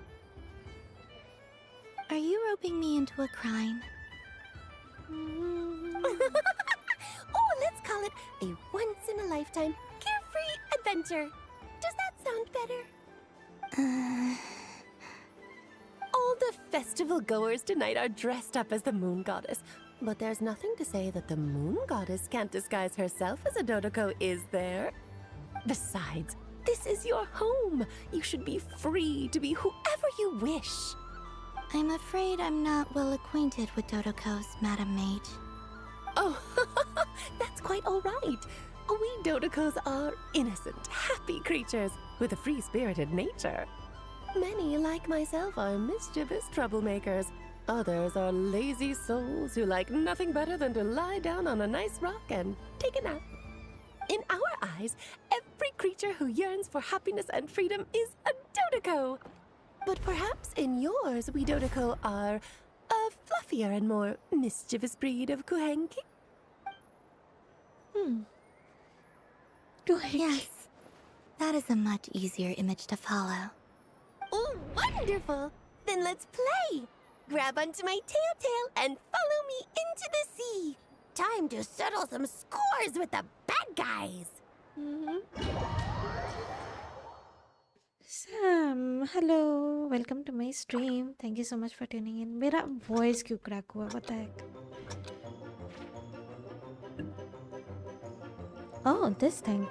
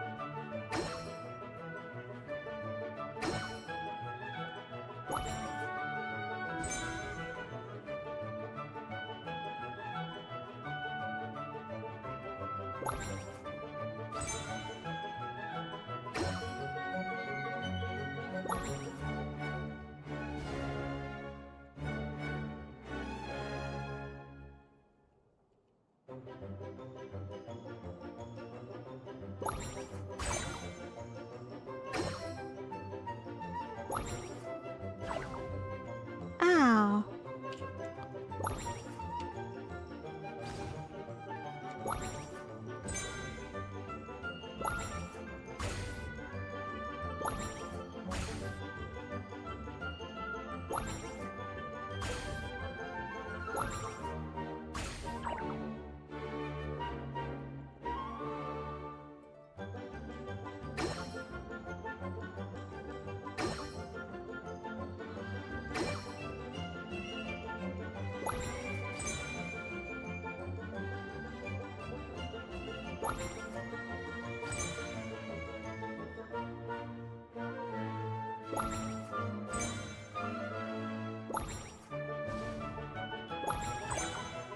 Ah.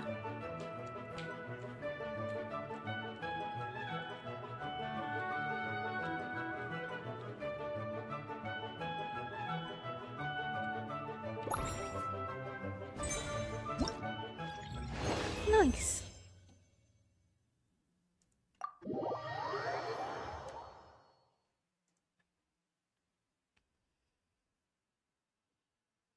Monkey D. Luffy, okay ma'am, bye. Nice to meet you. remarkable Nice to meet you too. So, what do you Thank make you of so it? much for tuning in. The use of Jumpy Dumpties doesn't come as naturally to me as Kuvaki.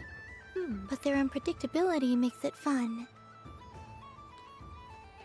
I think they call this... novelty? Indeed!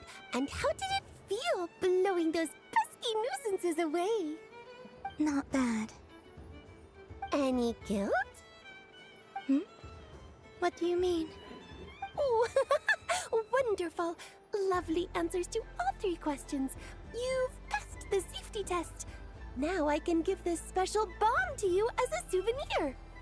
Remember, if you find any meanies living on the moon, you can use this to boom them into oblivion. I will.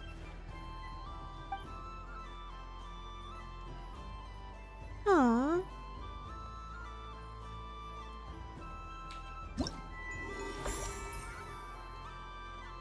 क्या हो गया?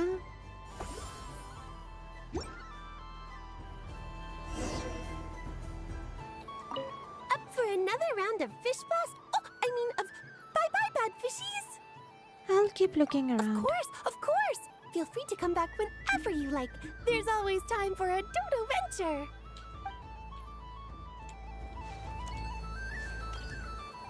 Hey. It'd be rude to just leave without saying anything. But at the same time, I don't want to barge into their lively conversation just to announce that I'm leaving. I guess I'll just wait a little longer. Huh? Albedo?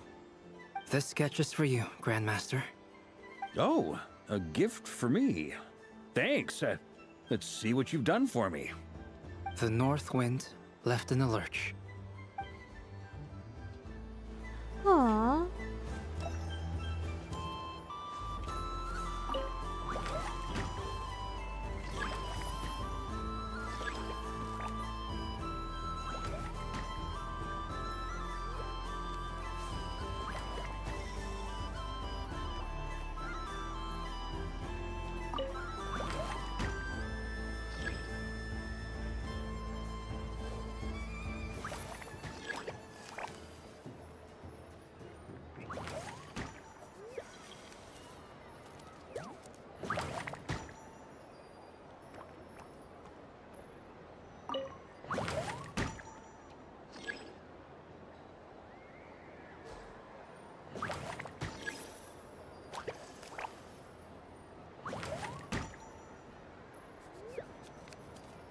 And the winner is Cranberry! Bravo!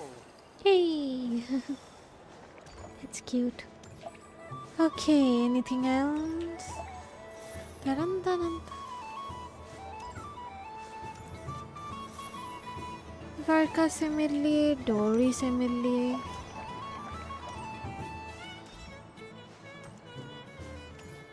Oh, Sandrone. There are so many attractions here. Since I rarely get out, I might as well make the most of it. I know.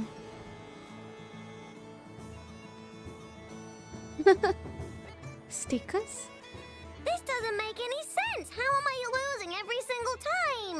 Wait, Inefa, You're cheating, aren't you? Yeah, that must be it. I am not cheating, I know. Uh-oh, sounds like Inepa's turning into a big baloney bot.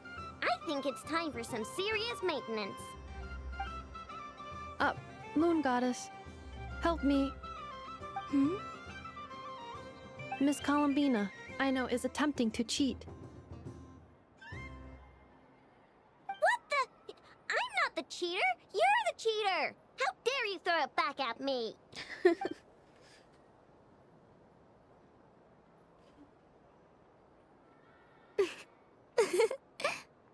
Alright, fine. Let's all laugh at I know. Just you wait till I get home, because I'm gonna make a game bot that can win 100% of the time. Let's see you laugh when I come back and beat your butts. You'll all have your heads covered in stickers when I'm through with you. We came to check everything was okay after all that yelling, but,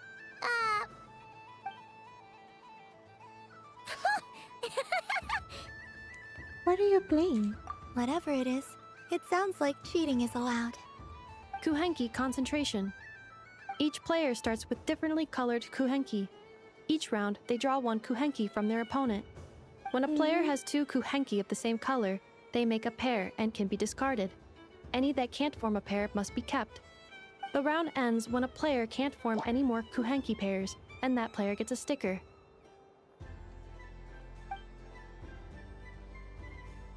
ooh, can 4 people play as well? That is fine, so long as the turn order is fixed beforehand. Alrighty then. In that case, the 2 of us will join as one team. Okay, but if you lose, you're both getting stickered. I don't want to hear any excuses. Sure. And if we win? If you win, only one of you gets to sticker someone else. I have taken to calling this. I know logic. Hey, lay off me, alright? Okay, so we're starting the game from scratch again, which means all my stickers so far don't count. Looks like Luonatar is the Kuhenki of honor for this game. Anyway, let's go clockwise, starting from Inepa. Sam map में जिसका icons दिखा रहा देखो उनमें जिससे नहीं मिला उनसे मिलो. ओके करेक्ट समझ आ गया. करना क्या हमको? Enjoy moon prayer night.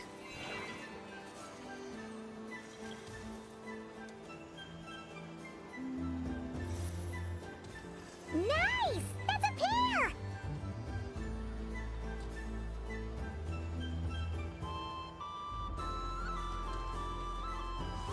Go, go, fly!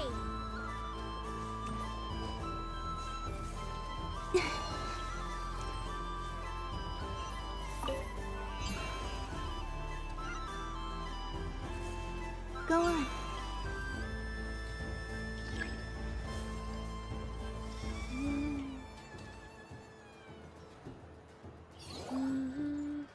I have a pair.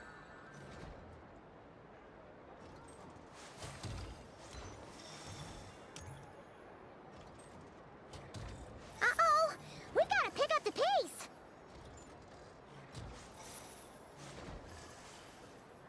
Paimon picked Lunata and Hida in the box.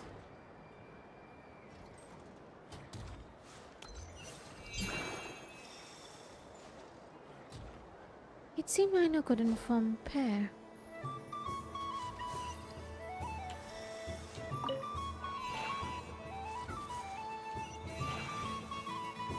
I win.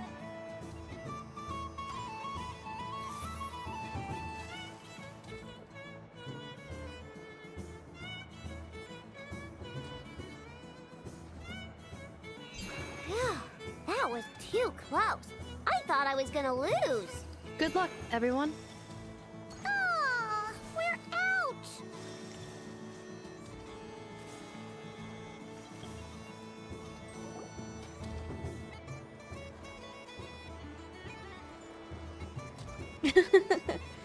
Let me pick a good one. What's it gonna be? You're looking very pleased with yourself there. What happened to being a huge Grumposaurus? I won. Duh.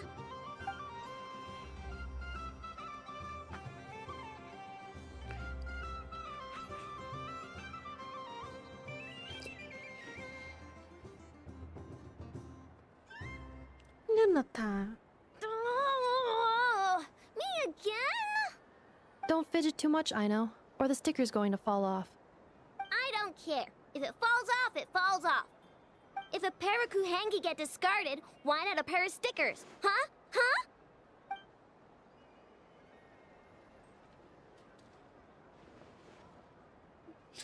So many stickers.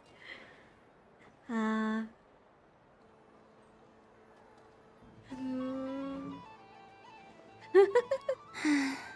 I've lost. Oh. Sticker, sticker, sticker! Ready?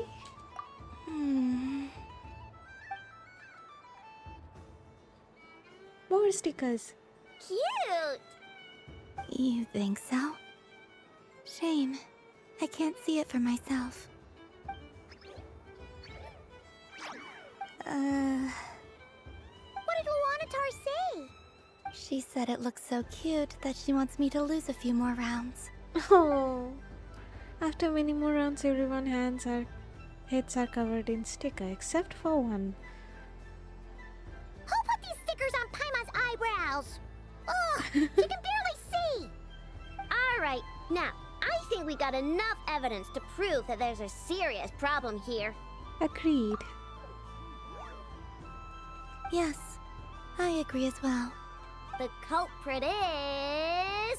Ineffa! Culprit? What did I do? Quit acting dumb, Ineffa! You're not wriggling your way out of this one. I've been watching you. Not only did you remember whose side Luanatar started at, but every time someone drew a Kuhenki, you were logging it and calculating every last possibility. Which Kuhenki pairs were gone, who had what color Kuhenki in their hand, even our facial expressions. You were keeping track of it the entire time. Exactly! What Aino said! Putting aside the fact that running calculations is not against the game rules, do you have any evidence to support your allegations? The evidence is your eyes were shining. But that's not against the rules either. So she admits it. She certainly does. Alright, everyone grab a sticker. It's time to get Ineffa back. But... Take that! Hamla! NASA Town Kuhenki concentration. That was cute. ये कौन सा है?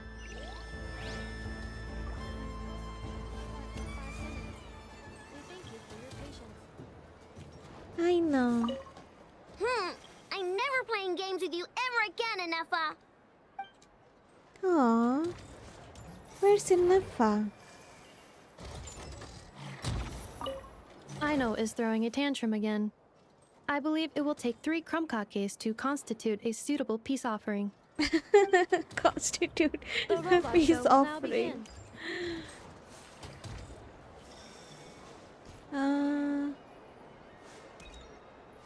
और कौन सा? संड्रोने.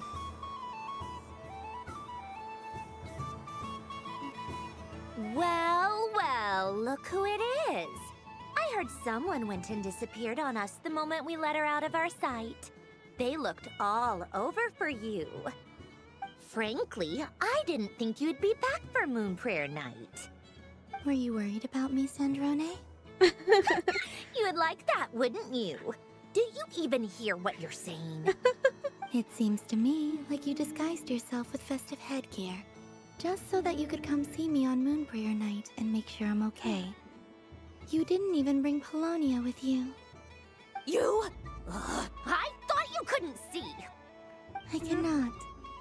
But I sense the confusion of those around us rippling through the Kuvaki currents. Based on what I know about you, let me guess what you're wearing. Is it cat ears?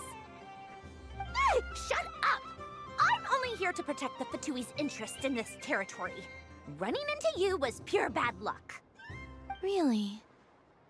But you were the one who asked Arlecchino to help everyone find my name.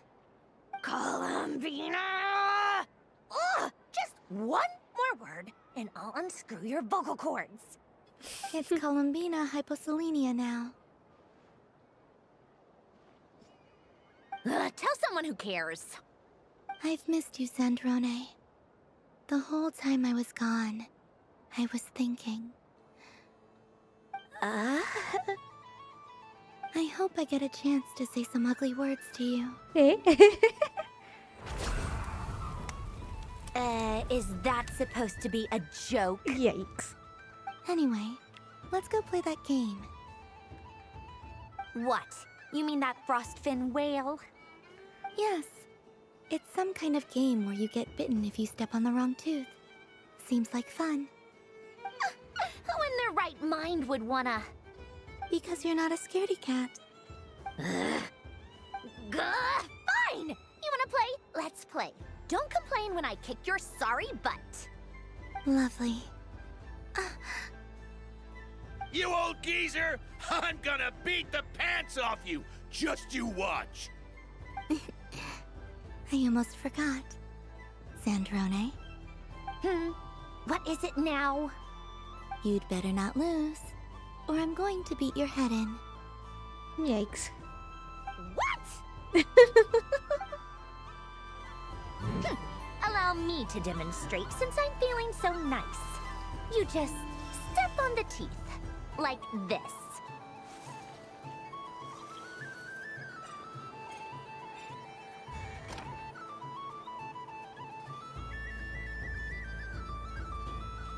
Which should I pick?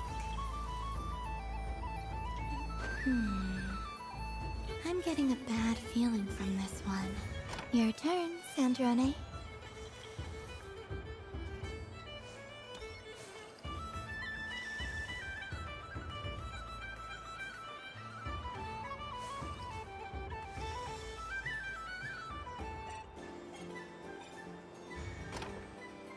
Don't come crying to me if you get bitten.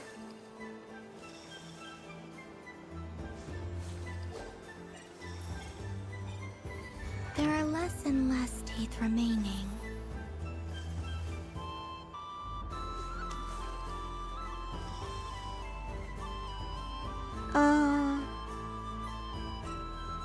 Huh? What's that noise? Yikes.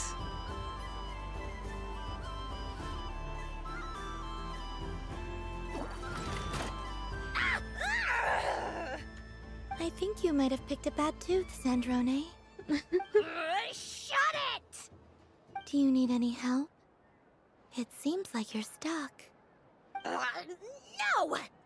It's just a blasted toy! How is its grip this strong? Stop laughing! All right. Well, you lost. So just like I promised.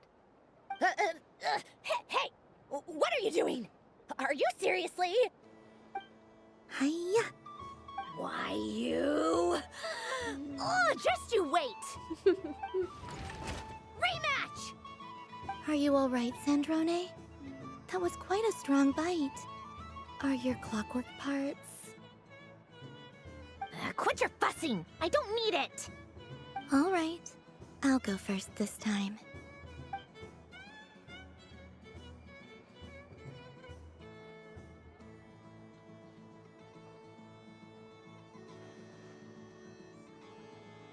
I see it now. She can sense which teeth are rigged. So I just need to avoid the same ones that she does.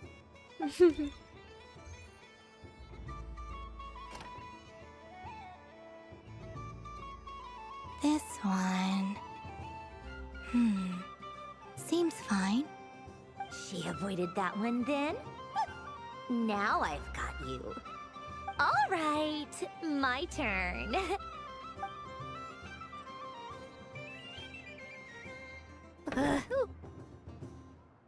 What? Yikes. Looks like you lost again, Sandrone. Yikes. Wait! There's more than one bad tooth! Bonk. Bonk.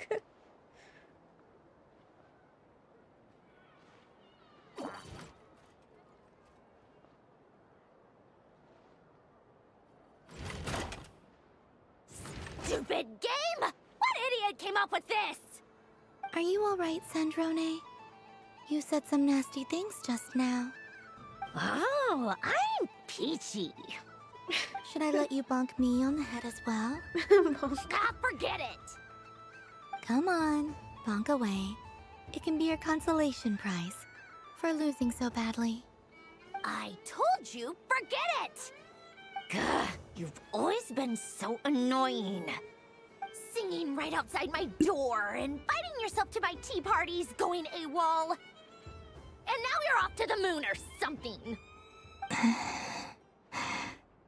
Of all my days with the Fatui, the times I spent with you, Arlecchino, and Rosaline, they were my favorite.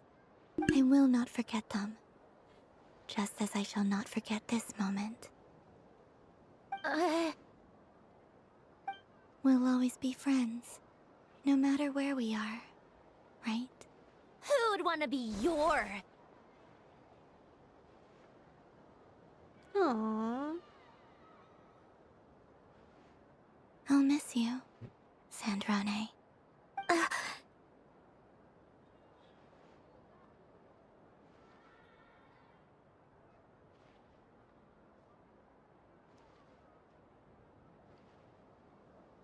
Goodbye, Sandrone.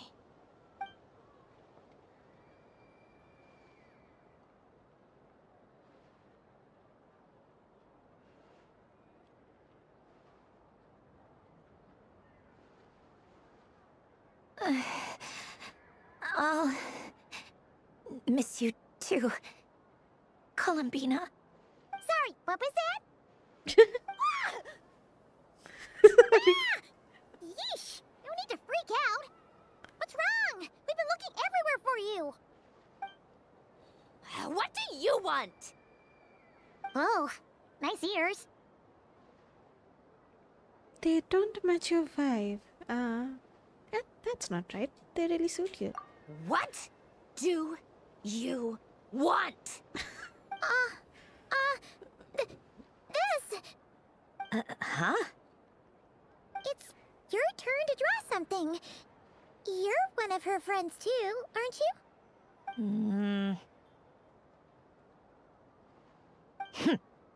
Doesn't know how lucky she is. Sorry? Nothing. I'm done. Take it. Oh, that was fast. Oh, and one more thing. Last time we spoke, you mentioned you were interested in the Narcissan Kreuz Ordo's research, remember? There were too many people when we last met, so we didn't get the chance to do this. What are you talking about? We'd like you to have a look at this. Oh. Oh, okay. ये picture Narcissan Kreuz वाला World Quest में ये था ना? This is... Oh. Alain, Renee, and Marianne. And this? Huh. The Holy Blade. A savior's plaything. You don't approve of their goals? It's not about whether I approve or not. These people, they would sacrifice themselves for the sake of the world. Especially Alain Guillotin and Renee. That is something I would never choose to do. Still, I didn't know they had any pictures left from that time. If I'd have thought to bring a camera, I'd have... It's okay. We snapped a photo. What? Yeah, of you being bitten by the frostfin whale and Columbina bonking you on the head. Tear it up! Now! No, we won't. Aww. Last one.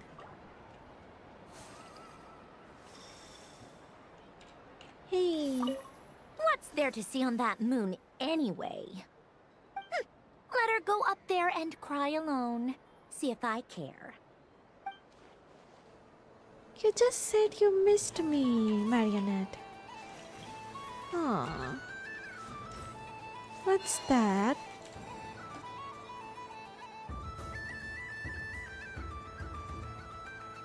What is going on over here? It looks like fun. Hold it right there! You can't run away from me, Moon Goddess. Are you talking to me? Of course. Do you see anyone else here dressed up as the Moon Goddess besides me and you? Hey, come on! Call me by my title. Happy Moon Prayer Night, Moon Goddess. And the same to you. Anyway, there's no time to waste. Get ready for the duel of a lifetime. Duel? Meet my partner, Stacko. Come on out, Stacko!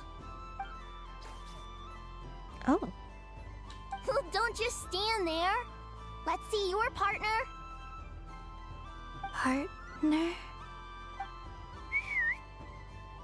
Yehuda.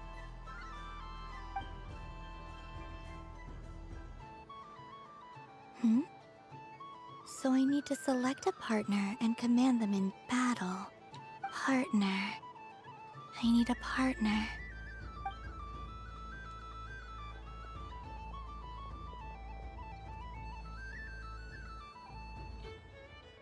Kuhenki. Rhyme dear. Robot beep. Whoa! Am I seeing things? Where'd you get a Kuhenki? They're super rare. That's great. But you can only bring one partner to battle against me and Stacko. No ganging up allowed. They all look so eager to be picked. Which one should I choose?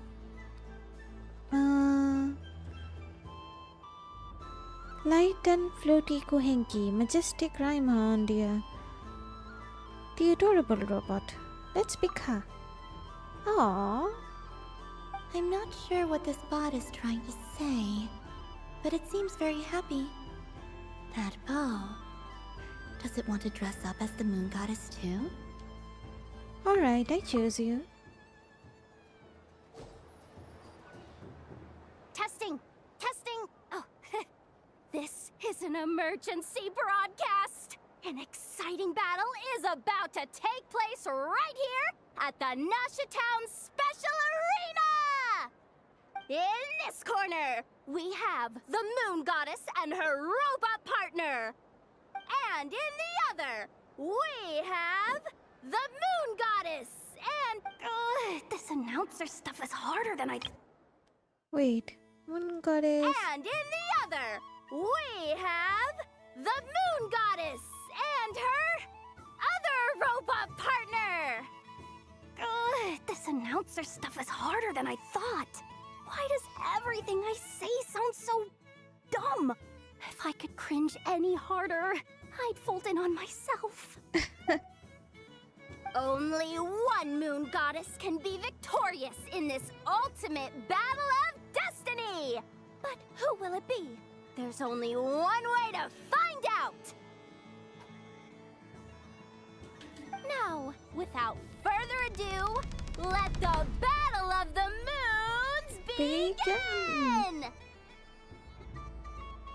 I don't care who we're up against. Stacko and I ain't gonna lose.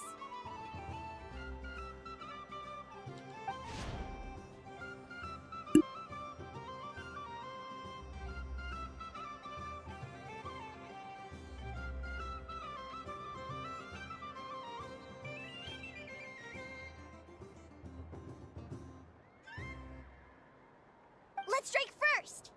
Stacko, formation shift.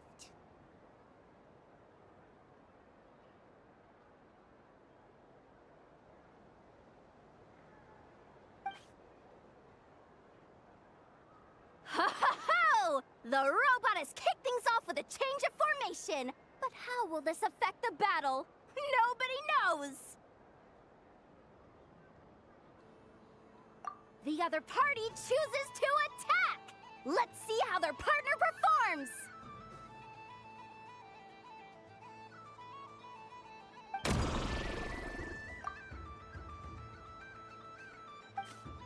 Stacko! The attack lands! And if those sizzling sounds are anything to go by, it was very effective! Okay then. Stacko, maintain formation and enter your empowered state.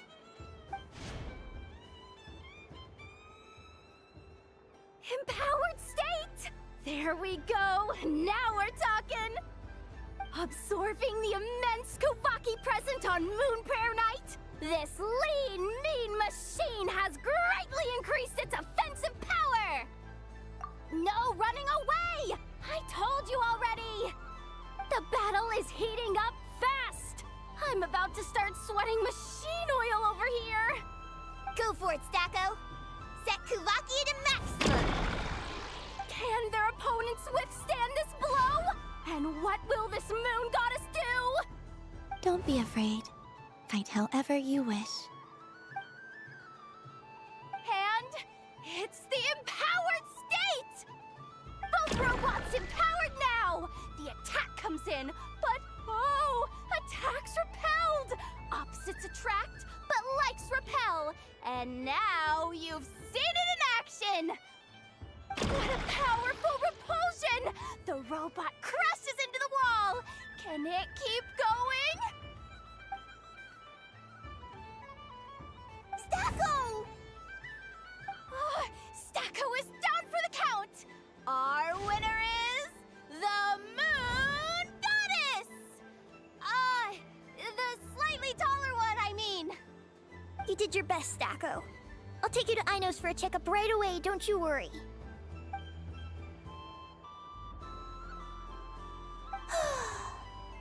Well, you beat me fair and square, I guess. Honestly, I underestimated you. Won't make that mistake again. I think my partner deserves most of the credit. Just you wait. When I'm a little bit older, I'm gonna come back a whole lot stronger. Be ready for a rematch.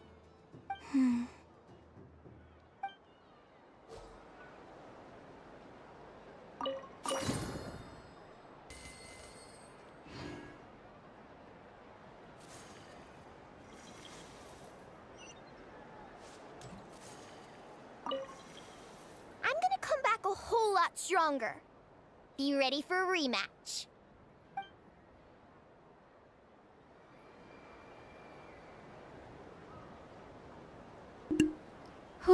बाप रे 5 घंटा से stream कर रहे हैं हम dang Sam इतना openly roasting clip कर दिया पाइमोन ने शायद हाँ और एक बाकी है हो गया शायद यही लास्ट था गाबी मार पीके yo hello welcome to my stream अभी के लिए बस इतना ही रखते हैं It's been 5 hours. इसके बाद पक्का धमाका होगा लाइक फील आ रहा है डॉक्टर आएगा धमाका करेगा कुछ ना कुछ तो होगा इतना जो हैप्पी मोमेंट इतना देर से क्रिएट किया है कोलम्बिना के लिए ये ज़्यादा देर तक नहीं टिकेगा अभी कुछ ना कुछ होगा इसके बाद हाँ फाइनली मैरियनेट हम लोग को बोली कि she miss her I mean she'll miss her आज के लिए बस इतना ही स्ट्रीम रखते हैं thank you so much for tuning in make sure to like subscribe comment share जो भी करना होता है कर दीजिएगा bye for now good night